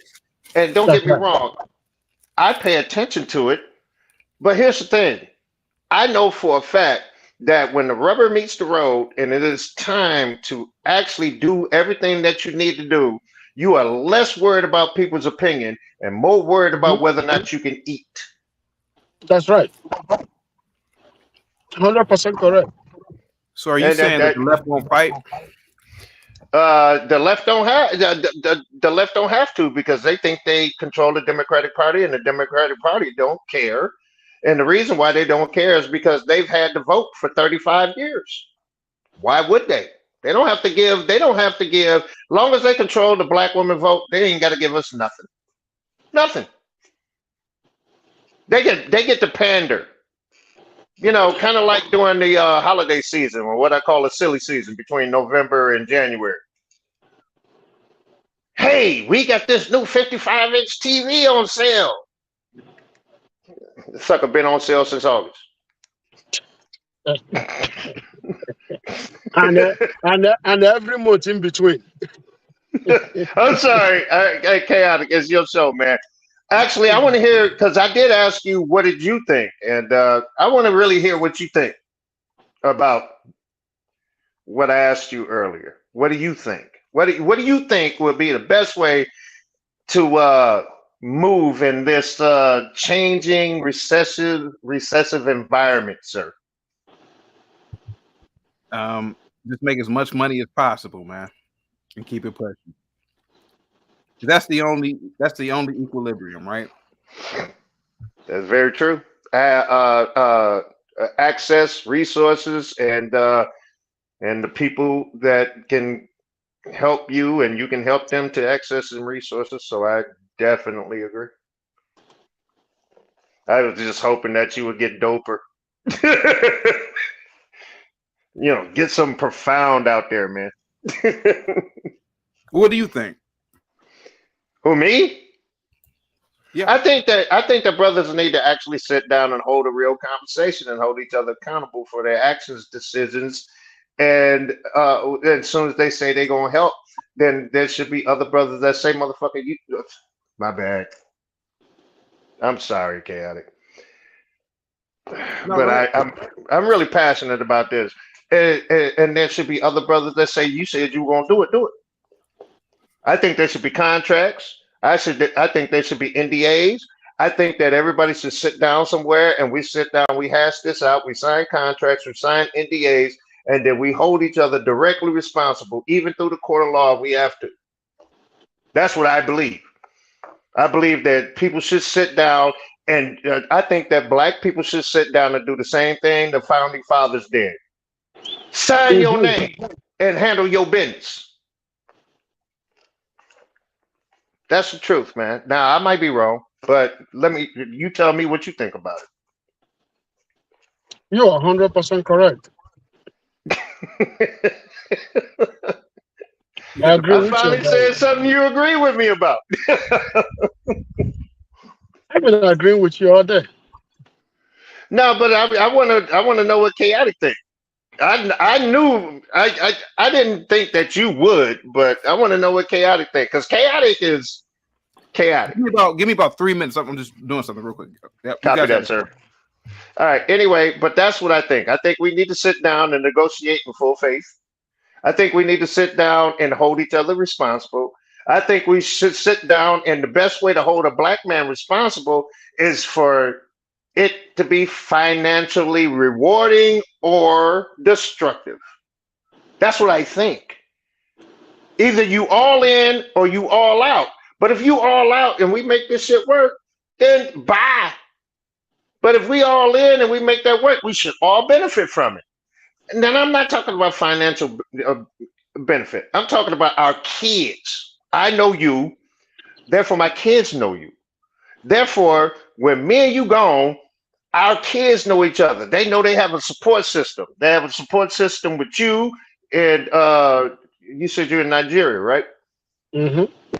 Okay, and they have a support system with my kids in Louisiana, Michigan, and Ohio. That means they can come here and all they have to do is say, "What's up, fam? I'm in town," and they be like, "Bet, I got the keys to this place. That's where you need to go at. Blah blah blah. We'll chop it up, get online, and talk about what moves we need to move forward because our parents, our fathers." Sign contracts that makes us all obligated for 200 or 300 years, kind of like the Declaration of Independence. That's right. My opinion, man. That's my opinion, bro. On the real. If you ask me, this is what I'm going to say, right? Yeah. We as a people have to find a way to create I do say it this way. We have to find a way to create industry. Exactly. And influence. Yes. Come on, man. And influence. Because you know what I'm saying? If we create industry, we create influence. Exactly. See? Because how to make friends. Hold on. What did they say? How to make friends and influence people. That's right. If you look at people like Kanye West, right? Mm-hmm. You look at this guy. What's the name of this guy from New York? The NBA player that went from Brooklyn Nets to Dallas Mavericks. Mm-hmm. Ivan, right? Yeah, and don't forget about Akon. Don't forget about him. Yes. If you look at these guys, one thing that happened to them was that they spoke and the industrial complex came hard on them. We don't have power until we start building industries. We start building factories. We start employing our own, building our things. And then these celebrities will be covered by these factories that are owned by us. So that our women will have men that they now feel sense of guidance with. You see what I'm saying? I understand that. If we don't have industry, if we don't have something, a production line, right? We can't do nothing. We don't have a say. Man, but hold on. Can I say something? And I'm just saying this from military perspective, and I don't mean nothing by it, but one of the things that a lot of black men miss is that influence is fear. Fear is power. And I don't mean fear like you're going to lose your life. I mean fear like the industry is going to make more money and they won't have access to it. That's what I mean by fear. Fear is one of those motivating factors that has nothing to do with, I hate to tell you, man, but most men, white, black, Chinese, whatever, we don't care about losing our lives. But we damn sure don't want you to mess with our pockets. You know what I mean? So fear is about money. And it's about influence and industry and access, commerce, the ability to be able to sit at the table and say, hey, okay, you want to build this building over here? Well, you know what? I can vote on that, but I need you to put a hospital over there. Can I? Oh, so I'm ready to answer your question now. Go ahead. Yes, sir. What was your question again?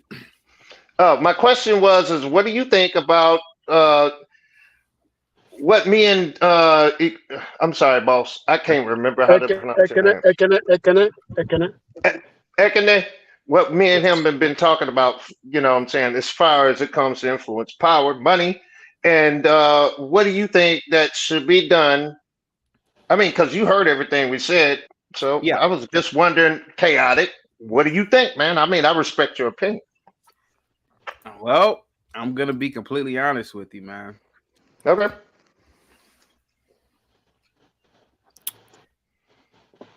I'm just giving you my experiences and my encounters, and I'm not trying to make this a global thing. And you're talking about particularly with blacks, right? Well, I mean, we got to Black men. start somewhere. Yeah. You got to put the weed down. You got to put the alcohol down. Most That's black, right. listen, man, Akene and bro, I can go, Cousin Joey, I am not trying to say this, but I am going to say it. Right. Most encounters with black men, they could be professionals. They're under some sort of influence or something. Mhm. Either they're drunk half the day, high half the day, drunk half the week, or high half the week. Alcohol and weed use and other drugs hinder intellectualism. They hinder cognitive abilities. They hinder production, at least from what I've seen. You know, I don't have any stats in front of me. I'm just going by what I've seen. This culture of not knowing nothing. I'm not trying to say anything, but when I go on YouTube or even in my real world, the black man ain't talking about nothing but sex. Generally sex, you know, who he smashed.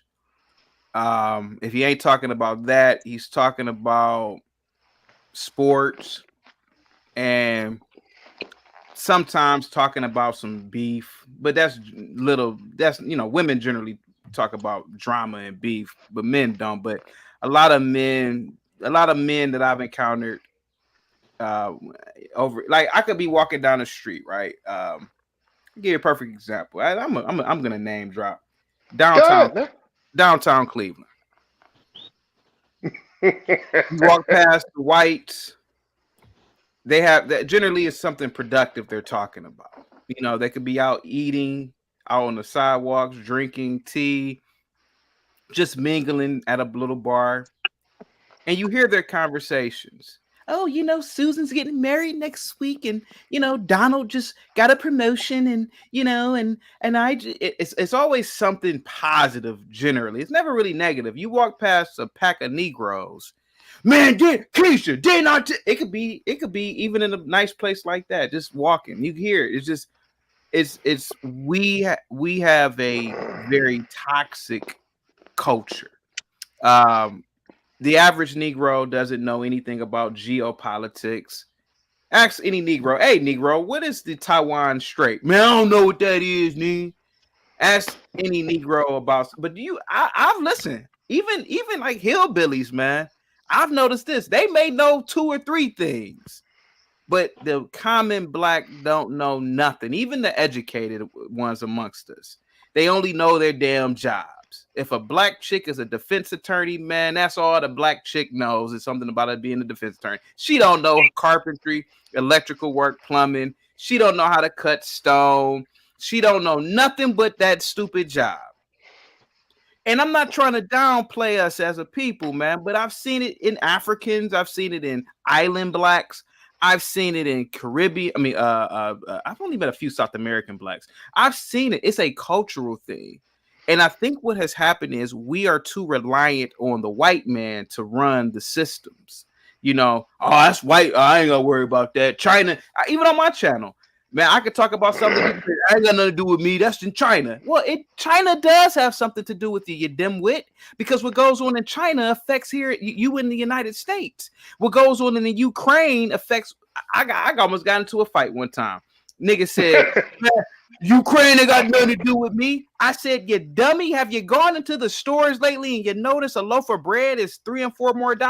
You know why? Because Since 50% of our grain globally comes from the Ukraine, you dummy. And that's the reason why the Russians want the Ukraine is because they have a large fertile community. So right. So I get what you're saying. Like, we got to come together and connect, but it's more to it than that. It's first correcting what I believe are social ills. I believe smoking weed is bad. I believe drinking alcohol is bad. And there's other things that we do that is bad. You walk past most black men, I'm telling you, man, I told that B, man, to stop tripping, man. But then you walk past white men, you walk past white women, you walk past other people. It's just peaceful conversation. I'm not saying that whites are peaceful, but at least they pretend to be in public. So to answer your, and I'm being long-winded because I really am passionate about this because I'm the Negro whisperer and I'm like the David Attenborough of Negro. Come on, Chaotic, you can stop, man. I've been watching your content forever. So I'm like the National Geographic Channel when it comes to observing Negroes, and so we have this thing where we beef all the time, we bicker all the time, we don't trust each other, we're tribal, and you can't come together if you have a tribal mindset. Listen, an Italian American, he may be 4 or 5 generations removed from his grandmother who came over from Italy or Sicily. But I've been in Sicily. But let a regular Italian come over. I bet you he doesn't view that Italian as different, even though he's an American and that guy's an Italian. I bet you they don't view each other as different. Now, I don't know this. I've never really asked any Italians that I know, but I would almost assume that they don't view each other like that, the way that blacks and Africans and island blacks view each other. So there's this hatred just off the. I've heard stupid shit like Africans don't look like African Americans. I'm like, what are you talking about? Yes, they do. Is it something that you created in your brains? Bro, I ain't gonna lie to you. I'm high yellow, and I was. Because you might hold on. I was in Ethiopia. And I look like everybody in fucking Ethiopia. Well, right. You got my slang again, but what I'm saying is that. Sorry about the slang, man. But what I'm saying is that it's just a culture that nobody wants to really talk about. But I think I'm one of the only ones who do. You go to most black go to any black network like on Instagram, like Shade Room or whatever, or World Star Hip Hop. What are they primarily showing? They're showing debauchery, the negativity, negative stuff. Even on BET back in the day, BET couldn't. You know why BET couldn't do a BET News, like Fox News or CNN News, because the Negro doesn't care about information like that. And that's they don't care about positive. Positive information, Chaotic. It's not just positive, but it's just this information. Period. Because we don't care about the globe. Most Negroes don't even care about what goes outside the damn neighborhoods. So when people say you're Uncle Tom, Chaotic, you're this, I look at them and say, no, I'm not, man. I view the world from the perspective of somebody who globally sees it. And what I see globally is that you have a marketplace of industry, like Akine said, that a lot of blacks in America don't even care about. I gotta say this. It was some dumb Negroes that called into my show the other day. They said that one of the biggest exports out of America was rap music. I almost hung myself. I said, "These some stupid dumb niggas. Do they not realize that the biggest export that's coming out of America is oil? Do they not realize that rap is not a true export? Do they not realize it's not a product either? Right. Do they not realize if rap were to just go away, the world will still function? The world couldn't function without oil. The world couldn't function without steel. The world couldn't function without semiconductors, which is industry. Or water. Well, water is I'm not talking about that kind of, water, obviously. But the Negro is so small-minded in his brain. And it's not just one. Man, it is millions of blacks who think like this. the nigga thinks that rap is an important export. I almost committed suicide. I shouldn't. Come on, stop it! Don't say that, man. You messing with that? You messing with your algorithm? Don't say that. Yeah, I know. I should have said that. Yeah. Yeah, don't say that. But the way to fix these things is to first talk about them. The first thing I would say is the Negro has to be sober. If you can't, you got to be sober to do anything. You can't. And I'll say this too to end what I'm saying. Mm-hmm. Black men should never talk to each other unless it's about business. Period. That's period. You should never talk to another black man unless it's about business.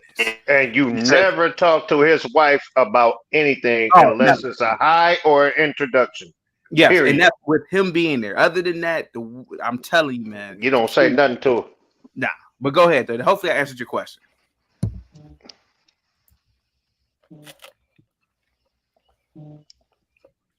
Did he hear? Did I ask you guys a question? Go ahead, guys. Oh, I don't have a question. You answered my question. I'm waiting for Connect.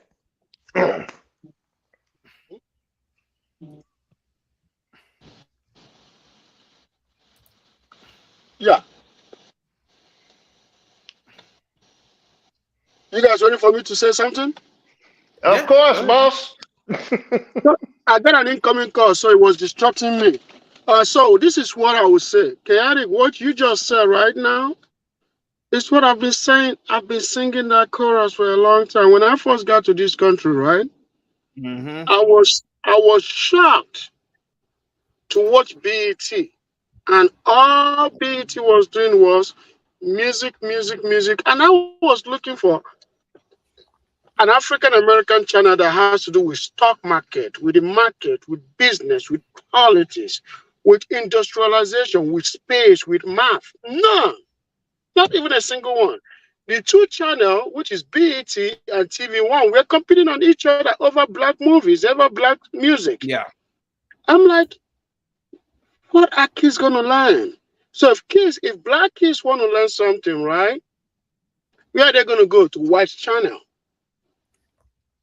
Are they going to have respect for their culture? If their culture is not teaching them the basic thing of necessity, which is science and math. If you have somebody like Jay-Z, Kanye West, all these guys that call themselves billionaires, they don't have any manufacturing company. Who manufactures their stuff? The Chinese or the white? There is no inspiration. So what they actually selling to the community is buy. Not manufacture. There is no manufacturing basis in the black community. So it starts with the deliverance. What is the delivery channel? BET and TV1. When you go to like all these radio shows, in fact, I was so pissed, even though I was enjoying it at the moment. It seemed like everything about Black race when I first came here was comedy show and music, movie. Yeah. Comedy. In fact, everybody wants to out-comedy each other. Yeah. I'm like, we're not here to do comedy. Come on, man. Who is the doctor? Who is the engineer? Who is the scientist? And then I was surprised when somebody was telling me one time, "Well, you too smart for me to date you." I'm like, what? Because where I'm from, or the culture that I know, even though the culture is becoming American today, back in those days when I was growing up, we used to go to the smartest person in the neighborhood just to watch that person talk. Yeah. Solve math. Do something academic. We used to be inspired for that. So you know what? When you brought that up, man, it kind of made me feel a certain type of way because I'm an engineer. I mean, I have a degree from OSU in chemical engineering. I clean water for a living, and you are absolutely correct. They don't have no respect for it. I mean, I can tell my family I'm an engineer, and you know what? Most of my family be like, oh, you just some uppity ass N word. I hope Because they I got really an engineering degree, huh? I hope they didn't really say that to you, man. My younger family does, not my older family, not the ones that are my age. But Aren't you a Kappa too, by the way? no. Okay, Omega. I thought you were a Kappa, but never mind. Okay, no, Omega. Oh, you're Omega. Oh, okay. and I a wasn't master broke. mason. I knew you told me you were a Greek, but okay. Yeah. But it's you volunteer for so much stuff. By the time you finish, you feel like I don't know who I am anymore. Yeah. But you are Kappa, right? Absolutely not, sir. I belong to the greatest fraternity on the planet, man. And what's that? You know what that is, man. I'm Omega. Okay, nah. I belong to the greatest fraternity that's produced the greatest people, man. Thurgood Marshall, Martin Luther King, Alpha Phi, Alpha Fraternity. Alpha. I already knew as soon as you said it. I said Alpha. My man. You know what? I got respect for you. It ain't nothing but love, baby. Anyway, go ahead. No, y'all go ahead and finish what you're saying. I apologize. No, Akene's right. I mean, look, if I own BET or any other network, I ain't gonna lie to you, I'm a capitalist. If I know that Negroes love music videos, I have music videos running 24/7. And then until the market changes, I'll change. I can't force people to watch videos on how things are made, like the History Channel, or I can't. There's not a market for that, particularly with at least with the black population that watched BET. It wasn't. Chaotic, I disagree. I said with the black population that watched BET. I didn't say black population at all. I disagree with that. I disagree with that. Okay. There is something called marketing, right? One thing about marketing is this: you market to, like I was reading some of the comments online. They said, "Oh, BET was having a target audience," but then after the business, BET never changed. BET targeted the audience, it got the audience, but it didn't introduce science, right? It didn't introduce engineering. After it got the audience, it didn't introduce other things, right? That would have inspired the kids. I got to tell you something. The reason why black people take alcohol is because alcohol was marketed to them. The reason why they take weed is because weed is marketed to them, right? People buy what you sell to them. I got to tell you something about demand and supply. Demand and supply is what is that when customers demand certain things, you supply them to it, right? When the demand is high, the price is low. When the demand is low, the price is high, right? But when the demand is high, the price is high. When the demand is low, the price is low, right? But there is also something called said in English, when the desirable is not available, the available becomes desirable. Am I correct? Yeah. The reason why is this. The reason why is this. If you start marketing science to the community and take away the alcohol and the music, after a certain time when the community can't find that alcohol, what are they going to do? They can't find the music. They're going to start listening to the scientists, right? Talk. But when you start feeding sugar to somebody that is crying sugar, what are they going to do? They're going to keep eating sugar. But when they cry sugar and you give them water, after 3 hours and 10 hours and 24 hours of crying sugar, what are they going to do? They're going to drink the water because they want to survive, right? So when you starve people of something, they will buy what you, if you starve people of something, they will buy what you provide them. That is why the government has power, because government can control what you eat and what you don't eat. If the government doesn't want you to eat Cheerios anymore, they won't supply Cheerios, right? Yeah. That's right.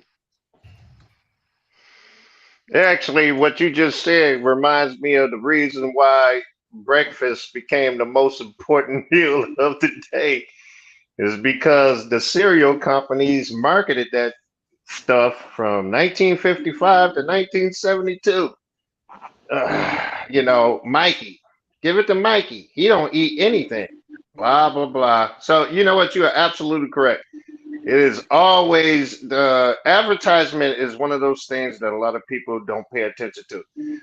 I mean, have you ever just was riding down the street and then you heard somebody, your girlfriend, your kid, you know what? I would like to have a cheeseburger. And before you knew it, you went to Wendy's or McDonald's or something like that and got a cheeseburger.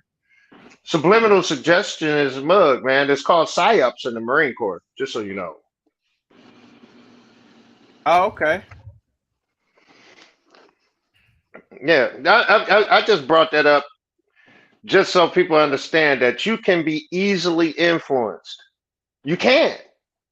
I mean, and you know what? You can talk about how powerful and mentally stable and how great you are, and you pay attention to everything. There's always somebody that's going to be able to suggest something to you, and you know what you're going to say? You know what? That sounds like a good idea. That's all I meant by that. Okay. Yeah. But that's just my answer, man. I mean, I feel you, Akene, but I think I mean, you're very optimistic. I see what you're saying, you know, get rid of it, but I don't know. Oh, you can't get it up. You can't get it up. I'm talking about getting rid of like if you had a TV like a BET, like a network, and you said, you know, we're not gonna show music videos all day. I think I don't know, man. Somebody's going to create that opportunity. Yeah. Somebody else will open it. No, what I'm trying to say basically, maybe I didn't balance it up, is to create balance. You see what I'm saying? Yeah. You have, in fact, BET can actually create other channels within BET, because if you put BET, if you have a BET network, right, and you put all those things in just one channel, BET, you create chaos. There is a reason why there is CNBC, there is there's NBC, there is all these channels that all make up NBC family, right? Because you can then change channel to what you want to watch. Because if then there is NBC movies, there is NBC cinema, there is all those things. You have to create those substations so that way people can watch they want to watch. But when you say BET science, people are going to be curious. Oh, what is BET science for? BET financial. I'm giving them this idea. They should run with it. This is free. I hope somebody's watching to tell them. BET financial. They create BET financial. It's talking about the stock market, right? BET movies. It's talking about Hollywood. You got a point. You got a point. Remember Bill Starr, the science guy? The boringest guy ever, bro. Boringest guy ever. Not the kids. Not the kids. No, not the kids. I'm just saying, you know what? He didn't start falling off until it became political. I mean, you can look online. But before that, I mean, you know, all he talked was science. He was, you know, straight up. Bill Nye is from Ohio. That's the reason why I even know about it. And the funny thing is, he's not even a scientist, he's an engineer. Exactly. You know what, Chaotic? I love you, man. I love you, bro. Thanks. And guess what just happened? I think it was last week. You know, this guy controlled the highest stake in BET. That was Tyler Perry. So hopefully they can do some changes. I think it was announced yesterday or today. Yeah, I wouldn't rely on Tyler Perry for. But Tyler Perry is more of a movie guy, not a science guy. That's the thing that I'm talking about. I got you. I'm just saying I wouldn't rely on Tyler Perry too much. Tyler Perry is starting to sign the contract. He's starting to actually participate in the Hollywood Bollywood. Even though I do give him props by removing his product from Hollywood and putting it in Atlanta, but you know what? I hate to tell you, that kind of entertainment industries is very, very insidious. Just saying. But I could just be being paranoid. No, what you're saying is true. That's all I meant by that. I mean, I hope but you know, what can you do, man? I mean, you know, a brother that made his money by dressing up as an old black woman is. I'm sorry. Hey, chaotic. I'm sorry. I'm trying to be cool about this, but I don't. You know, I'll be quiet. Let me quit talking. 'Cause I don't want to get on Tyler Perry's bad side. Let me see. Scuba says they also have a thing they can aim at you and make you feel like you're on fire with the microwave tech. I wouldn't be surprised. Let me see. Scuba also says, you know, the military has a YouTube channel showing this stuff. They test it on their own soldiers. Interesting. Okay. Well, okay. they also did it with Sonics too, man. Well, low subwoofer Sonics, that stuff that they use to penetrate the ocean so they can communicate with fucking subs. Good, man. I'm sorry. You good. You know, when I was a kid, when I was like 20 years old, cousin Joey, I had a professor named Halim Eldab. He was an Egyptian, actually. Okay. And he passed away like 3 years ago, but he was a professor emeritus at Kent State University. He actually said something, and we thought he was crazy at the time, but he was an Arab Egyptian. He said without a shadow of it, he said first, blacks created almost everything in ancient Egypt. He said that when he would travel throughout Africa, he would see Africans doing stuff. Like he would go to the villages, and he said that he would see African. First of all, he said some crazy stuff. He said that I can't remember the exact countries he would go to. He said he was old too, so he had traveled. He said that he would go to some villages, and there were people who were there who lived in these villages who were 200 plus years old. He also said that there were some places where he went, there people could levitate. Now, to get to my point, he said the way that the black Egyptians built the pyramids was through sound. So when people in the chat are talking about vibrations and military using like waves and stuff, it's not too far-fetched for me to believe if you hear these tales of ancient men figuring out sound vibrations and moving things, then maybe you know we are just rediscovering this technology now, but we're using it for bad reasons, though, if that makes any sense. Yeah, that makes perfectly good sense, man. I mean, I've done the research on sound, and it's really it falls under the realm of propagation. So it's not really about sound, but it's about waves, because a lot of sound, let me tell you something, man, human beings can't hear the full dynamic of sound. We can't. No. You know what I'm saying? And there are sounds that I'm not gonna lie to you, can make you do all kinds of stuff, make you think a certain type of way, make you pass out and give you bad dreams. It can make you throw up. It can rupture. Let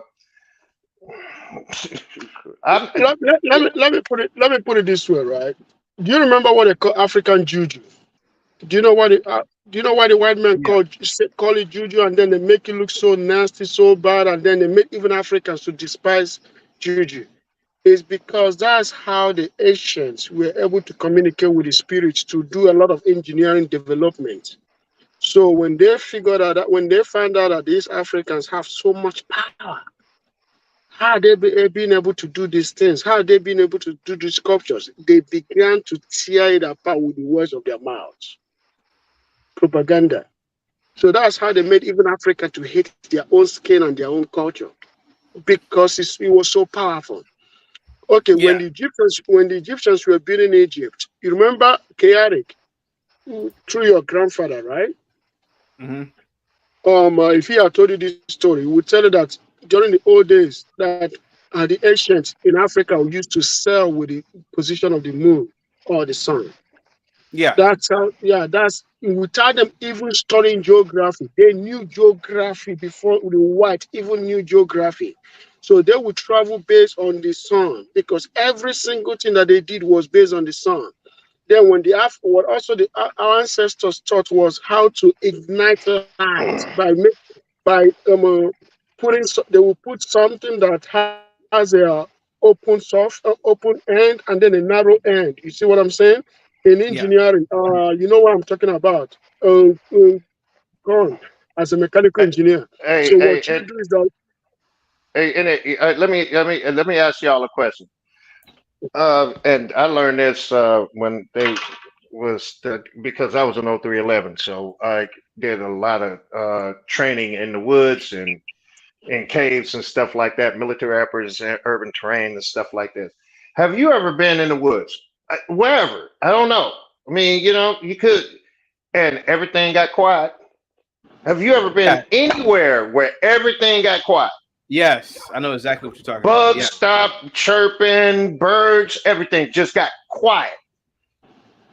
How did that feel?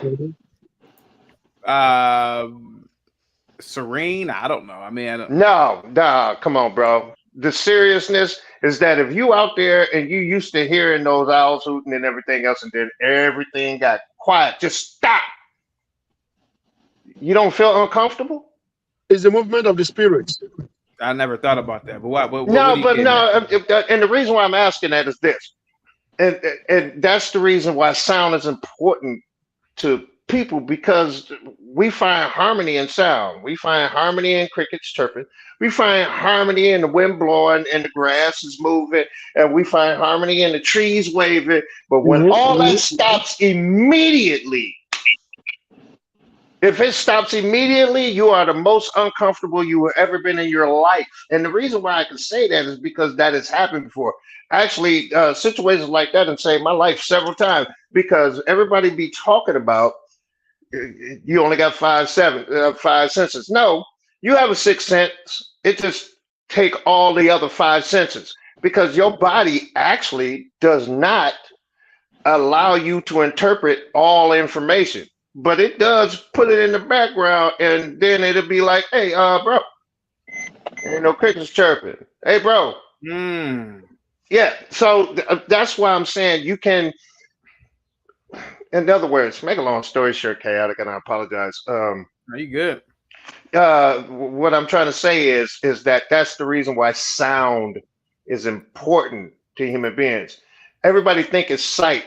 You understand that we spend almost 65% of our time in the dark. We either sleep or it's nighttime. Yeah, that makes sense. That's all I meant by that. And then and then here's the thing. What is the one sense that provokes memories of happy times and worst times? The number one sense that does it. It's not sight. I don't know. You smell cookies, reminds you mom, right? Smell green. Huh? The ear and the nose. Oh, the ear and the nose.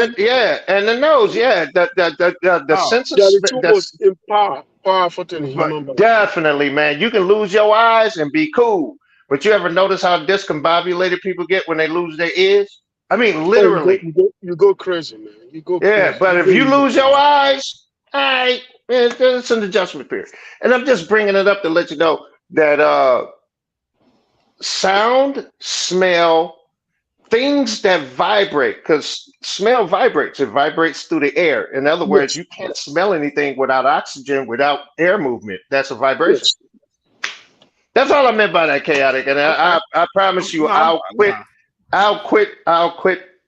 That is why when you come to engineering, as an engineering student, when you come to engineering, all right, vibration, the study of vibration, you see resonance, which is physics. All this thing came out of physics. Physics is still the most important aspect of engineering because of resonance, because of sound, because of airwave particle, longitudinal wave or latitudinal wave. You see what I'm saying? They all have You're to do absolutely correct. with our sound. So sound smell happen because of that's wavelength. The travel of smell. And what pushes that is because of air particle. And air particles all have resonance. They have sound in it. You see what I'm saying? Yeah, so I agree with you. Yeah, they both work hand in hand. If you can smell anything, you go crazy. If you can hear anything, you go crazy. You shut down, you Yeah, die. yeah. But if you can't see nothing, You man, won't worry that much. yeah, You it's won't worry. irritating. It's irritating, but yeah. But yeah, if you can't hear, like literally, man, I've actually seen this happen before. I had a Marine friend of mine that while we was in action in Serbia, former Herzegovina, he got his ear shot off. Damn. And that dude screamed the entire time it took us to get him back until they can bust his eardrum so he would not have to so he would not have to feel the sensation of not being able to control the sound that was coming into his ear. And it was his left ear. And they literally popped his eardrum on purpose so he can calm down. And people be like, oh, Joe, you should never talk about that. Because I'm like, bro, you have to understand the dynamics of the human body. And you also need to understand the things that most men put themselves through to make sure that the United States or whatever country they are. Look, like I tell people this, they were like, why did you join the Marine Corps? I said, because everything I care about is in the United States. If it was in Zimbabwe, I'll be in their military. But everything I care about is here. So you can judge me. Look, you can judge me on my decisions, but you don't get to judge me on my character. And you don't get to judge me on you don't get to judge me on my outcome because I'm still here. Now, whether or not you want to believe that that's necessary or not, I got 3 combat tours. I'm still here.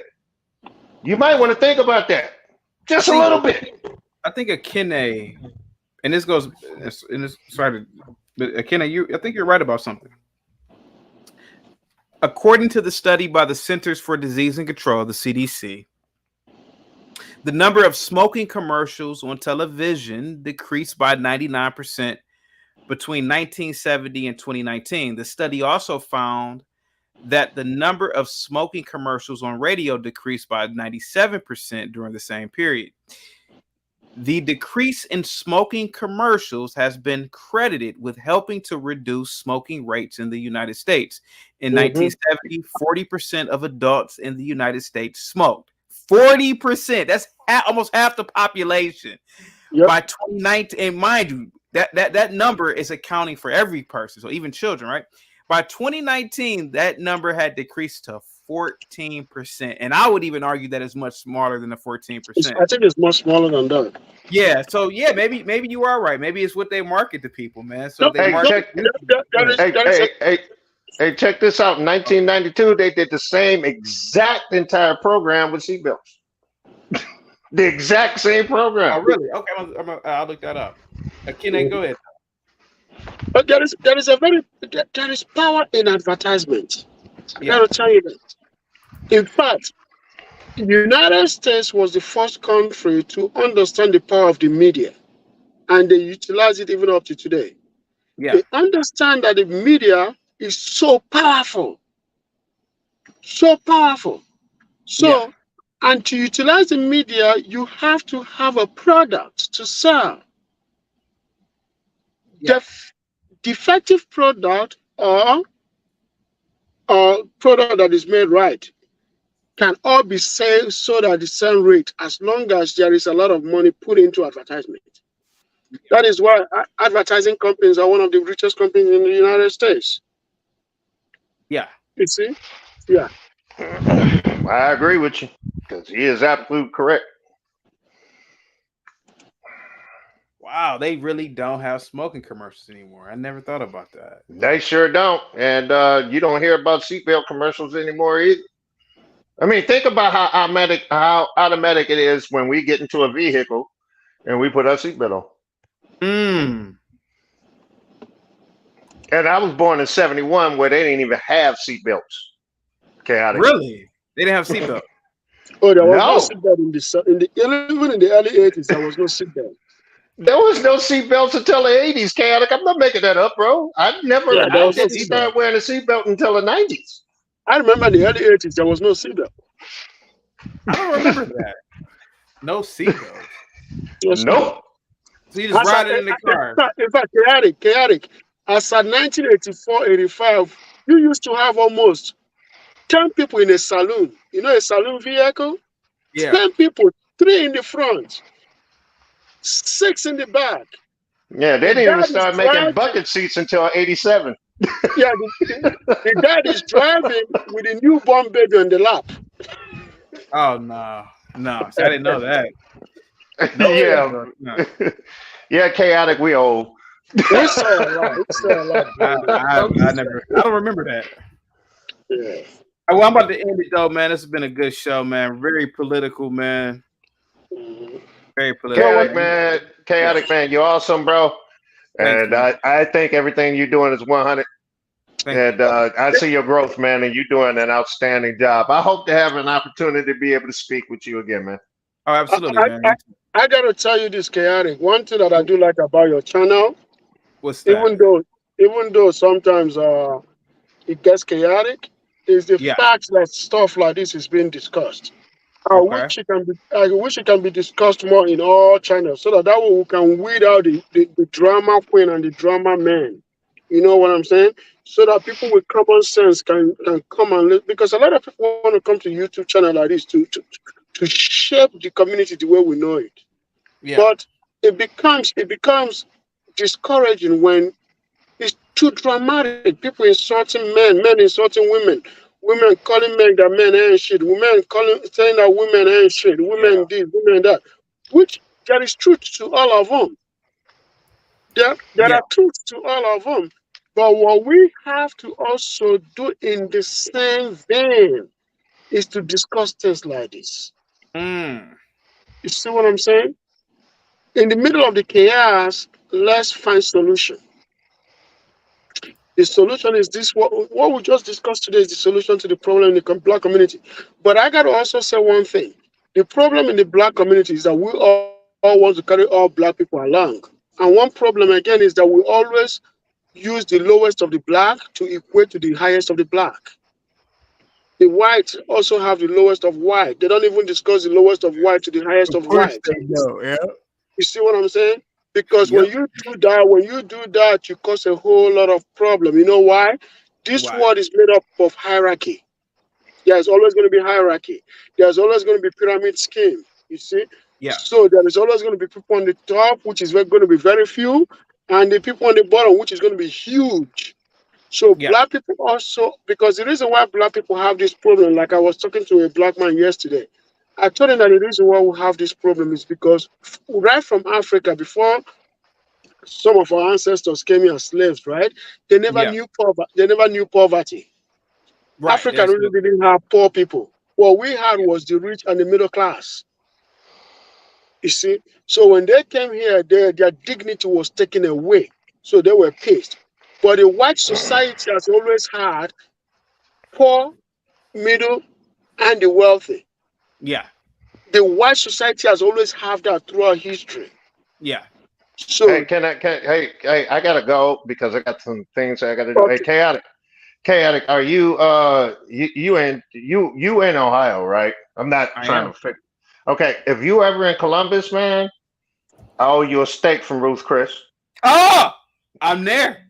Okay, and hold on, and I'll put my phone number not in the back chat, but once this is over with and it's posted, I'll make sure that it's in there. It's gonna be from my name.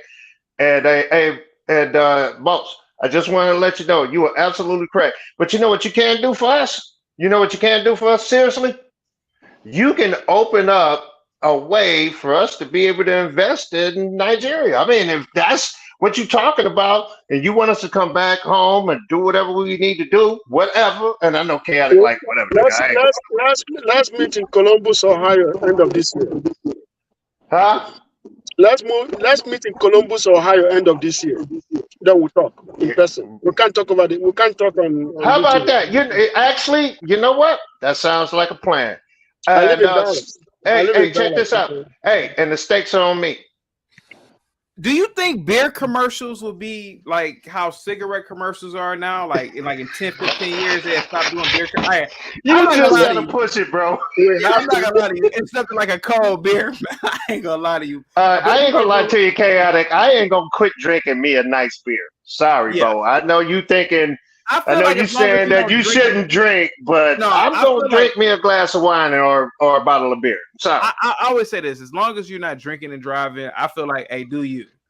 And you're not harming people. I think cigarettes destroy the internal. I mean, well, alcohol also messes up your body, but cigarettes are more devastating on your health. But as long as you're not drinking and driving, hey man, do you, man? That's what I felt like with alcohol. Well, you know what, Chaotic? I look at it like this. All right, and I do smoke. That's it. And I'm sorry for saying it this way, but not really. That's an 11-minute head start. Because if you get on my nerves and I go outside and smoke a cigarette, you got 11 whole minutes to change your mind and go home. Oh, you've actually counted. So how many cigarettes? So one cigarette is 11 minutes. Yeah, mine. Yeah, and it takes me 2 weeks to smoke a pack. I don't smoke like that. Oh, I smoke like Indian smoke. Excuse me, Native American smoke. My bad. Okay. Yeah. Okay. It's one of those things where I'm trying to smooth it over and trying to figure out exactly what I need to do. So I need a little bit of time to make a decision about something that will either make me or break me. One of those situations. Well, guys, it was good talking, man. It was good talking to you. And I ain't gonna lie to you, man. I love your work, bro. Thank you so much, bro. All right. Peace. Kene, peace. Thank you so much, man. Thank you, bro. Good night. Thank you.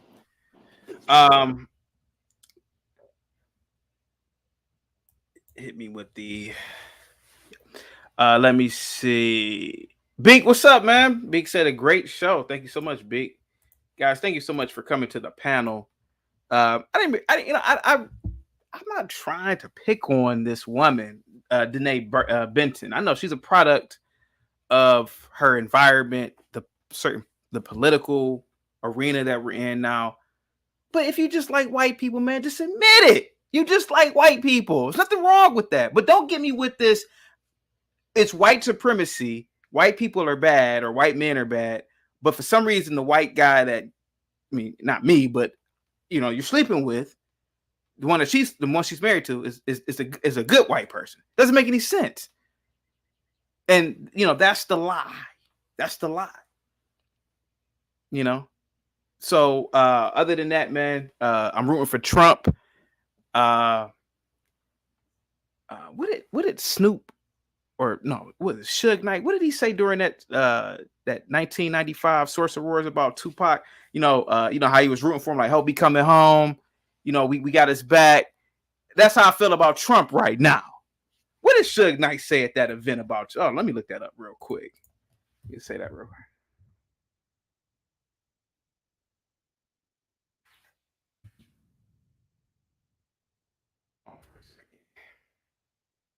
What did he say?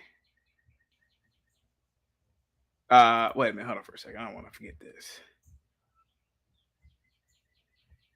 Well, he did say this is what Suge said about P. Diddy, though. He said any artists out there want to be an artist and stay a star and don't want to have to worry about the exact. See, anybody out there, that want to be a conservative and want to stay true to American beliefs and don't want to have to worry about the liberals, being all in the videos, trying to trick you into liberalism, dancing.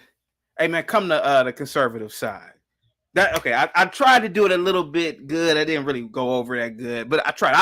I'll work on that bit and come back hopefully next Tuesday and do it again. Yeah. But other than that, man, let me see. Yes, Scuba Cat, there are animals that do things in nature to get high. I've seen pumas get high. I think frogs are high. They're born high. Some frogs, they have like DMT in them.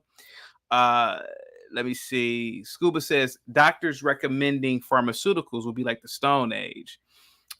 Scuba says I like nature channels. You know, I started to not like nature channels when I got older, when I realized that animals are just murdering each other. So when you're a kid, you don't think about it like that.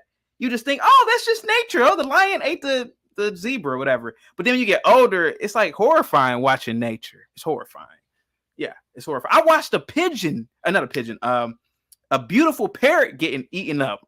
And I think it's because, you see a parrot, it's a beautiful bird, it's colorful, and you don't want it to get eaten up. And I saw it get eaten up. I couldn't believe it.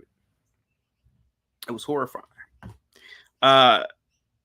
And cats are assholes. Yes. Yeah. Cats get high off of catnip. Yes. And they are also assholes. They knock random stuff off the tables. I don't have any animals, but I've seen them do it. Occasionally, a cat will stay. They will go on like the 5th or 6th step, and if you walk past there, my friend has a cat. He's old now, but he go on like on a 5th or 6th step, and you walk past, and he like try to punch you, or it's dumb stuff like cat like with a bully. Let me see. Yeah, nature is cruel. Yeah, how we get on this nature conversation? Yes, nature is cruel. Yes. It is. It is cruel. Yeah. Oh, where I live at, there's a lot of Canadian geese, and the geese, they run after you and try to bite you, especially if they have like little geese slits. I don't know what those things are called, but they'll run after you. They'll try to bite you, and that's the only tough thing that comes out of Canada. To be honest with you. Yes, I was traumatized. Yes, by that parrot being eaten up. Yes, it was horrifying. You don't want to see a pretty parrot getting eaten. But you know what? But somebody had to remind me, it's just a bird. They eat each other. Or it was a cougar eating it, or a puma, whatever those things are called. Let me see. Yeah, it is brutal. It is brutal.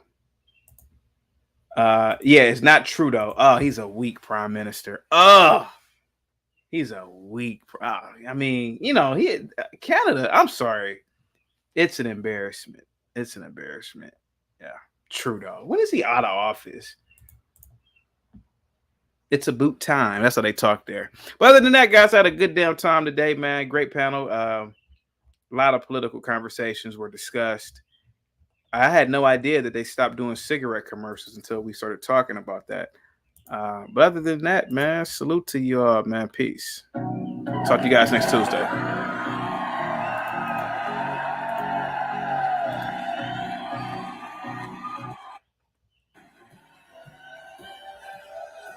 Oh, this is the black lady, the actress. Listen to this.